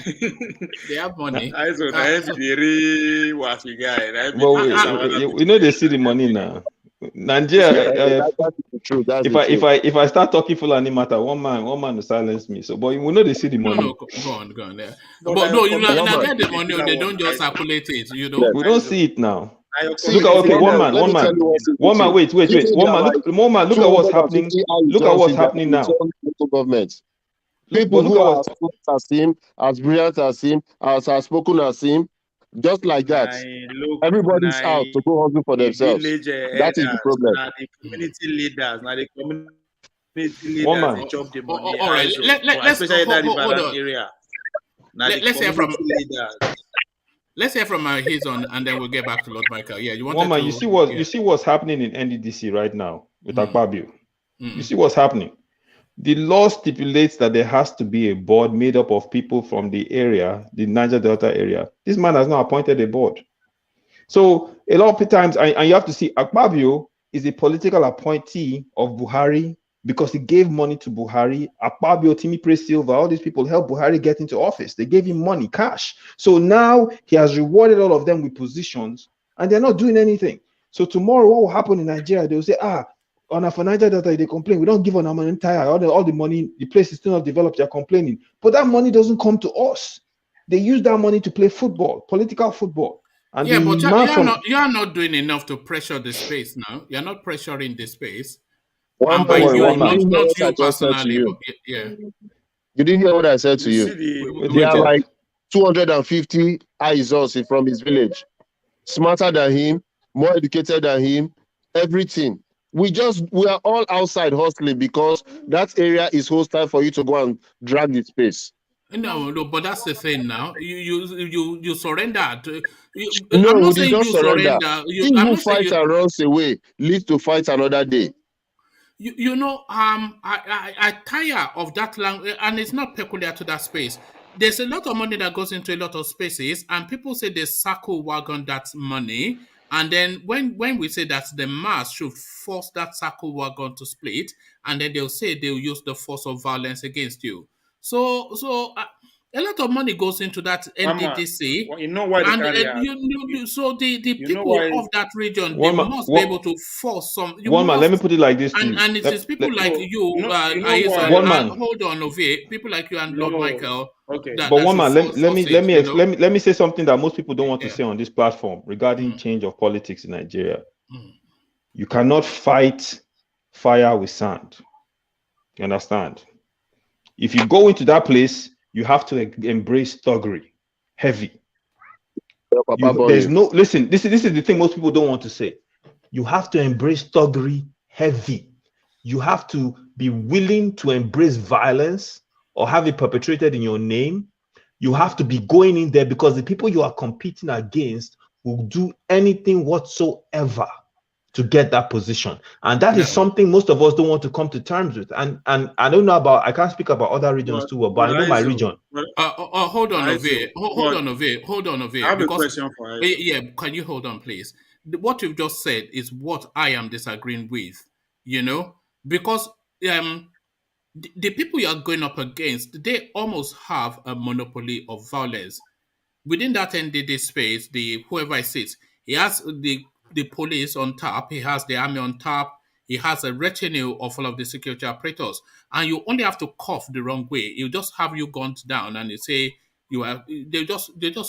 So you cannot go after them with violence. So you have to find a clever way and a public space. So you have to use other platforms outside of the platform of violence to interrogate that space, So maybe you use the Freedom of Information Act to unravel the sort of money that goes in there. Do a walkthrough of all of the projects that they're saying. Let me tell you why. Ovie, let me give you a case example. Ovie, please. Let me give you a case study. Because I think I tire of that, not from you, but I tire of that narrative that they are too violent. Let me give you violent them, so outsmart them. No. Let me give you a case study. This is a real life case study without mentioning names. My very close relative was former president of IYC. You understand? Small person they become president of IYC, Ijo Youth Congress. Now, he eventually ended up becoming a commissioner under a certain government. And he ran for House of Reps, but he didn't win. I can't tell you all that one. But what thing they call him? What I saw him go through, and he's not a violent guy, but because he was president of IYC, people respected him because they knew he had the foot soldiers ready at any given time. You understand what I'm saying? You have to realize, one man, a lot of these guys that run for office are former cultists in universities. Nigeria is a very violent location. There are people in the Niger Delta that have run for office only because they had strong backing from boys that were sleeping in the creeks. So this thing I'm saying to you, I'm not saying it to you because if you want to do it, fine, you can be a clean guy. You can be a GQ guy, but you know you have the tools ready at your disposal at any time. Now, if I don't know if you followed when Timmy Silva ran for office and was trying to run against Dixon in Bielsa. You know, that was a very rough time. You know, eventually he lost. They took him out of office. But it's just, for some, it is the politics in Nigeria. And that's why sometimes you see a lot of people that are educated and, you know, saying some of the things you're saying right now, they don't run because they don't want to have to deal with. You saw what happened. You saw what happened. You saw what happened in Anambra. You saw what happened in Anambra. Doing Akilo, they killed the houseman for nothing. Nothing. Isaac, can I disagree with you? Yeah, go ahead. Because it's very easy to paint that narrative. Because this area we are talking about, what happened to the billions of naira that is coming directly from those companies, Chevron, Texaco, all of them? What happened to those billions? Of course, it gets directly to the hands of the community leader first, and this same youth leader you are talking about. And I will give a very close example. The former Ijo youth leader, that's why I understand that word Asawana. In the early 2000s, the former Ijo youth leader, now the same compounds they stay. I understand every freaking month that Ghana must go. Now they bring come share for Ijo youth. Not illegally. Legally, it's coming from Chevron, Texaco, and all that kind of stuff. Where are those money? Because those are the money that we set people like you up first from the community before you even think about I won't run for politics. Because if you want to say the fact, it's easy to blame the Nigerian state or the government and all that, but the community leaders for that area, our area, so now them be the real problem, and you can testify to that. Okay, calm down. Calm down. May not be like say we can't watch ourselves outside. But make I tell you where those money they go small.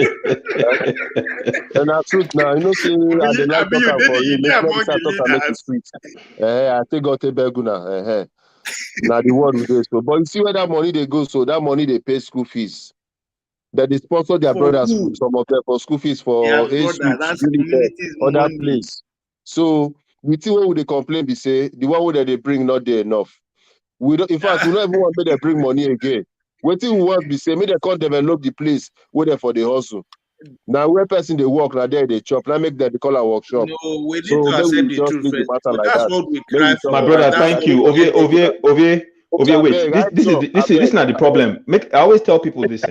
Let me say this. I always tell people the corruption problem in the Niger Delta is not a Niger Delta problem.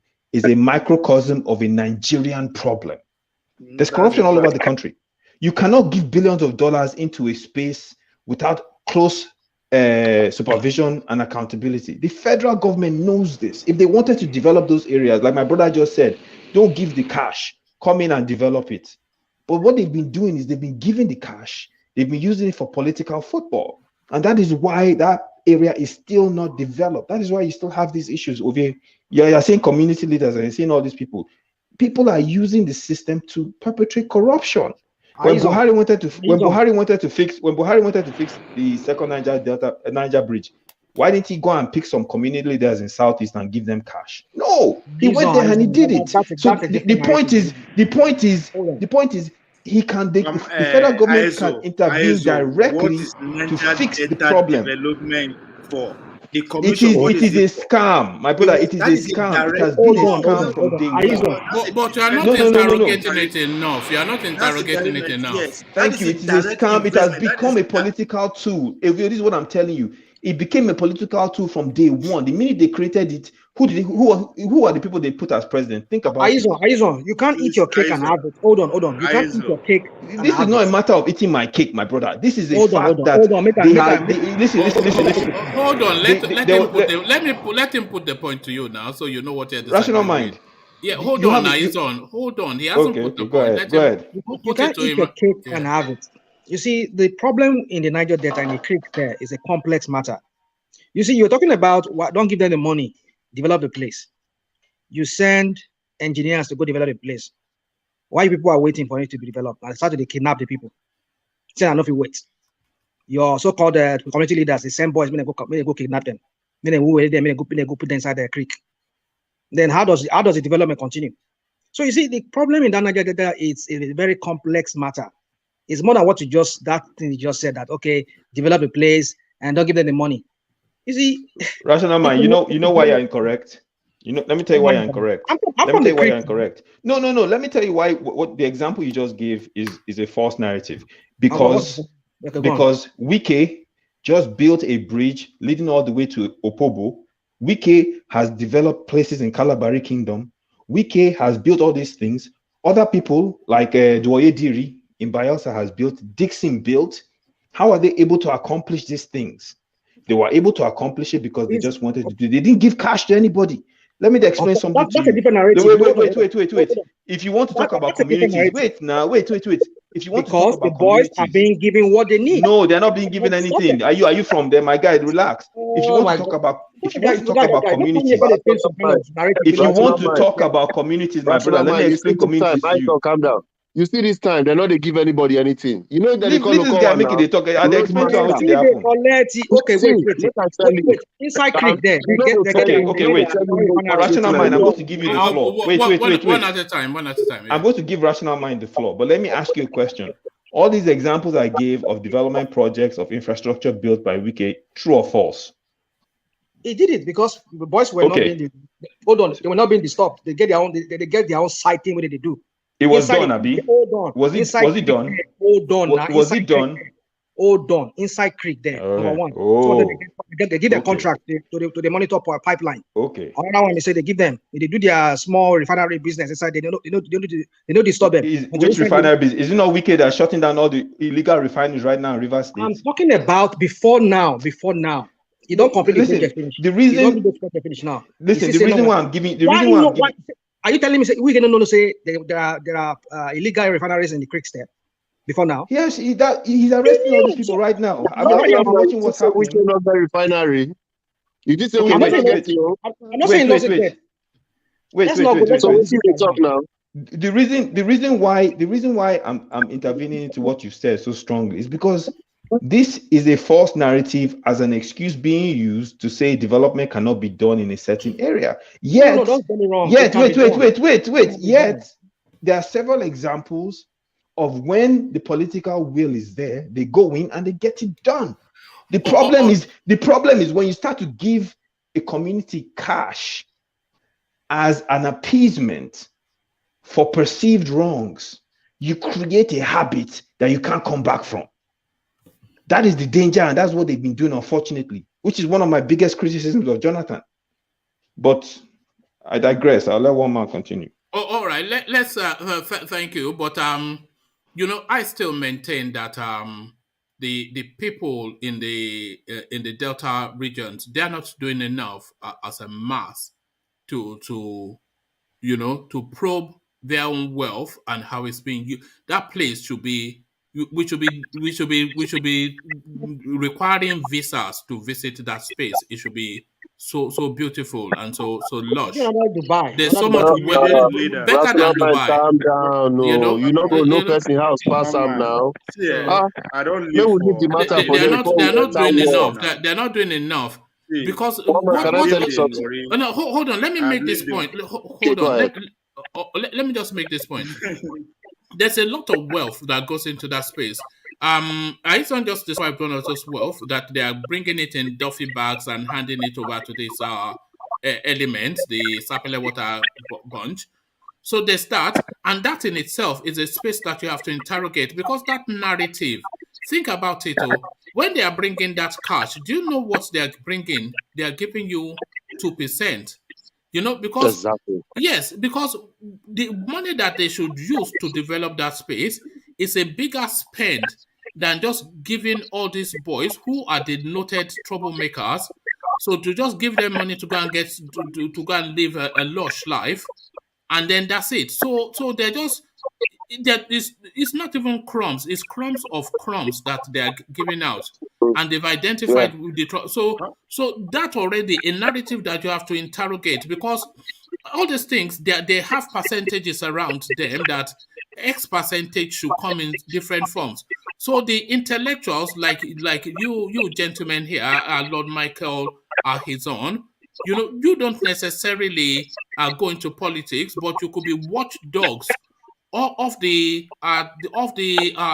formulas and policies and all of the agreed positions to monitor that it is being done properly, or you have a public outcry about it. So you have to interrogate how those monies are being used. You don't need guns for that. You just need exactly.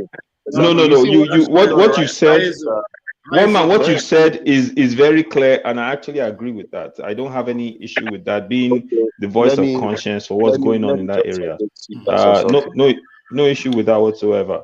Obviously, all of us, we need to get more involved in the political process to make sure what one man is trying to say.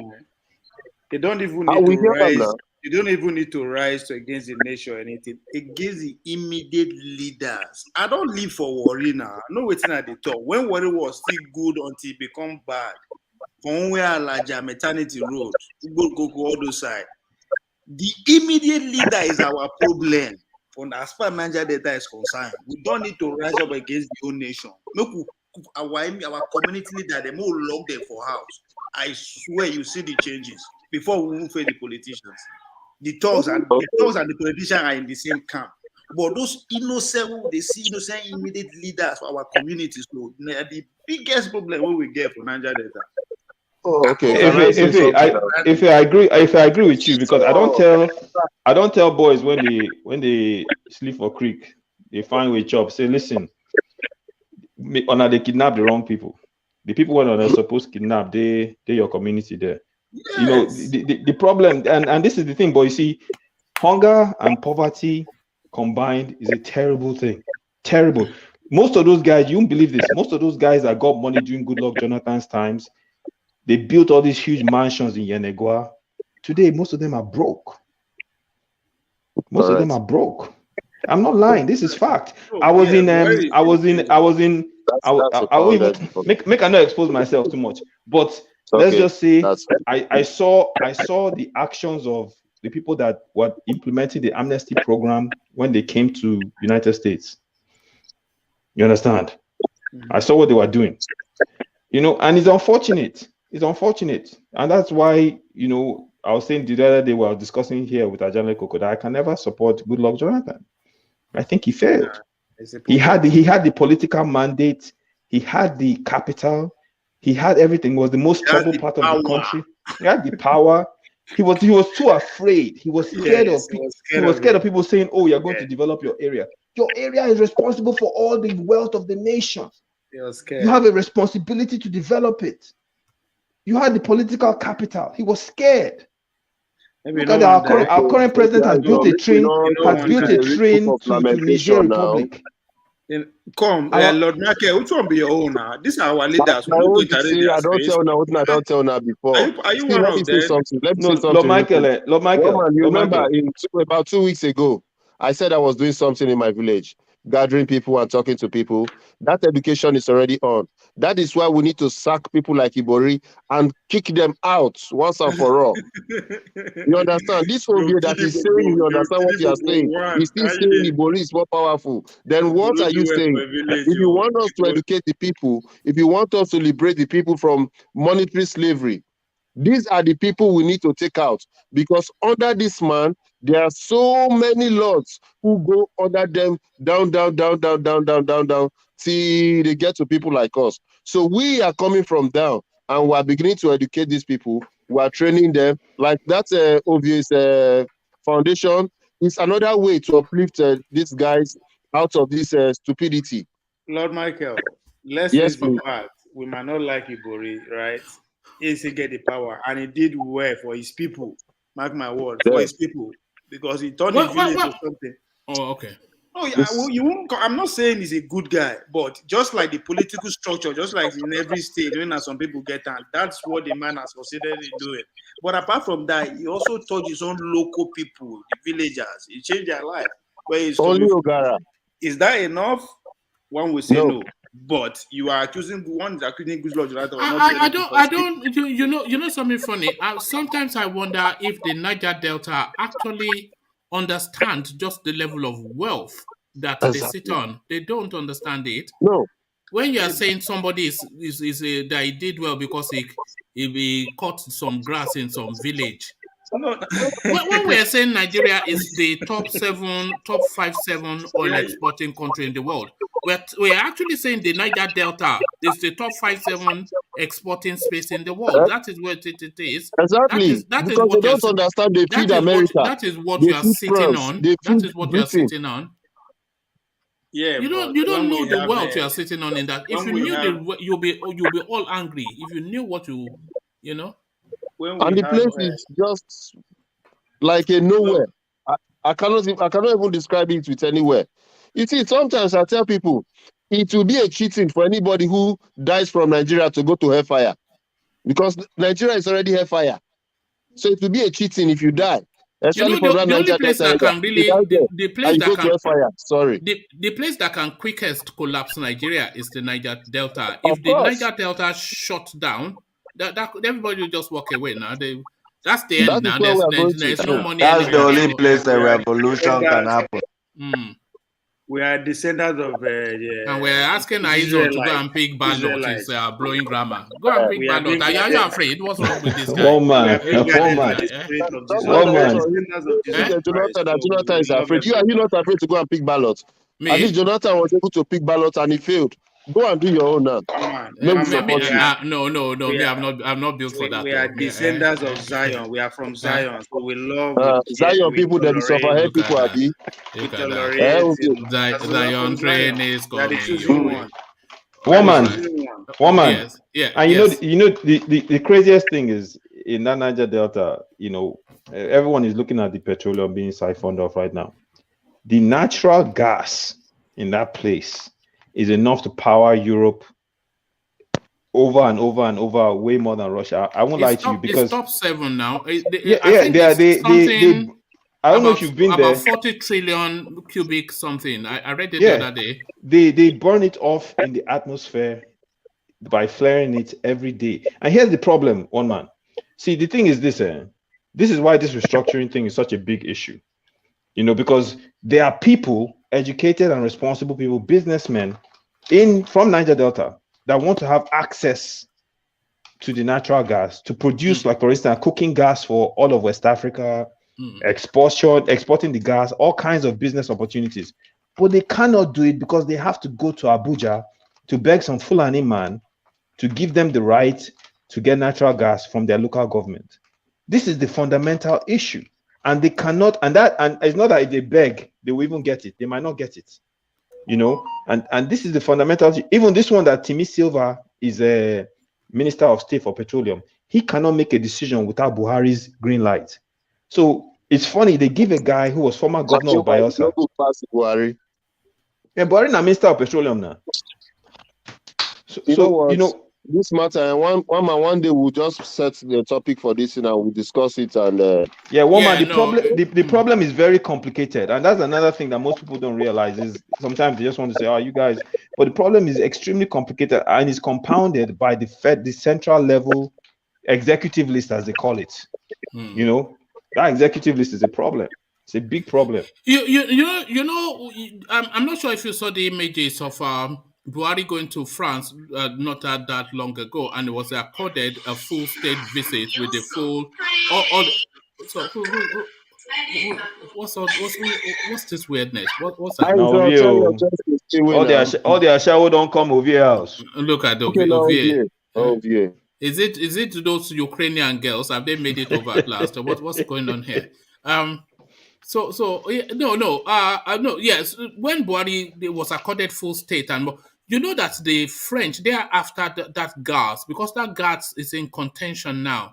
So they're after that gas. This is why Macron is romancing Buhari so heavily, and then they formed now a new Nigeria-France business summit, which is packed with I think Dangote, Otedola, but it's arrow-headed by a lot of people after that gas. That's where the wealth is, and the creeks, the Delta region, they should understand that they are sitting on wealth.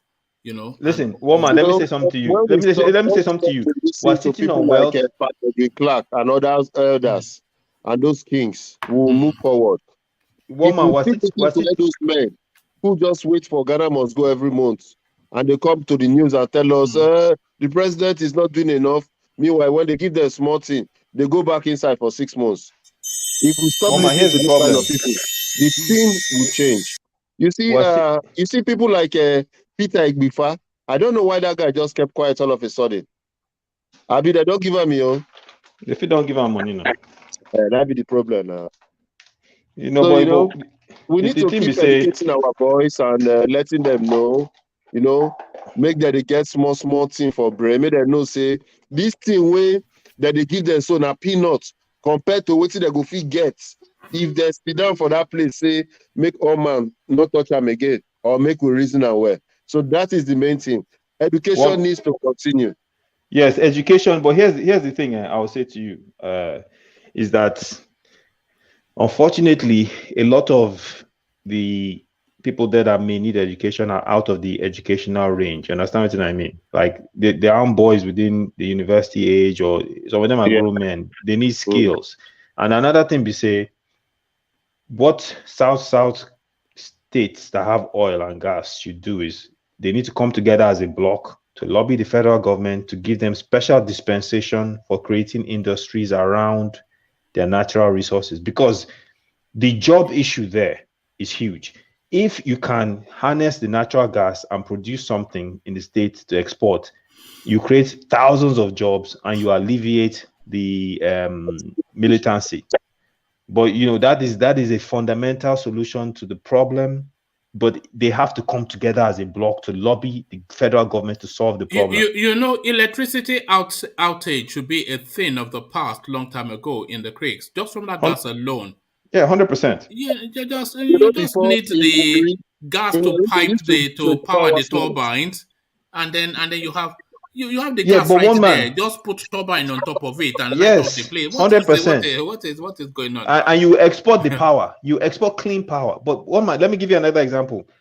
I've been to Brass several times. I have relatives from Brass in Bayelsa. Brass is actually is an island. Is in my fact is in the Atlantic Ocean. 24-hour electricity, one man. They don't take electricity for 1 second. Not 1 second. Why? Because the oil companies, they run on the oil companies' grid.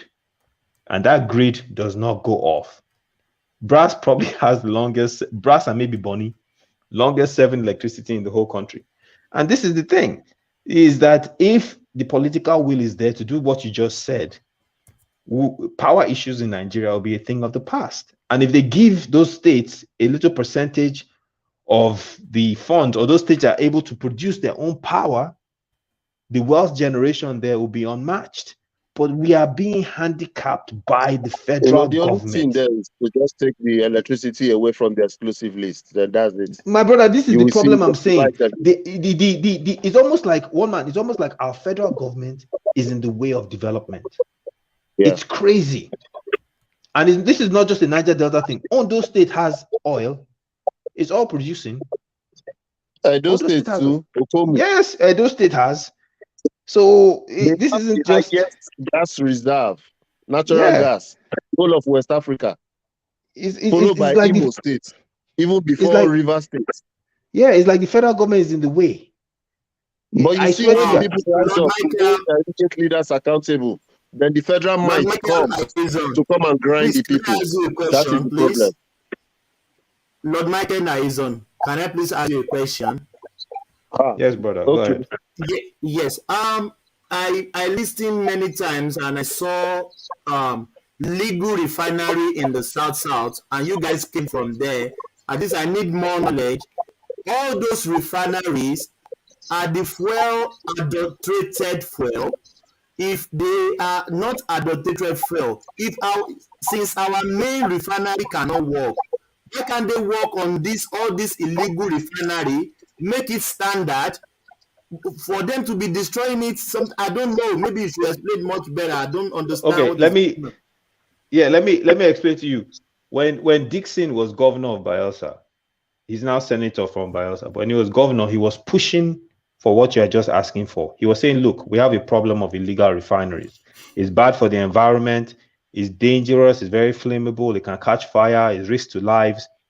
Federal government, please give us clearance so we can create standardized world-class refineries. The technical knowledge is there. Let's create these things, and so we can create jobs and create another option to what is happening. Federal government won't give. My brother, this is not the state cannot make a decision to operate these things without the green light from people in Abuja, and they refuse to give. They've built a pipeline. They built a pipeline from. They built a pipeline from Warri to Kaduna. So it's more there's a refinery in Kaduna. So it's more like intentional to me, because if people are bringing solution and you are refusing the solution, so you are intentionally. Well, that's the narrative. Welcome on board, D. That's the narrative of the total Nigerian space. Go to electricity; it's the same thing. Lagos has the capacity to, within 1 year, light up that whole of Lagos State. They have the resources, they have the expertise, they have the money, but they put it on exclusive list because they want you to perpetuate in darkness and they want you to feed off the national grid. So the Greeks, they have all these just boundless resources in there. Oh, okay, take for federal, but let us be able to use some of these resources to better our lives. No, you cannot even have a muscle of any. The Nigerian government is an impediment to the progress of that country. Right across the entirety, the security situation is not the same thing. State police, everybody says you have to localize policing, everybody says, but no, you have to continue to die because we have to be the ones holding the gun over you. So the Nigerian government, welcome to the real world. This is what do you think we've been talking about all this while?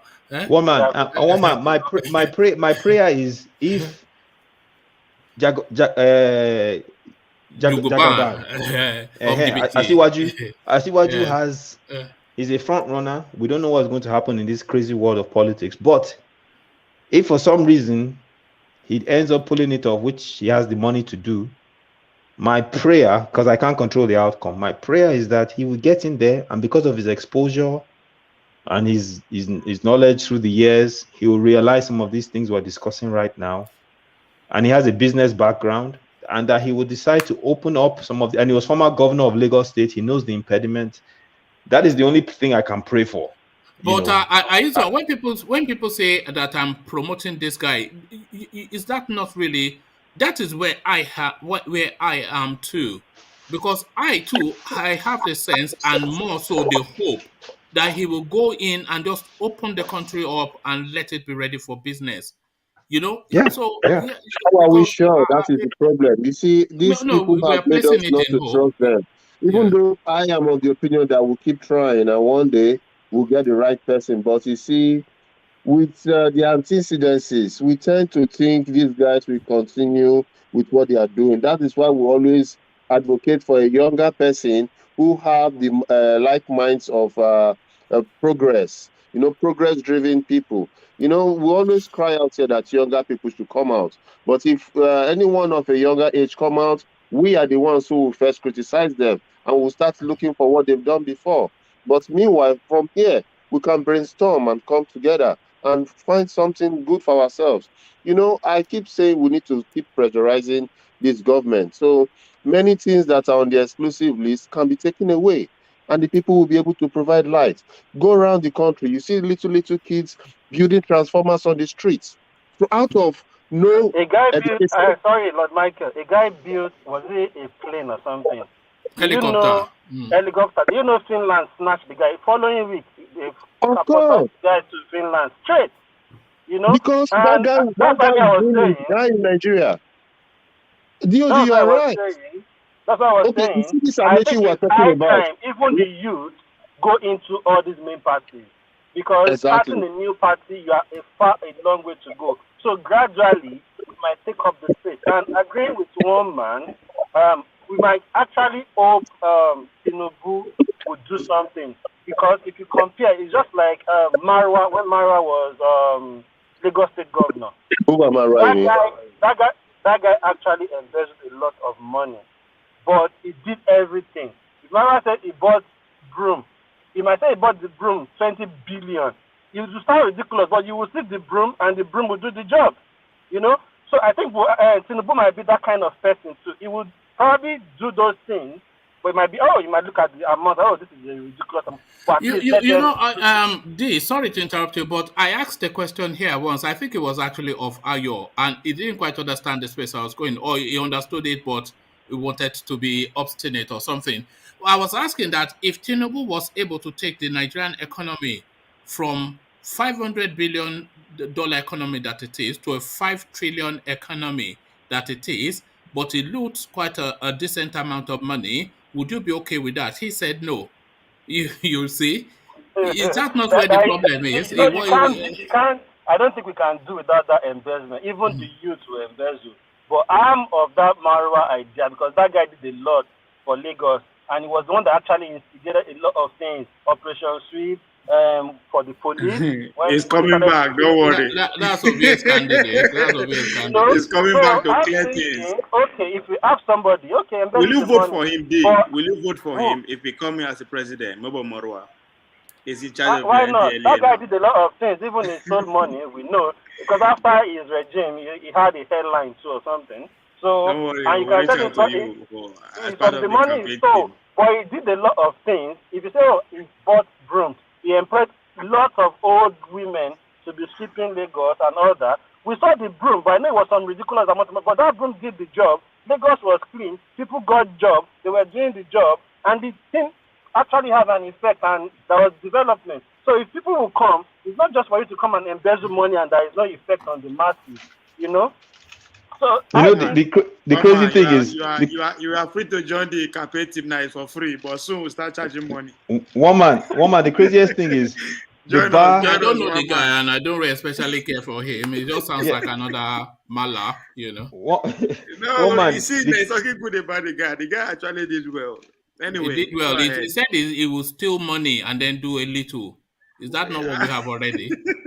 So what about the people who do not do at all and steal everything? Exactly my point. We'll clear all the bandits, all the criminals I don't in think we Lagos. can do without this youth, you know. Even youth that we are campaigning for will get there and loot. Even so, you can't tell me you loot money, you know. When he was in charge of Lagos, all the criminals in Lagos. If we structure very well, nobody will be able to steal. You see, the reason why people are being able to steal, it's because all around them, they have their cronies. All around them. But if we have principal players, like for example, we have lawyers who do not even friends to the executives, and anybody from the executive would steal, and the lawyer would make sure that person goes to jail. Do you know the things are going to start changing with speed? So we just need to have a hold of one strong arm that will not compromise. If we can, everything will fall into place.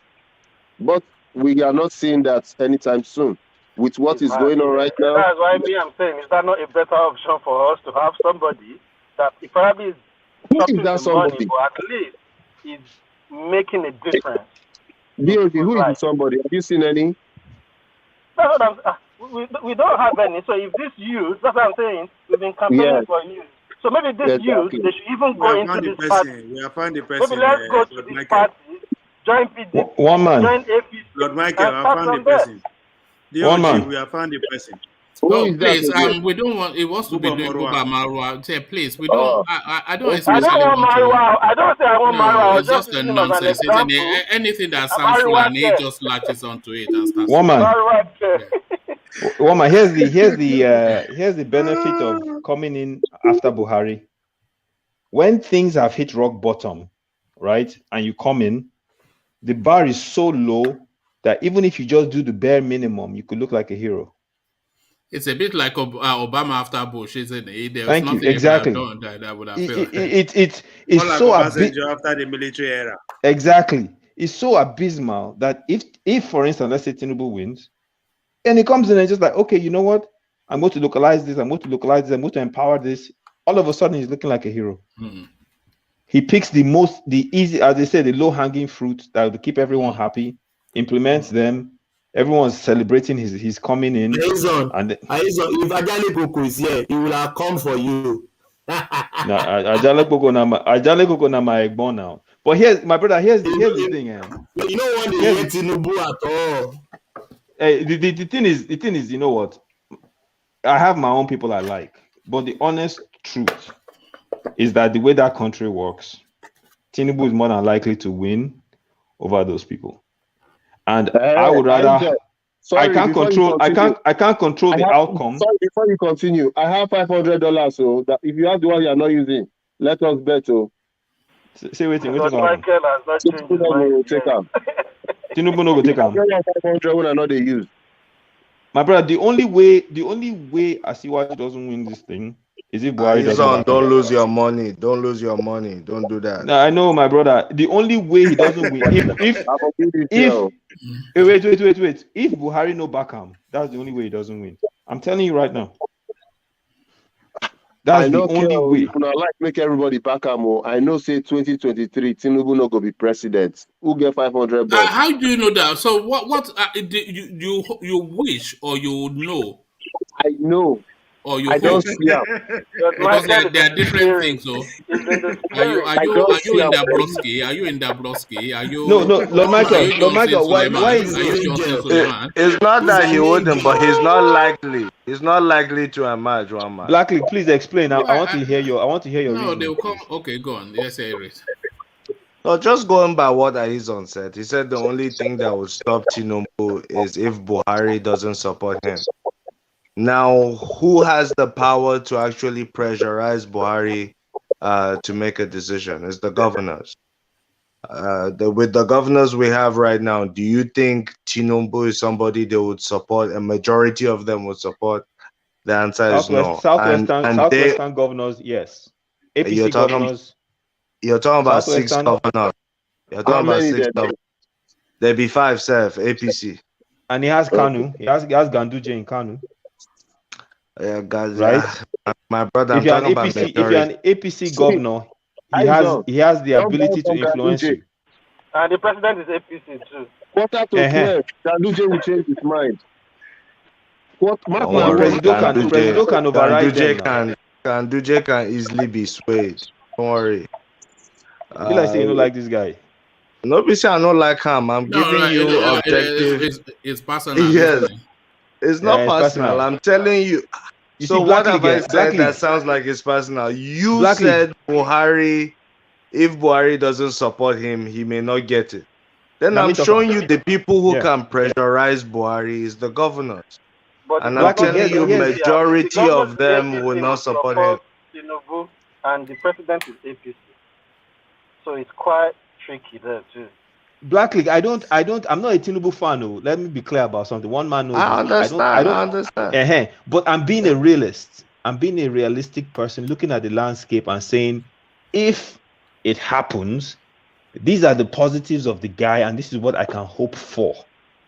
That's what I'm saying. I'm not looking at Tinubu as he's the best option for Nigeria. You understand what I'm saying? No, I thought the topic was he has the highest chance of winning. He does. Wouldn't you put him as a front runner? With the way magic is happening in APC overnight, hell no. Things change. Yes, Tinubu is in the lead in terms of campaign, in terms of outreach beyond his zone. Yes, he's in the lead. But the way things are happening like magic in APC, things are changing within a blink of an eye. So you can't say. Yeah, I agree with you on that. Can I tell you guys my reason? Yeah, go on. Have you ever been to the market space where you see people bubbling cards, 3 cards, they will show you 3 cards. You will see the real one. You will pick it, but it will be the wrong one. Have you ever witnessed it? That is what you people are seeing now. You see that? The more you see, the less you understand. No. I won't buy that. Don't you think Tinubu is a magician?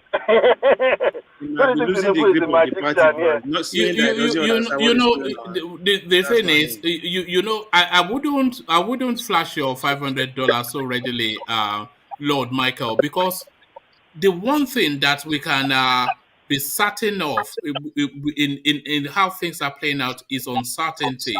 We cannot categorically say anything because all the permutations are changing so fast.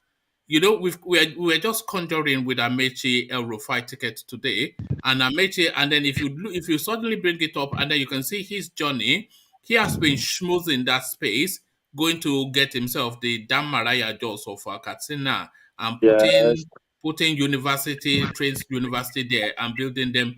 He's not doing that just for nothing. And it's coming one man, I think that's dead on arrival. I think it's dead on. Yes, that Elrufai Amaechi is that Elrufai won't even do it to begin with, and it's just dead on arrival. Yeah, I think they put the university in Delta State. So, but Ovie is telling us is number one, but you know that was how it started. To just do it. I think it was just trying to wind me up. You know, but no. It's not really out yet. I'm telling you this as a secret now. It's running mate that I cannot say. Sorry, guys. Can we just scan? Let's even scan through that PDP. Apart from Atiku, because me, I'm looking at one thing.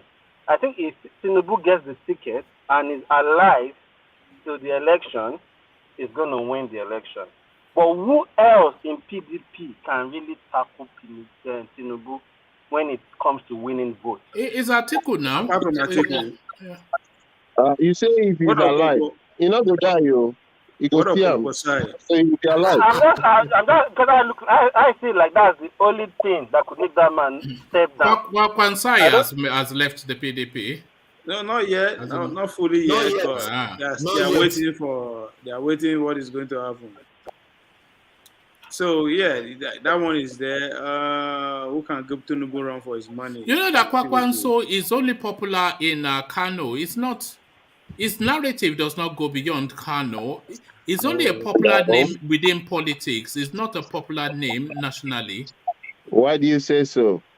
Well, no, what has he done nationally? His politics has been just localized to that space. Okay, can I tell you something I understand about the North? You don't have to do anything for other people. You just have to be a clique of the elites, and your name will spread like wildfire. When everybody knew Atiku, what did he do? He was just there. Even before he became vice president, they knew him, they liked him. What has Gandola done? Or Elrufai? That your names are spreading around the North. They just Elrufai is a national figure. It was the... How did he become a national figure? Is it not because the people not loved him? He became a national figure because what he did in FCT as a minister. Yeah, it was Obasanjo that brought him up, not even his people. So all of a sudden, he has blown around the North. People right even in Borno and Katsina, they love him too. So that's how it is. But he has nationalistic reach. You know, Elrufai is a name that has concentration in the East, in the West, in the North, and in the South. He has concentration. He has concentration in those places. No, Kwakwanso doesn't have any. That has concentration in the North alone. But they consider him in the South. They talk about him as a talent. Michael, they might not like him. They might not like Elrufai, but they recognize his work. No one can deny the work he did in FCT. Thank you. But that's the point I'm making. Do you remember Maitama Sule? No, forget Maitama Sule. We're still contending with names in play. No, I just want to tell you the movement that Kwankwasa is championing. That is the movement of Maitama Sule. So it's actually an Aminu Kano man. Aminu Kano. Aminu Kano. That's what I'm trying to say. So that is the movement of Aminu Kano. You cannot be talking to us. One at a time. Yeah, the only Hausa man I think the Yorubas will vote for the Atiku. Honestly, all these guys. Yeah, that's the one that's the one we vibe with the most because it's almost like one of us, you know. Who? Almost like one of us. Who? Atiku. Can you get out of the Atiku is not a Hausa man. He's a Fulani man. Yeah, but you know the rules now. Anybody that is not Yoruba is Hausa or Igbo or Yoruba or Igbo, you know. Anybody, so yes. Even you, Blackly, you know, we were mistaking you for Fulani at one time until you came to tell us. You're still, they're still mistaking me. Don't worry. No, Tony will not have him. Tony doesn't even consider him to be a human being. Blackly, this is southern ignorance for you. Anybody north of Lokoja is Hausa. And I understand that even to one man, anywhere east is Omoibo. Yes, exactly. But those are, I don't know. So it's not just to north.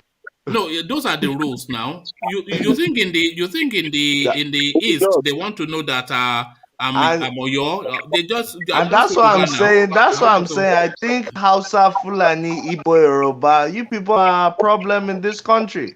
I'm beginning to think so. Because no other ethnic nationality exists apart from those four.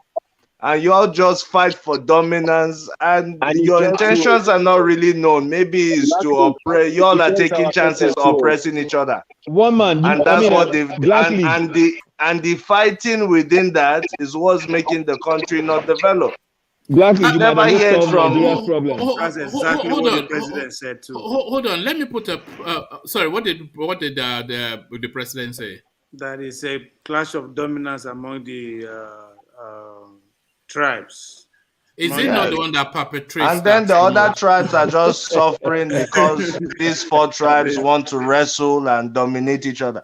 Yeah, everybody wants to be. That's the biggest mistake that is going, because Nigeria is an opportunity, but if we're doing all this tribe something, it would never go anywhere. That's what's slowing down, because everyone is not really going at it with all honesty. It seems everyone is just trying to take their turns, like, okay, these people have been oppressing for too long. It's our turn to oppress.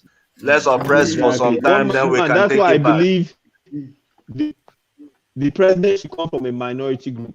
Because the minority group person doesn't have a choice but to satisfy everyone. He can't satisfy just his little minority group. However, if you come from one of the large groups, it seems the minority. My bad. Go ahead. Go ahead. No, go ahead. I was buttressing your point. Go ahead, please. Yeah, and it seems the minority groups, just speaking in general terms now, they seem to be more passionate about building the country Nigeria. They seem to have links to all the different geopolitical region. They are less biased. Every human is biased, but they seem to be less biased in terms of just promoting their own tribe. They seek like coexistence. But they are easily bullied, as we saw with Goodluck Jonathan. No, that's just one mistake that wasn't even planned. Jonathan was the mistake. Just say Ovie. That's me. We are everywhere. Blackly. For the country. We want the best for the country. We are building allies everywhere. That's Ovie right there. When I say we will defeat this guy. I'm just talking yama. And loud, I'm just saying loud. Now me, Babangida they talk about. People everywhere. Blackly. Yeah, I'm listening. There's a question I wanted to ask you. Yeah. How important is the middle belt and your region to tipping the scales? I feel they're the ones that can tip the scales for presidency. The Adamawas, the Tarabas, the Benues, the Plateaus, the Southern Kadunas, the Nasarawas, the Kogis. People don't really talk about them too much, but because they are poor financially. No. But hold on. We are all poor. Let Aizon and Black League have that conversation.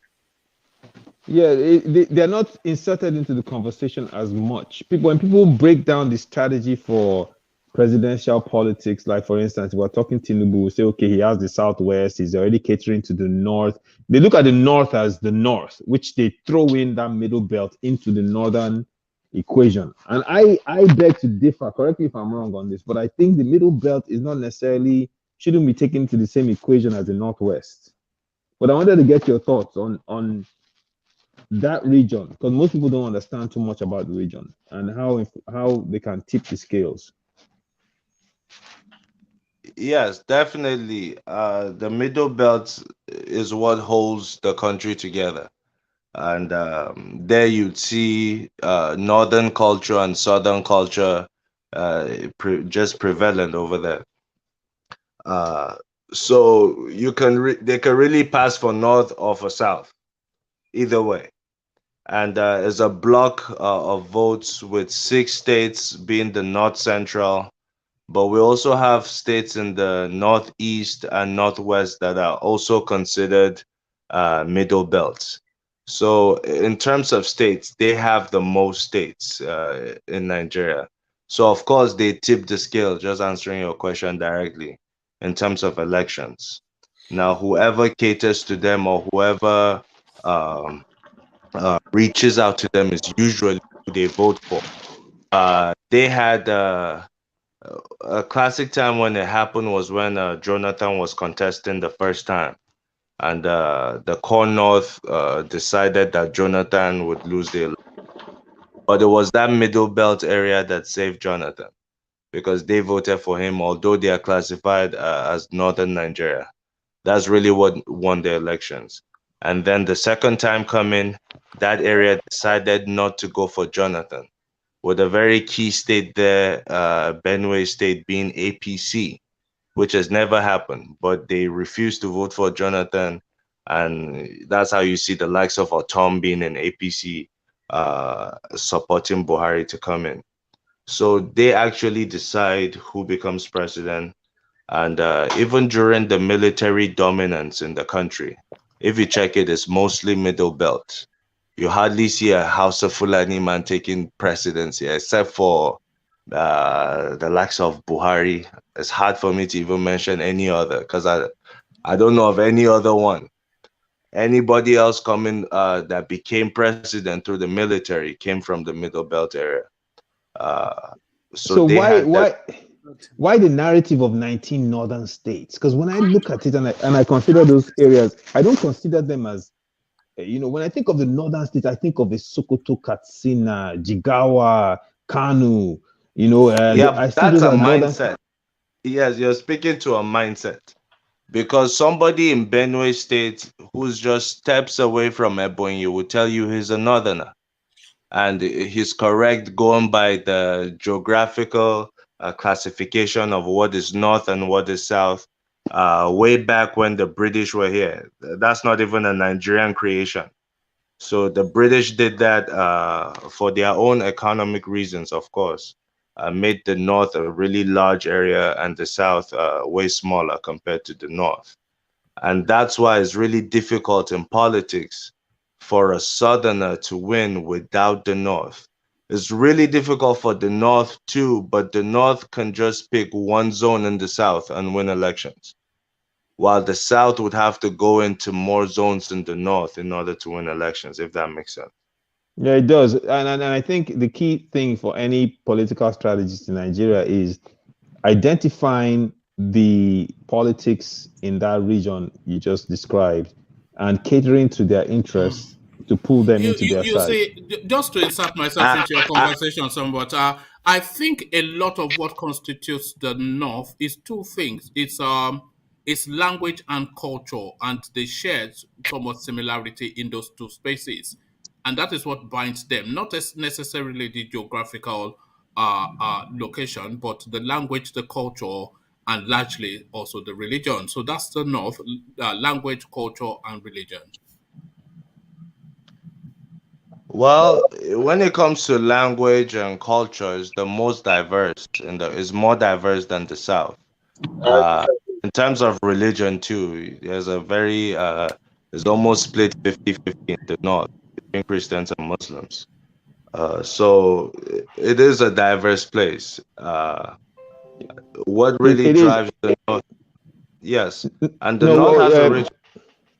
Go ahead. Sorry. Go ahead. Yes, and the North has a rich history, especially that middle belt area, north central area of the country, and they're detribalized to a large extent, and not as biased as people from the larger ethnic groups, because they see themselves as holding the country together. They hold the North and the South, so they cannot speak bad about the South because they are their neighbors. They cannot speak bad about the North because they are their neighbors. So it's really we are the ones who believe in Nigeria. And even if you go back to history, one man, I know you don't like going back to African history. When you look at the Nok civilization, this would amazing. The Nok civilization also influenced a lot of the South. It's on record. There's been research to show that the Nok civilization influenced the civilization in Ile-Ife, and also the. I saved this for you. I saved this for you today. I saved it for you today. Just calm down. Let me finish. And also look it up too. I'm doing that as you are talking. You know that. Exactly. There's been research that suggests that the Nok civilization, because the artifacts predates that of the entire West Africa, because that's the civilization that actually disproved the West notion that nothing came out of sub-Saharan Africa. That means nothing came out of any other part of Africa except for Egypt. Let me share a screen. One man. Let me call out. Hold on. Okay, go on. I just want to call out some ethnicities in Nigeria. Okay. Before you do that, let's stay with that Nok culture, because I want to share a screen as Black League was talking, because I was set to counter him, but this screen, it shows you. Can you see much of it? Can you see much of that? Yes. So that's the Nok right there. It's somewhat, and it chimes with what Black League is saying, sadly enough, because it sweeps all. So that's it in orange right there. It cuts all the way through Makurdi, sweeps in parts of Ogbomoso, parts of Ilorin, and then it sweeps the entirety, Jos, Kano, Katsina, etc. So that Nok culture right there. So that's it, and then it cuts further into Niger, but that is Nok culture. A little bit of Yoruba land, but not Ile-Ife though. Just a bit of Ogbomoso, and in its prime, it was bigger than France, the size of France. Yeah, but the Nok culture is the most documented, oldest civilization in that region. So arguably, it must have influenced all the other ethnicities that rose up in the years that came after. And their reasons were through the similarities in artifacts, and they carbon dated all of them and saw that the Nok artifacts came thousands of years before. So that's really why they suggest, and they saw a lot of similarities with even the bronzes in Benin, arts coming from Igboho civilization and that of Ile-Ife. Yeah, but I wanted to mention some ethnicities that I don't think most people have heard of. You know, like maybe Black League might have heard of them, like Ankwe, Bade, Bada. Barke is in Bauchi. You have what do you call it? Akweya Yachi in Benue, Alago in Nasarawa. You see what I'm saying, one man? And most of the time, when people look at all these areas, they look at the people there and just say, they're Hausa. And every time that's done, it's a disservice to those people, one, and two, you're not exactly speaking to their interest if you're putting them under the category of a larger ethnicity. And there's so many more, there's so many more ethnicities that, I've never heard of. And you can look this up online, you see them. And it's crazy, because all these are different languages and ethnicities with their own unique cultures within the Nigerian space that no one ever talks about. And the more a politician can address their needs. But is that not really what we should be? Is that classic cup of water? Is it half full or half empty? These are the things that we should be celebrating, of course. I mean, just the depth of the culture and the traditions, and just celebrating it. The diversity. But that's really what we conflict over the most. That's that's the real tragedy, which is why the argument for localization of governance is even more important.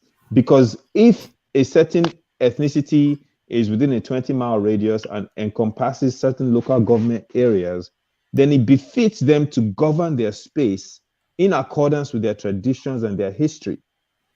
as opposed to a governor who may be Fulani in Nasarawa, dictating to smaller ethnicities how they should live their lives. And that's why that argument rises above any other argument in Nigeria, is that you have to decentralize power and ensure that each of these areas are able to do things in accordance with who they are as people. But that's where we're dropping the ball, unfortunately. Aizo. Yes, sir. Aizo, are you in the States? My brother, all these questions, that you be FBI. Now wait in now. No, I won't give you. I won't tell you. First thing want to my LGA. No, meanwhile, Obi, I want to commend you on your non-profit, my brother. I was on your website, and let's just say I'm also doing some things in sports. I have an NGO in Nigeria, but I want to commend you. You do boxing, don't you? You do boxing, don't you? We need to talk with that. No. My NGO uses sport as a foundation for education and social development, and we do mixed gender as well for sports. So. You know, I know what there's a chap that's a boxing promoter that used to come here. I thought that was you. No, I'm not. I'm a boxing fan, but not a promoter. So why I was asking if you're in the state, venture into any of the libraries and look for this book, The Civil War by Bruce Carlton, you understand that same question where they ask Black Lee why, and you get to understand why the northern state has about 19 states, and the southern girl was 17. You will see the politics that is played there, and then you will begin to question which people actually recommend the system of government to us. They know what they are doing. Oh, all right. No, my brother, I'm just messing with you. I'm in Toronto, my brother. Which ethnicity which ethnicity underpins that knock culture? Who are they? Which ethnicity underpins it? They're called the Ham people. Oh God, look at that. No wonder. Now you look at this guy. So it's a self-promotion. Look at this guy. I'm giving you facts, one man. It's not self-promotion. I'm giving you facts. Look at that. It's really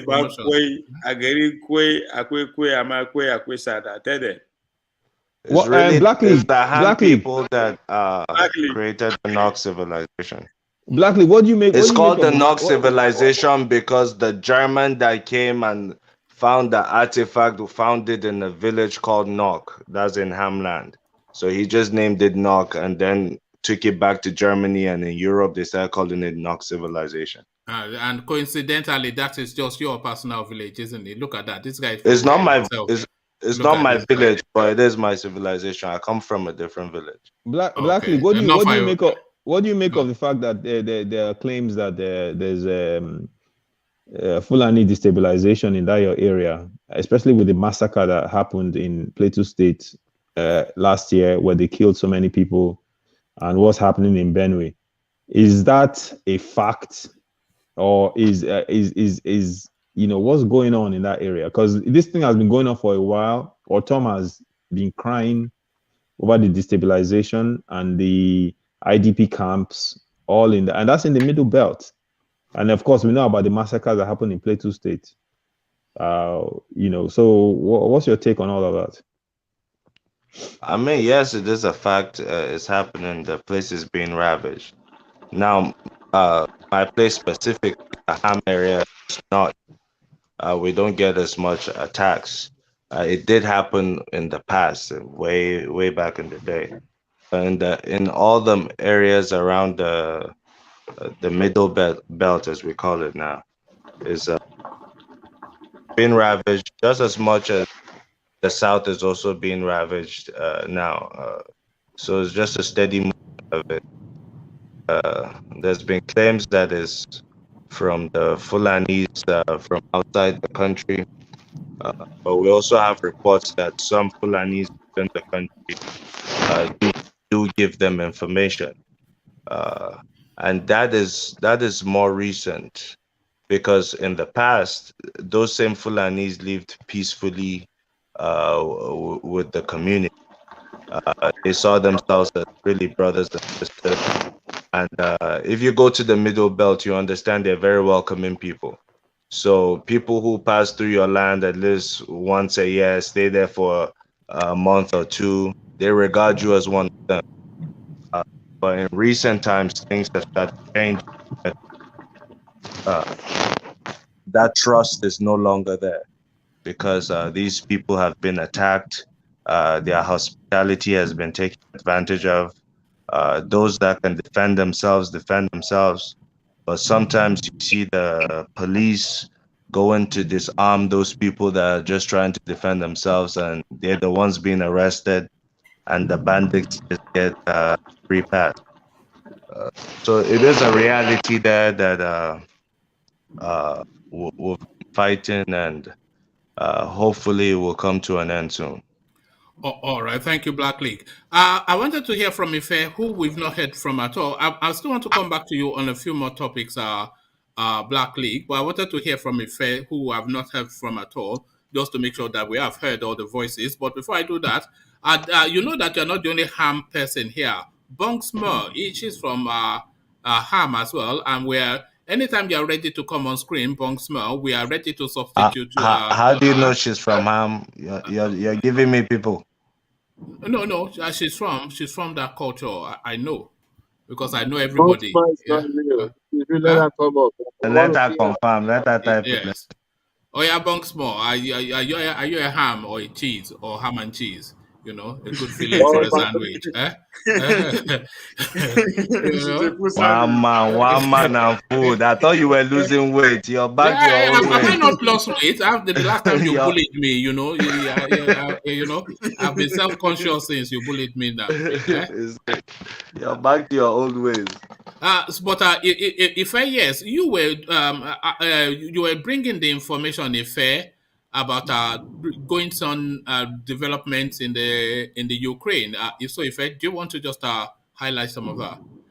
So she's from Taraba, which is Ham territory. So there you are. Yeah. Well, close enough. I told you now. It's Ham. Yeah. Close enough. Ife, are you there? Oh, okay, we've lost Ife. Okay. Let me sound you then.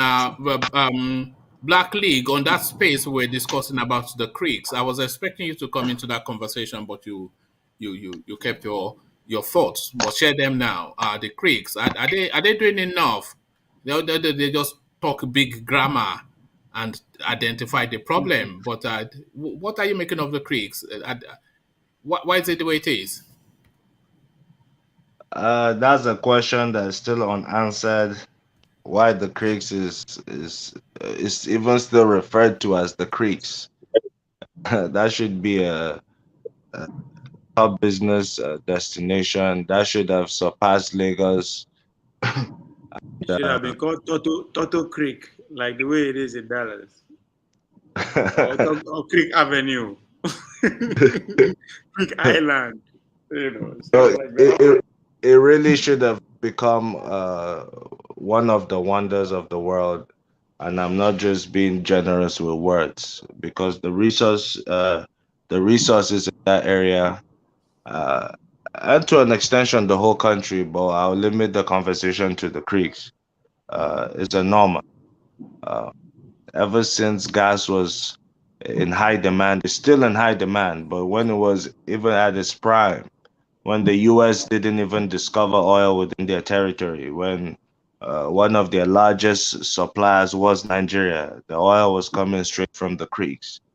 The creeks was powering the United States of America, and still there's nothing to show for it. The worst place in the United States can be compared to some of the best places in the creeks. It's just unfortunate. We've seen how within the space of a few years, Dubai was able to change a desert to become a top destination for the whole world. So the creeks, I mean, there's so much money there that even if you count out the government structures, I mean, the creeks should have a private city by now over there, like you have in the Middle East, where private investors come together because of the resources in that area and create a city that's private, it's a tax-free zone with little government partnership, just because the government owns the land, of course. So there's been nothing like that in the creeks. the blame has always been the Fulani song or the Hausa song. They are our problem. They are our problem. It's just the ready At some point, excuses, yeah. yeah, but at some point we need to face our problems ourselves. Yaradua to me was one of the best things that happened to Niger Delta. Unfortunately, his life was cut short by illness, and he wasn't able to really achieve what he intended for the Niger Delta.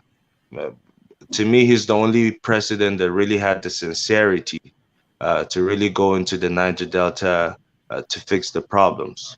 But we got reports that even the money that was channeled during Yaradua's regime was mismanaged at high levels in the Niger Delta. And Ovie is coming to tell us his narrative about the community leaders in that space. So definitely, from what has been going on, the elites in that area are complicit to what's happening. It's because they okay what's happening that it keeps happening. The day they stand up to what's happening and demand a stop to Is it. it the elite or the masses? Because I'm putting the problem of the Creeks, I'm blaming it squarely on people like Ahizon and Lord Michael. The Because masses, the but elite they are will the always elite root. too. They are the elite But too. no, They are they are enlightened. These are enlightened people. yeah, but they are on the other side of the divide. So they are on the other side of because they are the elite, but they're more a pro people sort of an elite. So they know where the looters are. They know what the resources are. So they should then find the language to mobilize the space to rescue the resources from the looters. This is what Lord Michael. This is where I'm putting the blame on Lord Michael and his own. And that's Thank you the very only much. region. That's the only region that can actually change the tide of what's going on in Nigeria, simply by going into action. By action, I mean all the resource. 80% or more of our resources come straight from the Niger Delta. All the money we keep bragging that we have, it comes from there, and it comes from those pipelines. Whenever they shut down the pipelines is when you start seeing invites from Aso Rock to invite some of the elites from that region. After some time, I think money exchanges hands and then it's back to normal. But whenever the pipeline production gets cut short and we're not producing as many barrels a day as we're used to, it affects the pockets of the people in Abuja. Therefore, they have to listen to you. You put them in a position where they have to. If you do it in any other region, it won't be successful because you're not affecting their pockets. The only way to push someone to really do the needful, especially people in government, is you have to affect the revenue. The Niger Delta is the prime place that can do that successfully. They've done that in the past here and there for a short time, but it's always short-lived, as I said, due to money exchanging hands. So they really have the potential to change the cause of Niger Delta, and not just Niger Delta, the entire nation. Okay. And whilst you have the floor, Black League, I don't know, you were not on yesterday, but we discussed extensively yesterday about the attempt to insert or remove a clause from the electoral bill, the one that says an appointee cannot seek a ticket. But Buhari insisted, but look, and Robert Stamp tried to force it through, but the Senate rejected it at the second reading. So where is this brevity now coming from? Where have they developed suddenly balls in the Senate? What are you making of this development that just came out today? You know, as Buhari is leaving office, they are becoming less and less scared of him. You know, the fear was really at its peak right before he came in and when he came in as president. So now that he's not even showing as much interest, you know, in party affairs and to some level in governance, because he seems to delegate a lot.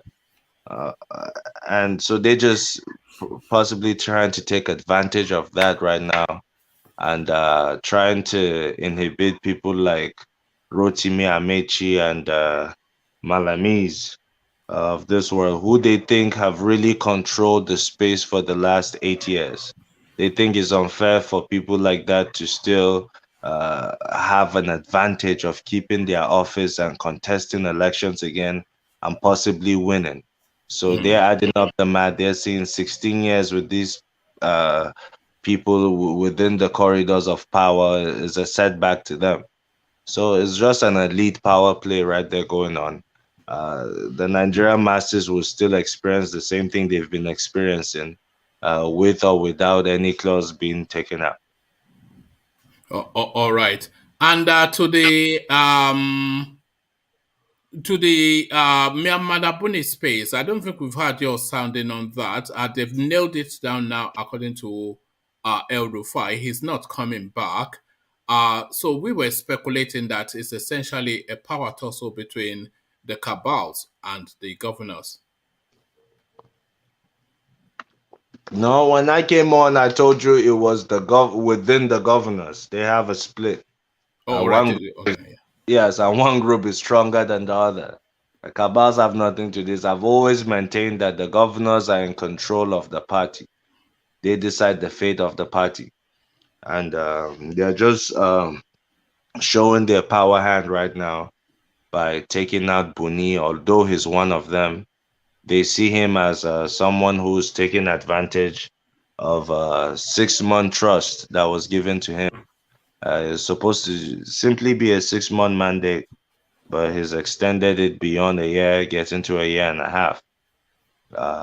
And he's also trying to scheme his way to become a vice president. They are not happy with that because they feel one man's ambition should not crash an entire political party that most of them were there to build together. And that's really what happened, pushing Buni aside. And I don't think you would get any party position until his tenure is over in Yobe State. All right. And to the Dave Umahi space, he huffed and puffed, but not able to blow the house down.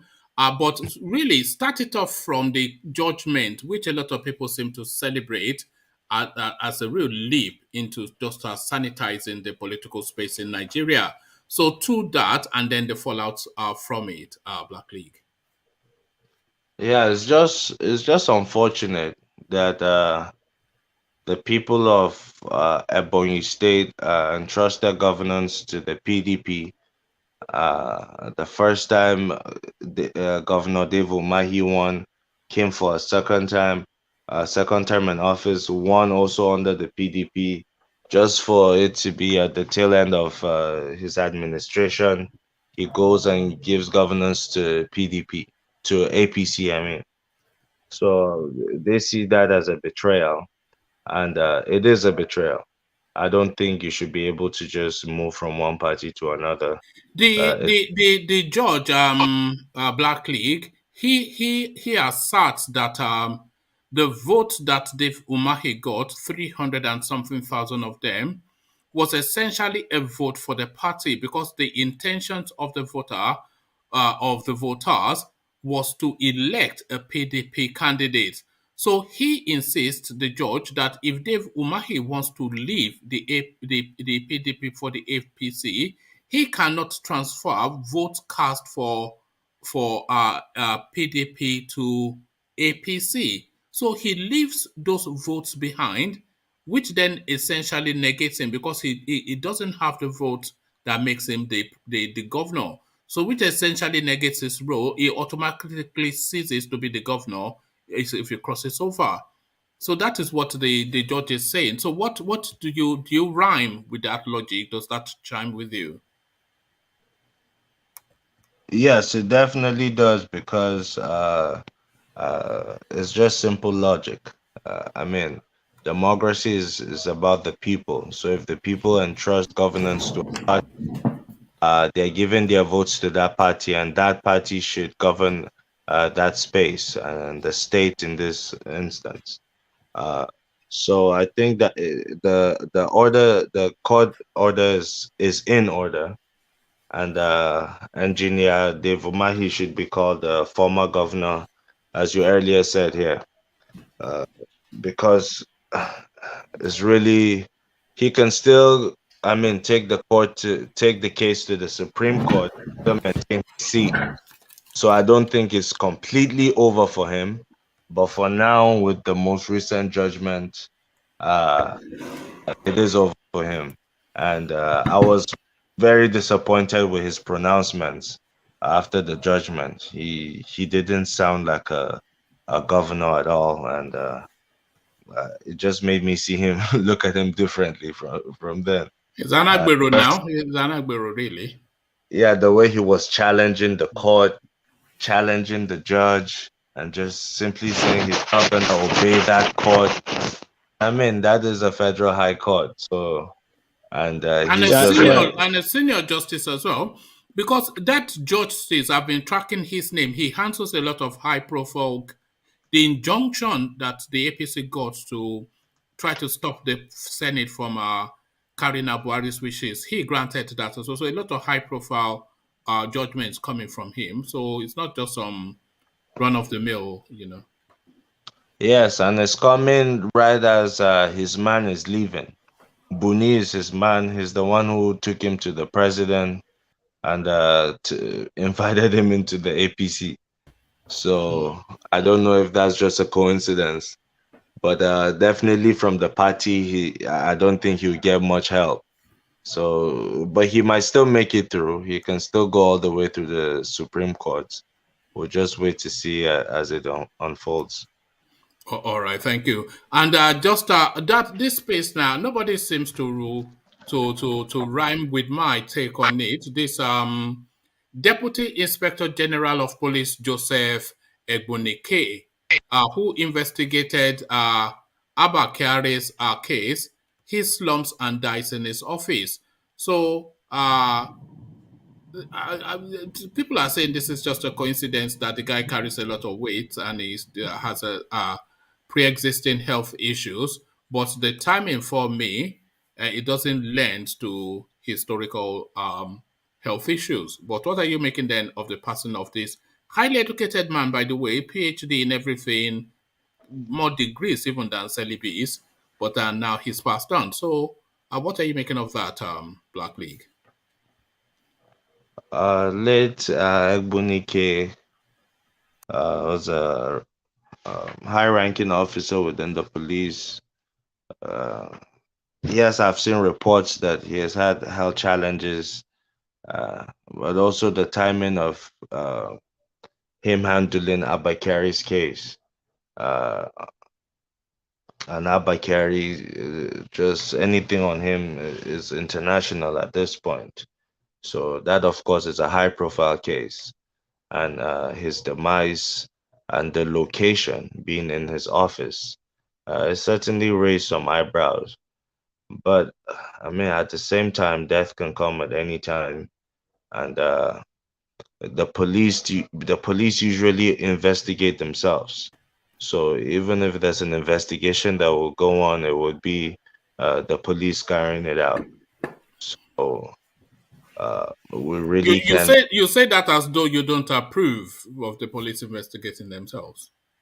No, I don't think it makes sense for somebody to be a judge in their own case.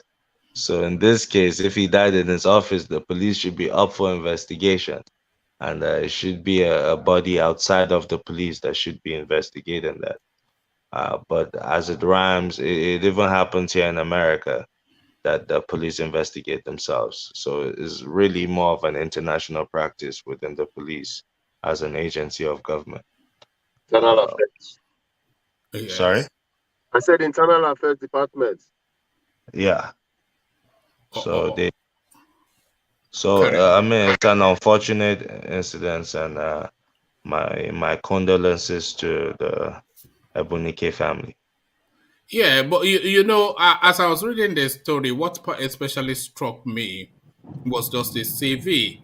Because when you think of the Nigerian policeman, you just think of Officer Uche now, who's drunk in the roadside with his AK-47 leaning against him. but certainly not Ibunike.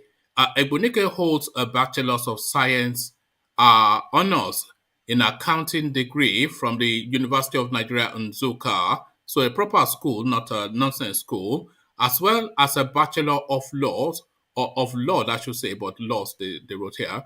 So as well as a Bachelor of Law, LLB, a BL, a Master's in International Law and Diplomacy, and a PhD in Criminology. So, an educated man, certainly, no question about that. So they're completely different from Officer Gbadebo, who is saying, waiting you carry, open your boot. Where is the receipt for your spare tire? Have they ever asked you for the receipt for your spare tire in your own car? This is Nigeria. This is what where's the receipt one man. tire, Do you think there's foul play in this man's death? There's absolutely no doubt in my mind that, I mean, come on. He's a fat guy, he has health issues. He's always been a fat guy with health issues all his life. And he's investigating this high-profile guy who has his fingers in so many dirty pies, who can bring down so many influential people. You've been asked to investigate him, and then you suddenly slump and die. It's just nonsense.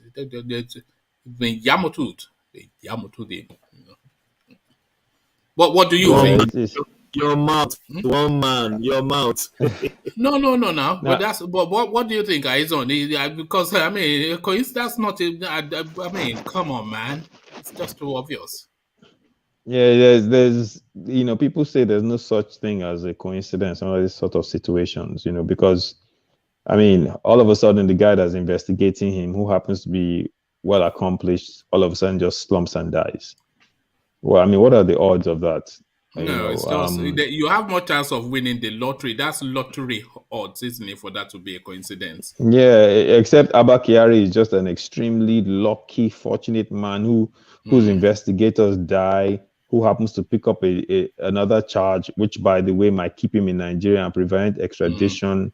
There seems to be a lot of different things happening at the same time that kind of tip the scales in his favor. I'm not saying that that's what it is, but look, it's very suspicious. Even the NDLEA have come out to defend that they've not deliberately levied these charges against him to skymie him being extradited. There's still a lot to unravel, but a lot of it will not unravel. But it's just body bags around that guy is what we'll be hearing a lot. You think there are powers behind the scenes doing everything they can to prevent his extradition? Well, do you not? It's. I don't want to come to that conclusion yet. It just seems very suspicious. I'll just leave it at that. What serves more? If we're saying this guy, is a high-profile police officer, which he is, and if we're saying he's a highly corrupt police officer, which he is, and the speculations that is somewhat of a killer, and a lot of people are of the view that top-end people use him for dirty work. So if you put all of that together, would you want somebody like that out of the country where you have no control over his words or his faith, and then you leave him to that chance for him to spill or not spill? But I mean, even if he spills in America, what can the American government do to elected officials in Nigeria? They already think they're corrupt as hell. It doesn't change anything, in my opinion. I think unless there's something that we don't know that he can reveal, maybe there are some people in office who are also implicit in the hush puppy investigation that would embarrass the country if he does go abroad and these things come out. There are a lot of question marks around this space. I think we'll all get the answer when we see how it unfolds, how this whole thing plays out. If whether or not he goes, that would reveal some things. Maybe they're prolonging. That is where Lord Michael should really put his $500, whether he'll be extradited or not, because that's more of a 50-50 bet. I'm saying that guy is not leaving the shores of Nigeria anytime soon. In fact, he's never going to be extradited. I don't think so. I'll be absolutely surprised. Do you think it changes if another person comes into office, depending on who the person is? You know, as I was saying that, I was actually thinking that too. That if somebody else comes in, would they just throw him to the wolves? You know, because there'll be a lot of sanitizing and what is that phrase that Sheikh Sani likes to use? They use a lot of deodorant when they come in. There'll be a lot of populist policies and actions by whoever incoming is. Nnamdi Kanu will be released. The cabinet will have more of the face of Nigeria rather than just an ethnic, agenda. There'll be women. There'll be, they'll do all this. They'll just come quick anti-Buhari because that's where populism is. Definitely, the presidential pardon for Nnamdi Kanu, presidential pardon for Sunday Igboho, the army guy will be some Igbo guy, and then they do all these things, and then they'll throw ABBA KYARI to the wolves. Or what do you reckon? Yeah, I think it's that's very a beautiful possible. dream. I think it's very... Is that not what will happen? They have to do that now because the country is teetering.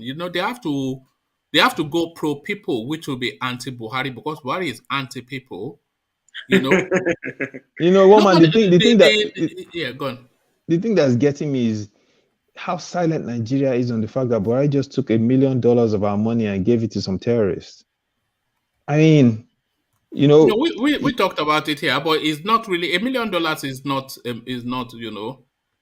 One man give that $1 million to a local government area. It was for humanitarian. Nigeria is a player internationally, so you cannot keep saying that anything we do outside of it's the United Nations agenda really to rebuild. No, it was it was under the OIC COSP though that it donated that. You see what I'm saying? Yes, definitely. But I'm saying the UN itself has an agenda to develop that area. So they trying to get. But Black League, even if the UN has an agenda to develop the area, right?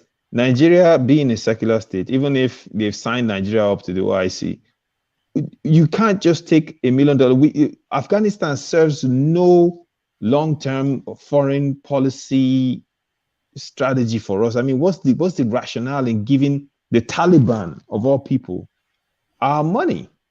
They did not give it to the Taliban. They gave it to the humanitarian efforts to insulate the women and the children. But that money really, that money is a political money itself because it places you into that international space. It brings you to the highest table in terms of the narrative in both humanitarianism, Islamism, and maybe fundamentalism even, because that's a Taliban space. So that money in itself, it comes,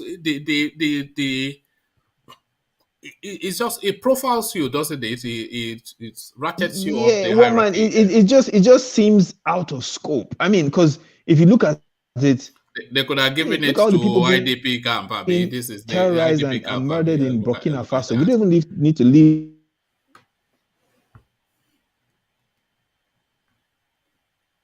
All right, we've lost our ears. You see, that this is our region. It's ECOWAS. It's West Africa. That I would understand. But you go to where the cameras are now. The cameras are not in Burkina Faso. The cameras are in Afghanistan.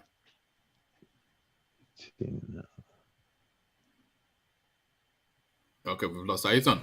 Let's see if we have Ife back. I thought I saw Ife unmute himself just a moment ago. Okay, we still don't have Ife. So let's go from let's go to DOG. Hopefully we have DOG.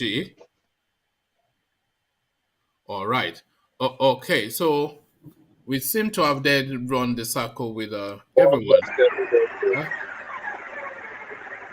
Okay. Let's start. Are you there? Yeah. Okay, brilliant. So to you then, DOG. Which space would you like to speak to most? You were talking about. Were you talking about the the Senate rejecting the Buhari rigging clause. Was that what you were talking to just last Yeah, time? I just feel even Buhari is not even interested in anything anybody's doing right now in our country. He just want to retire, like he said, and have his own peace. Everybody can. He's mentally gone, isn't he? Really, he's mentally Exactly. gone. Yeah.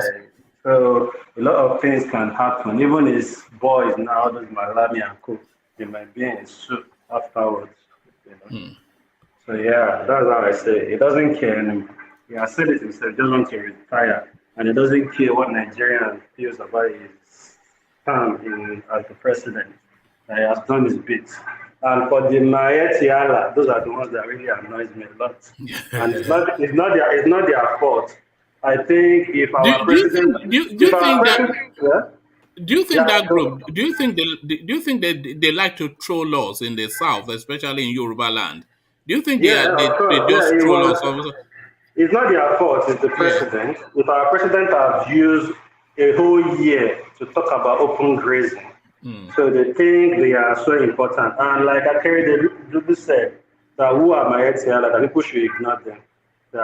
They are just a Malu group.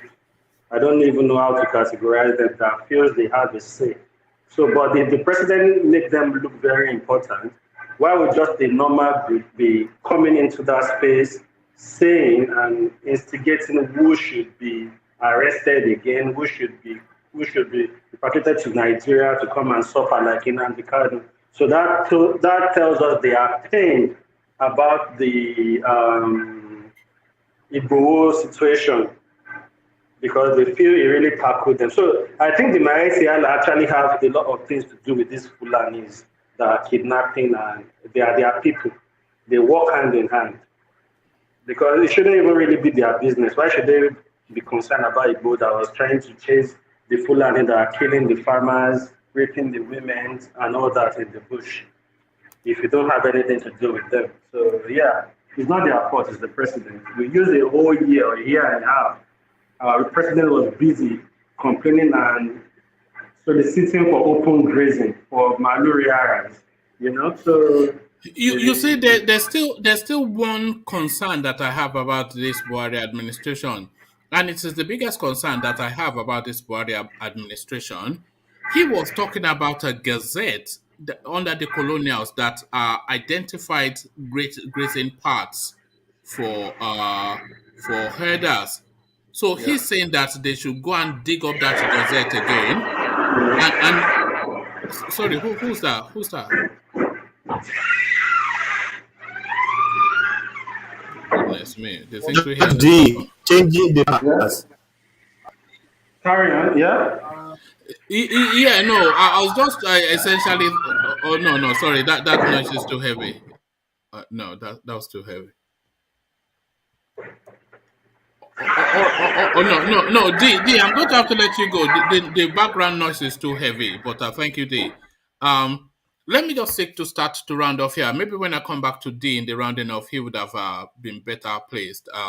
I did try to come to Ife several times, but I don't think we have Ife anymore. But I'll start to round off to land on our Black League, and I'll kick it off with Thomas. Hopefully Thomas is still there. Thomas, to you. Yes, I'm here, one man. Yes. It's been a good session today.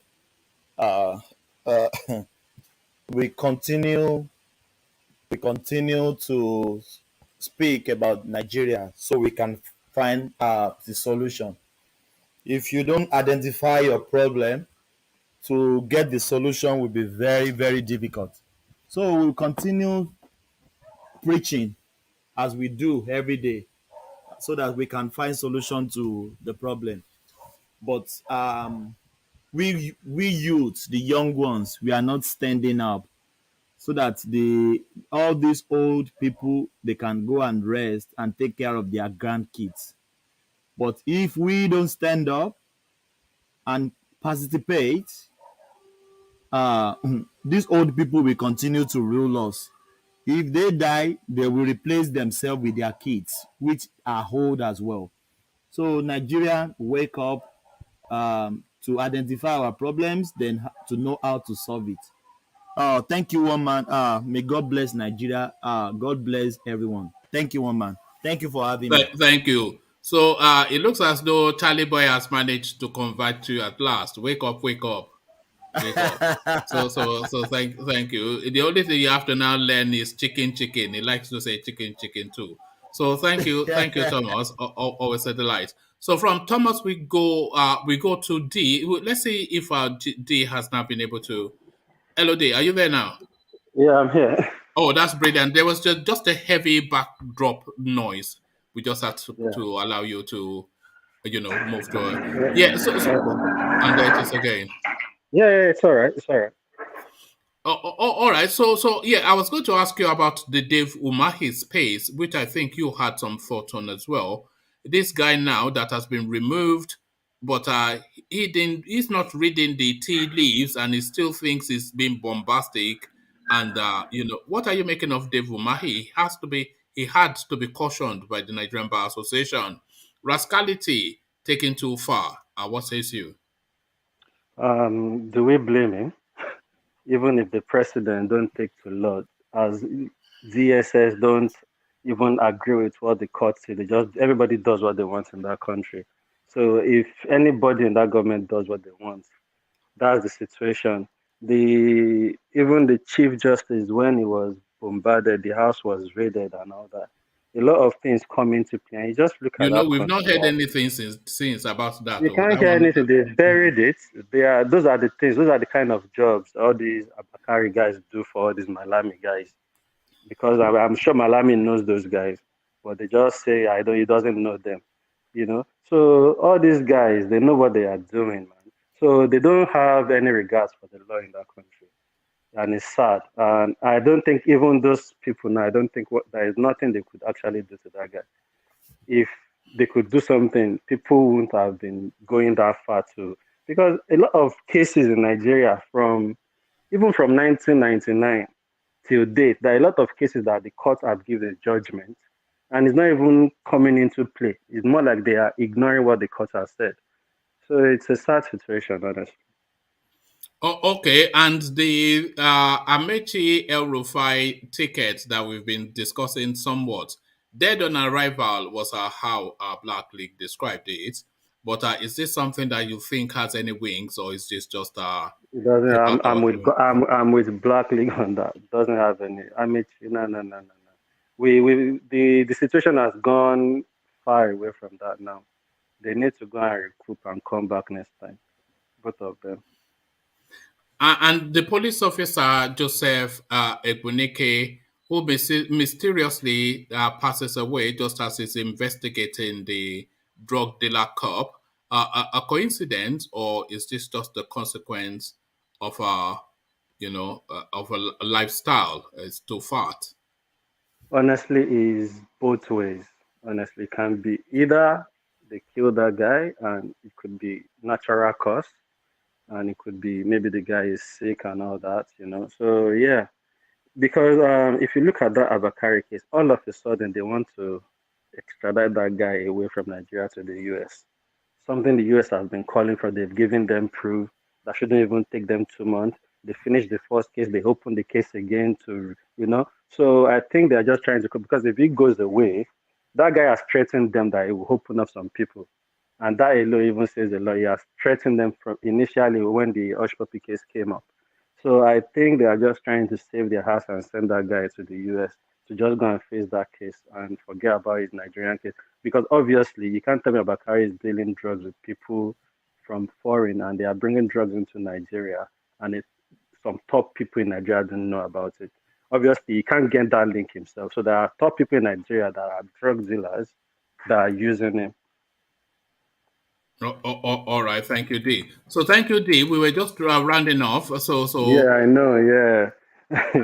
Sorry, you didn't get to speak that much today, but you know how it goes. Sometimes you get to host the space. I understand now. Yeah. Yeah, but thank you. Actually, the people that actually spoke made a lot of sense, and I agree. If that was Thomas now, you'll be complaining and say, but one man, I was here all the way. That is not fair. That is not fair. All right, thank you, DOD. Yeah, Thomas, I'm only joking, by the way, because I know. But thank you, DOD. man is my man. Yeah. Yeah. All right. So Yes, hopefully yeah. we gather again tomorrow. So from you, then we go on to Ovie. Ovie, to you. Yeah. Where are all these my Asawana brothers? Where they disgracing my man, Ibori. But joke apart, you guys are playing down on Ovie Amaechi. You know the convoy of Gambari, the chief of staff, and Fashola, and who's the other minister, Ngige. You know, say they were in Delta State today. They actually had an accident. About 5 of their policemen died. So I brought that out to tell you the kind of convoy, the kind of people where they go that zone, and they all due to Amaechi. The vice president was judged a couple of weeks ago. So ruling them out, I understand in a PDP now data, but they would rather project somebody that can win them election rather than going to that zone of sentiment that you are painting. Anyway, on that note, I'll say Buhari is still very much alive. Good night. All right. They've released him from the UK prison. It's not in porridge anymore. That was years back now. A convicted felon, and this is the person that. But he's still running the state, just the way Jagaban is running Lagos. That's how he runs the state. Yeah, but the Jagaban has not been locked up for anything. No, he's no. I'm not. I'm just saying that the way Aizo and his village man, Lord Michael, run and down. I still say the guy is not relevant again.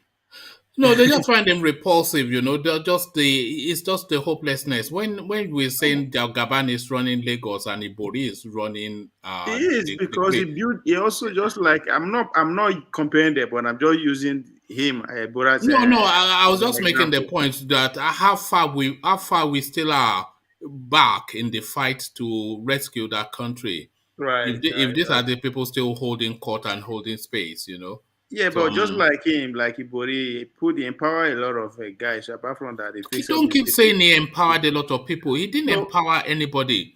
This guy stole like $1 billion and he spent less than 10 million on people. And you are saying he empowered people. He didn't empower anybody.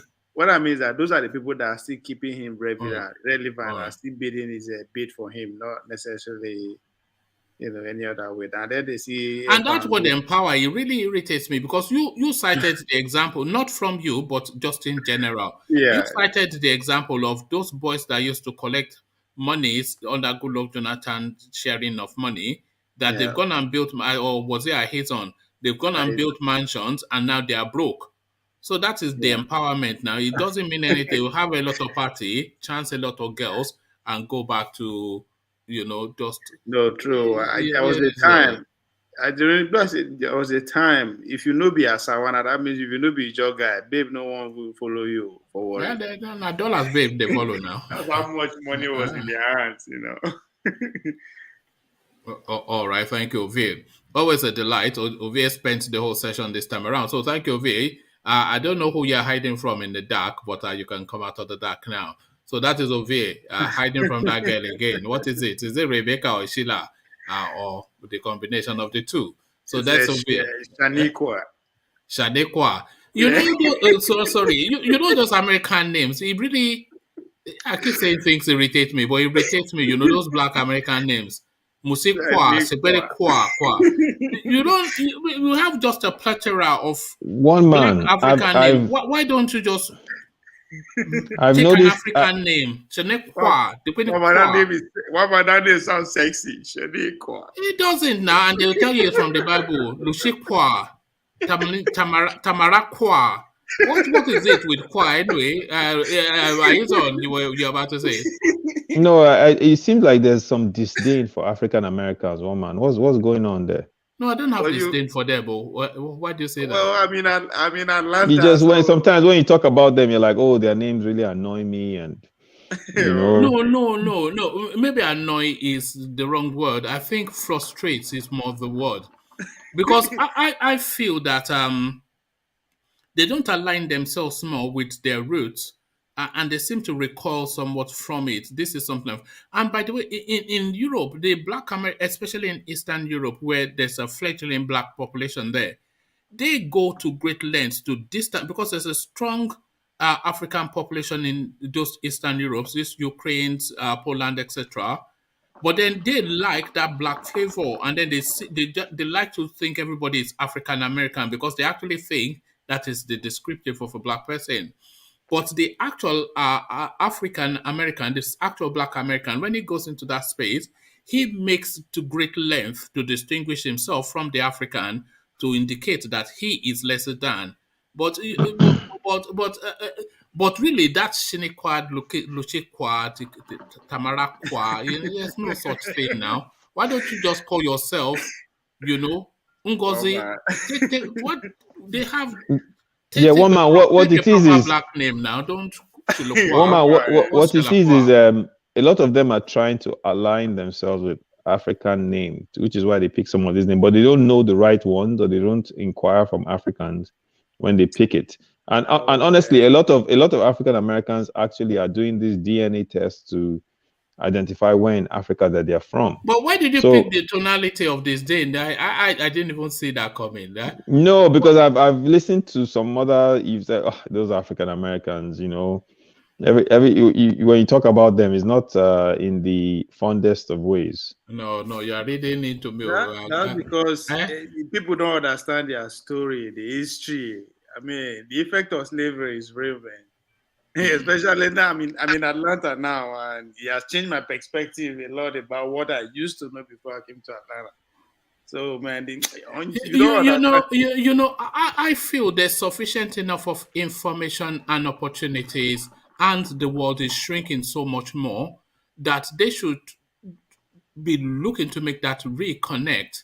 And a lot of them are making the reconnect, but things are changing. Because it took long for the damage to happen. So now that the world is becoming a global village, I think a lot of them are trying to connect back to their roots. And that sense of that you see in Europe, trying to distinguish cells, just speaking generally, from the African, really something peculiar to us all Africans. The closer we are to Europeans, we think we're better than the rest of the Africans. Happens in Nigeria, southern Nigeria, because Oyinbo did their pass, build schools and all that. Just European influence makes you think the other Africans are lesser. It's the same thing with the African Americans, because they've been with the Europeans for the longest out of all the African groups in the world. So they now look at other Africans that are closer to being indigenous as less than. So we have it in Africa and we have it outside of Africa, but it's a wrong notion. You see, in that space, I think it's who gets to tell the Black story is what I really think is in play. Because they want to tell that Black story of that flavor that they bring, which is international, but the African owns the Black story. So they, I think who gets to tell the Black story is really what they contend with within an European setting where you have a Black, historically diasporic, and a newly emerged diasporian coming out of the African space. So who gets to be Black? Who is the Black person, and what narrative? You get that in this country too, with the Nigerians wanting to have dominance of the Black space, but the Caribbeans, who historically have been the Black, wanting to hold on to spot. Even in the music, they battle it. So that's really what I think. Yeah, it's interesting what's going on now. Because I went to school in that space, and I remember a lot of debates I've had with several African Americans, and usually the debates start because of ignorance. They don't really understand a lot of things about Africa, what's going on, who we are as people. But I think it's changing now. A lot of them now with our music, our movies, I have people that send me messages, Nigerian movies, and they're seeing things that are coming out that is really exposing the culture. and it's opening their eyes. And some of them are actually making trips. They're traveling to different African countries, but unfortunately, they're afraid to go to Nigeria. They end up going to Gambia, Uganda, South Africa, Ghana. Oh, goodness. Gambia seems to be popular with them, and Ghana, of course, because Ghana had the year of return, as you know. But Gambia seems to be especially popular with them. Yeah, a lot of them feel Nigerians. The Nigerians, for them, some of them feel, they even say, "Oh, you Nigerians." Yeah. Yes, it's just that we are too fast paced. We don't care about anything Pan-African. Nigeria now, we're just about the money. So in Ghana, they have time for, to slow it down and be Pan-Africanist and, even put it in their government. But Nigeria... And I think they want to tell this story of Uhuru, this sort of Uhuru sort of story, that the Nigerian is not really interested in. Like you said, they just want to take both your women and your money. This is what Nigerians want. They are not interested in your black whatever, so... all right. Go on. So you're supporting Trump now, B? Which is what? What did? Trump said Nigerian women just like women and money. Wait, is that a lie? Okay. No, it's not a lie, but it's not limited to just Nigerians. That's a worldwide phenomenon. Yeah, but Nigerians are obsessively, they like Nigerians. They want to be in the well, from my own perspective, they want to be in the limelight and dominate everything and take everything, especially when they go to South Africa. But is that a bad thing necessarily, one man? No, it's not a bad thing. This is who we are. Is this not what they are fighting us over in South Africa? That you take their women and their money, and in America you take their women, and in Ghana you take their women and their money. Everywhere you go, you take their women and their money. So we have what pisses them off the most is our approach to money. We don't really respect money. The way we spend time, the way we so it pisses them off. How in Nigeria, when the guy turns up in a South African club, all the girls go there because they know the champagne will fool that table. You see what you said, it's really true. Most times when I go out with my wife's siblings, and maybe the bill is like 200 or 300 or something, I'll see them just murmuring around themselves, and I will just pay. And they almost want to worship me. I'm like, what is wrong with you? Yeah. Why can't one of you just pay? If you need money, you get it from the rest later instead of you coming there and start, we're going to pay 50-50. I'm like, I said, that's an embarrassment. I won't be going out with you guys again if this is how you behave. I said, that means if you want to go out, everybody contribute money and give it to one person. I said, I don't like it. Normal for you now. Here too, when they're having a party, it's bring your own, no? So if you're going to somebody, if you are going to a party, you either bring a bottle of wine or some whiskey or something. But if you go to a Nigerian party, it's declared surplus. So, so yes, it's just anywhere we are, we declare. Exactly. But exactly. No, I'm not disparaging of the African Americans or Lord Ayuso because I'm watching you Ayuso now. This is the second time you've put me up on something along those lines. So I'm thinking you are looking at me in some sort of coloration. I'm not some. Maybe it's because I'm always saying I'm an Oyoma. You think I'm some. Visit America. Hook you with some Shaniqua at Takwendra. Your man will change. Woman. Obi has hit the nail on the head. Your man will change. You might change your own name too. You will lose your passport. You will lose your passport. You will go back. If they catch you at the right time. You know those Americans, they are plastic people, aren't they? They are not, Not be all no. Some not really. It just resemble plastic. Yeah. But Dr. Feelgood, all those things you are seeing on TV or hear about, real.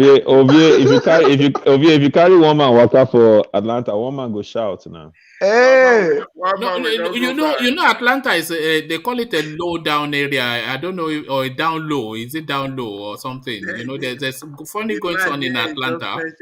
It's just special. The life here is special, especially to the Shakwanda. Do you know what that means, Ovie? You have to be careful, though. That what? In that Atlanta, huh?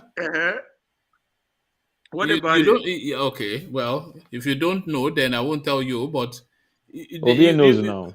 Do you know all the down low? Is it low down or something? The whole American are the same. That's not normal now. It's legal here everywhere, but the other side is here too. So everything is present here. That's what. That's the thing about here. Whatever you're into, it's there. Whenever you want. When you pick up Eve in the clubs. And you get to your hotel room. No. When you live around them for a while, you can tell. Even your blood will tell you. You see? So be careful in that Atlanta, or I hear it has a certain reputation, but there it is, you know. What you should give you confidence about me? I'm a village man. So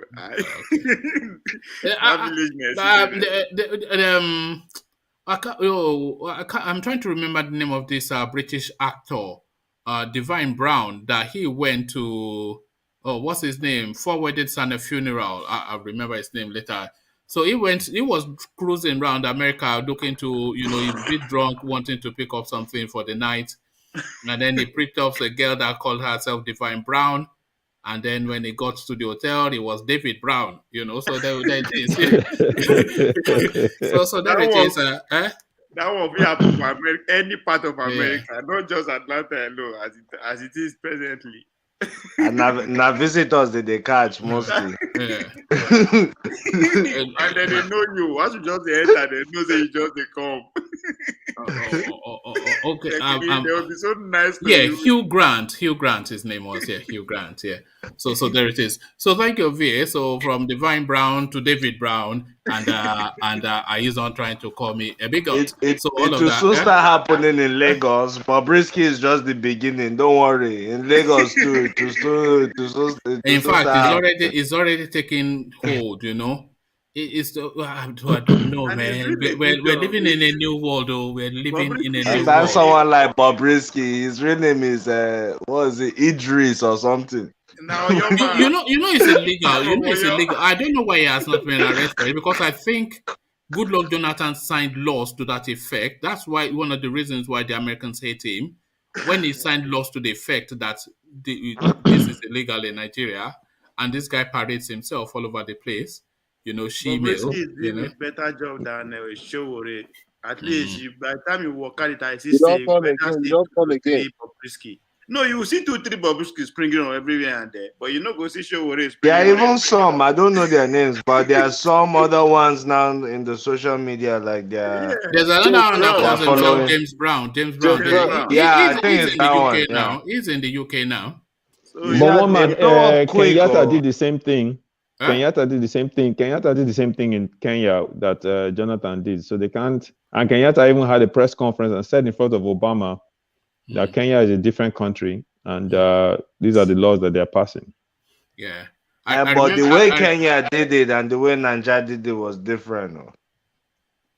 What was the difference? Kenya just simply said, we have Kenyan problems. This is not one of our problems. When it becomes a problem, we'll deal with it. Nigeria put they banned it and put law against it and put a fine too, for practicing that lifestyle and even knowing about someone who practices it. So it's more strict in Nigeria. But then if they arrest these people and put them in prison, is that not like putting a fox in a hen's coop? Yeah, no, but like Bobrisky and Brown, they are cross-dressers. That's what they claim. They are not in the line of what the law is against. But so when Bobrisky is talking about his or her boyfriend, is that a metaphor? What is that? Well, it depends on who is interviewing or what is the order of the day. Woman, have you received those emails where in the signature line they add the he, his, him, and they add the pronouns under the person's name? Have you seen those? No. What's that about? You mean sometimes gender neutral something? Yeah, some people you do stuff with business, they send emails. Like I get them, and when I read through the email, the signature I see, they'll put their name, then in parentheses they'll put he, him, his. It's bizarre. I don't know if you've received those these days, but you get emails from people and they include that in their signature. It's very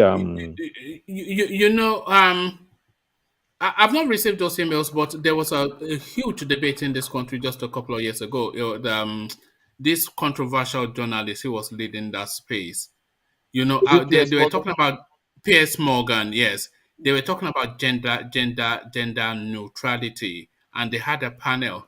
And when they were going through the adjectives to define a gender, they came up with almost 10. I only knew male and female on he or she, but apparently there's God Almighty me, and then there's instances of somebody who transited from male to female, only to then have a relationship with. So he was a man, and then he had bits taken off and bits added on to become female. But then he is in a relationship with a female, which completely defeats the whole thing. But then he's insisting that that's a lesbian relationship. Yeah, and we should even be careful on this platform so YouTube doesn't ban you for. It's such a it's a new world we're living. It is a new world. And imagine the kids being born right now, and they see that as normal. It's even in Disney cartoon, and they're teaching a man kissing a man, a boy kissing a boy. It in schools now. This gender. Yeah. Just teach your children differently. That's it.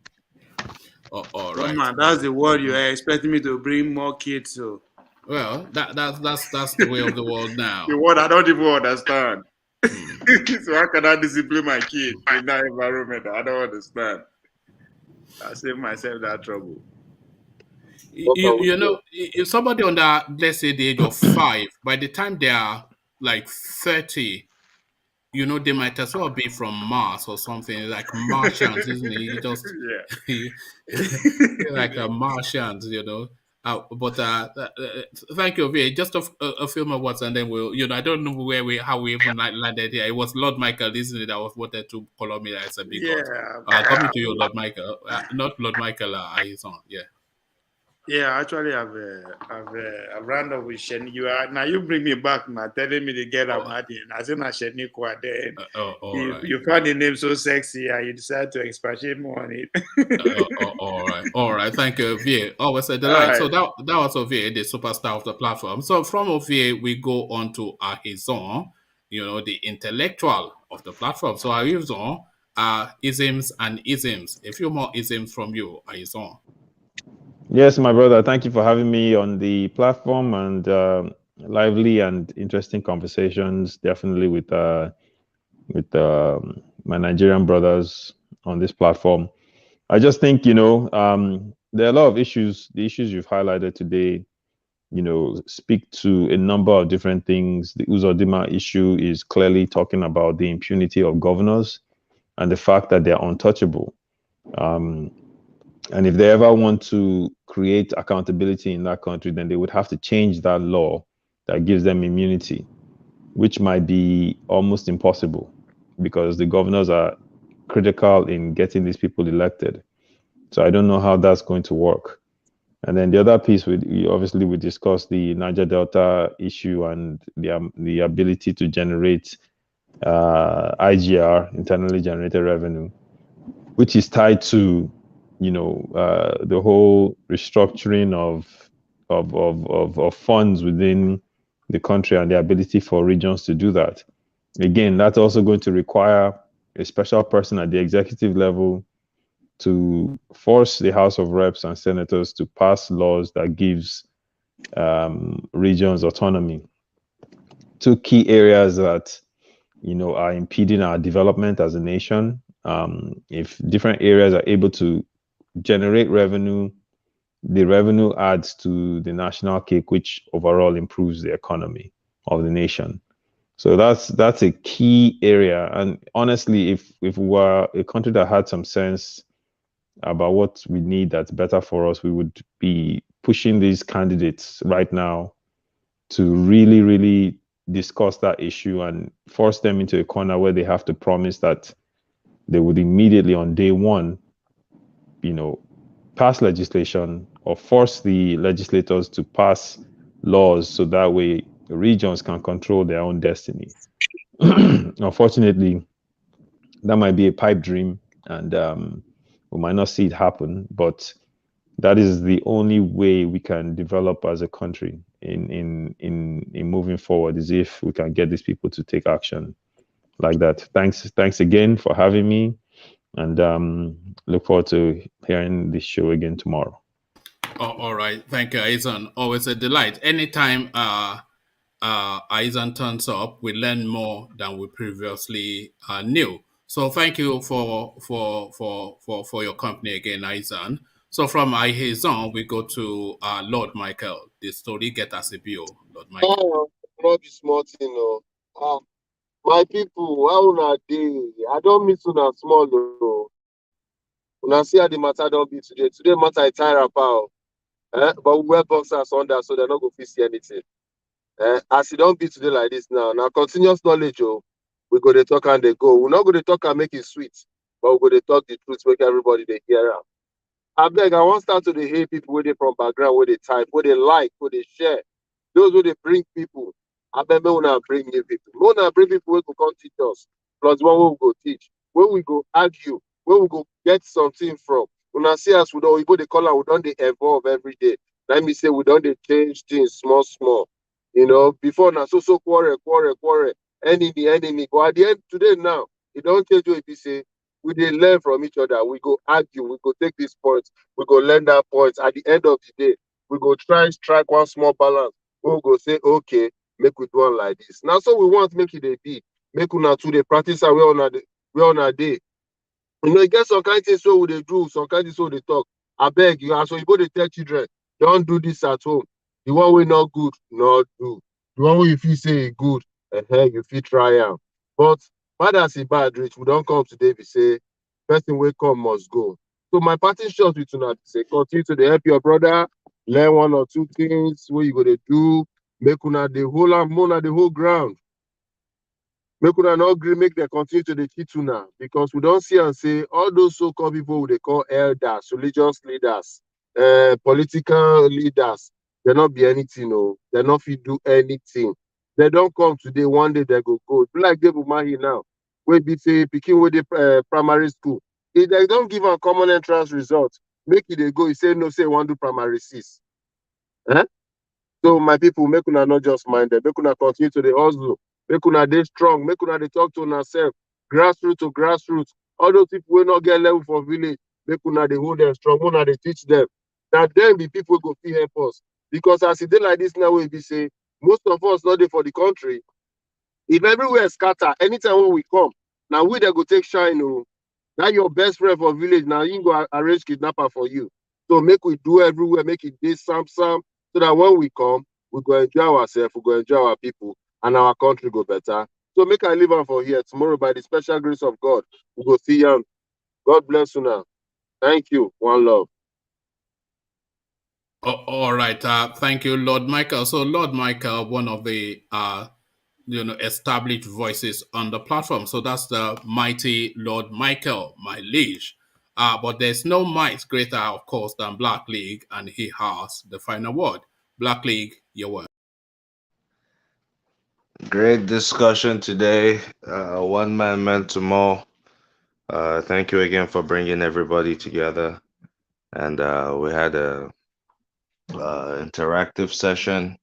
Thanks to everyone in the chat room chatting. We hope that some of you also come join us on the platform to vocally share your views.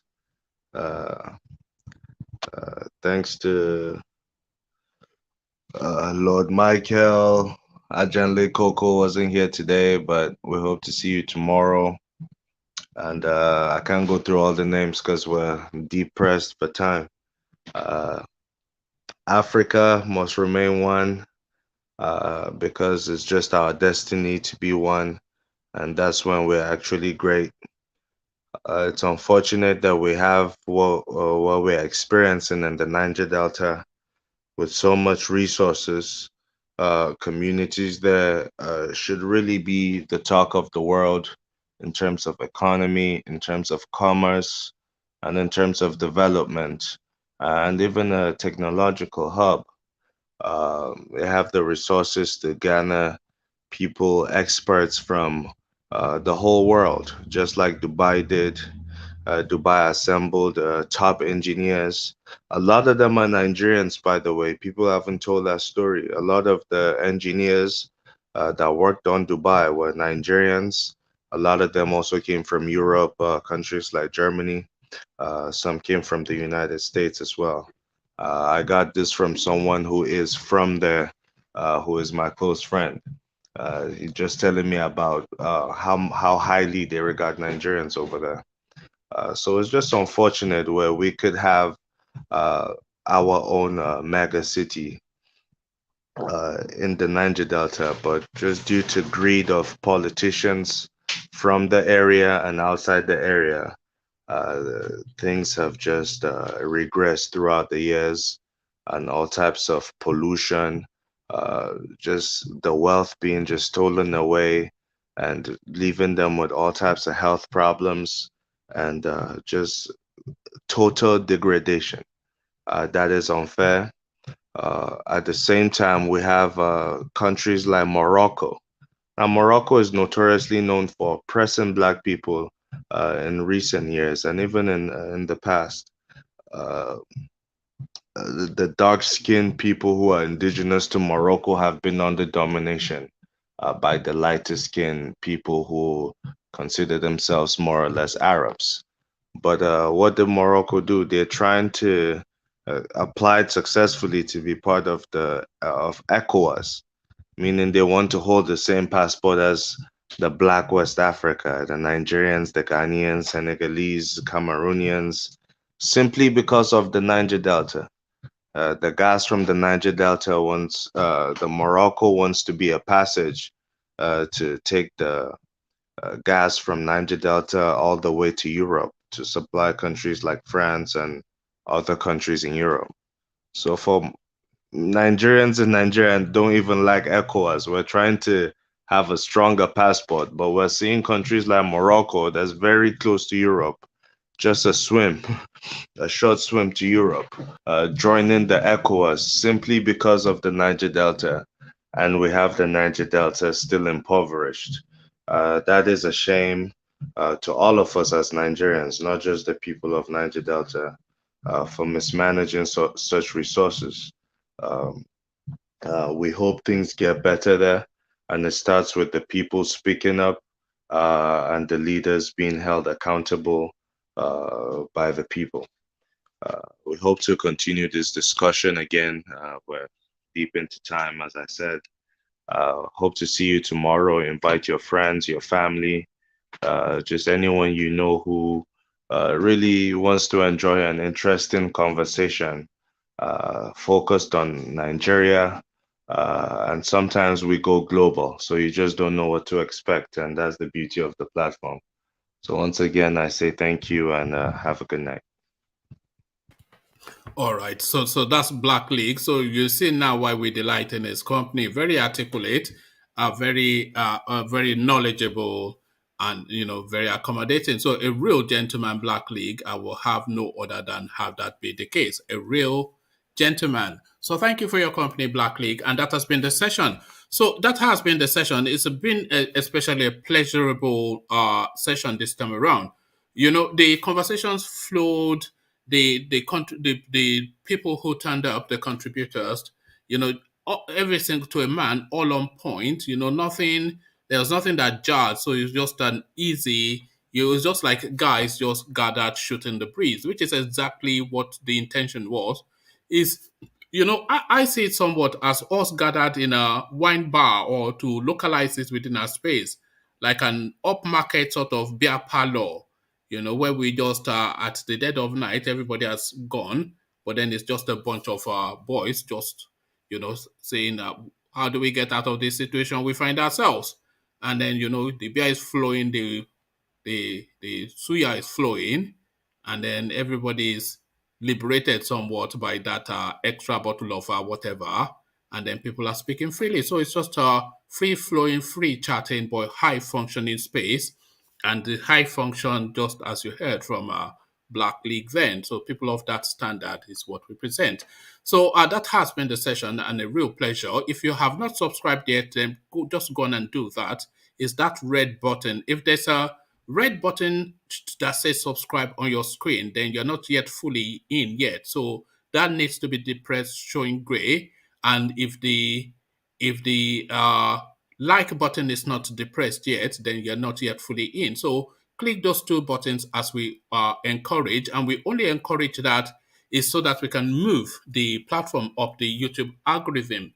And it is getting there just from this push that we're doing, because this session now is we've had even more people because I've been looking at the numbers as the session's gone. So we've had even more people than we traditionally do, and that is all off the back of those clickings that we've been encouraging. So it does work, and you don't even have to part with we don't say that don't go and release your wallet from Fort Knox and dust it off. We know that most of your wallets don't see the sunshine, so you don't have to part with money. It's just to flick two buttons. So do that immediately and right now. And I'll leave you here, carry the conversation on within the comment section, but here I say peace.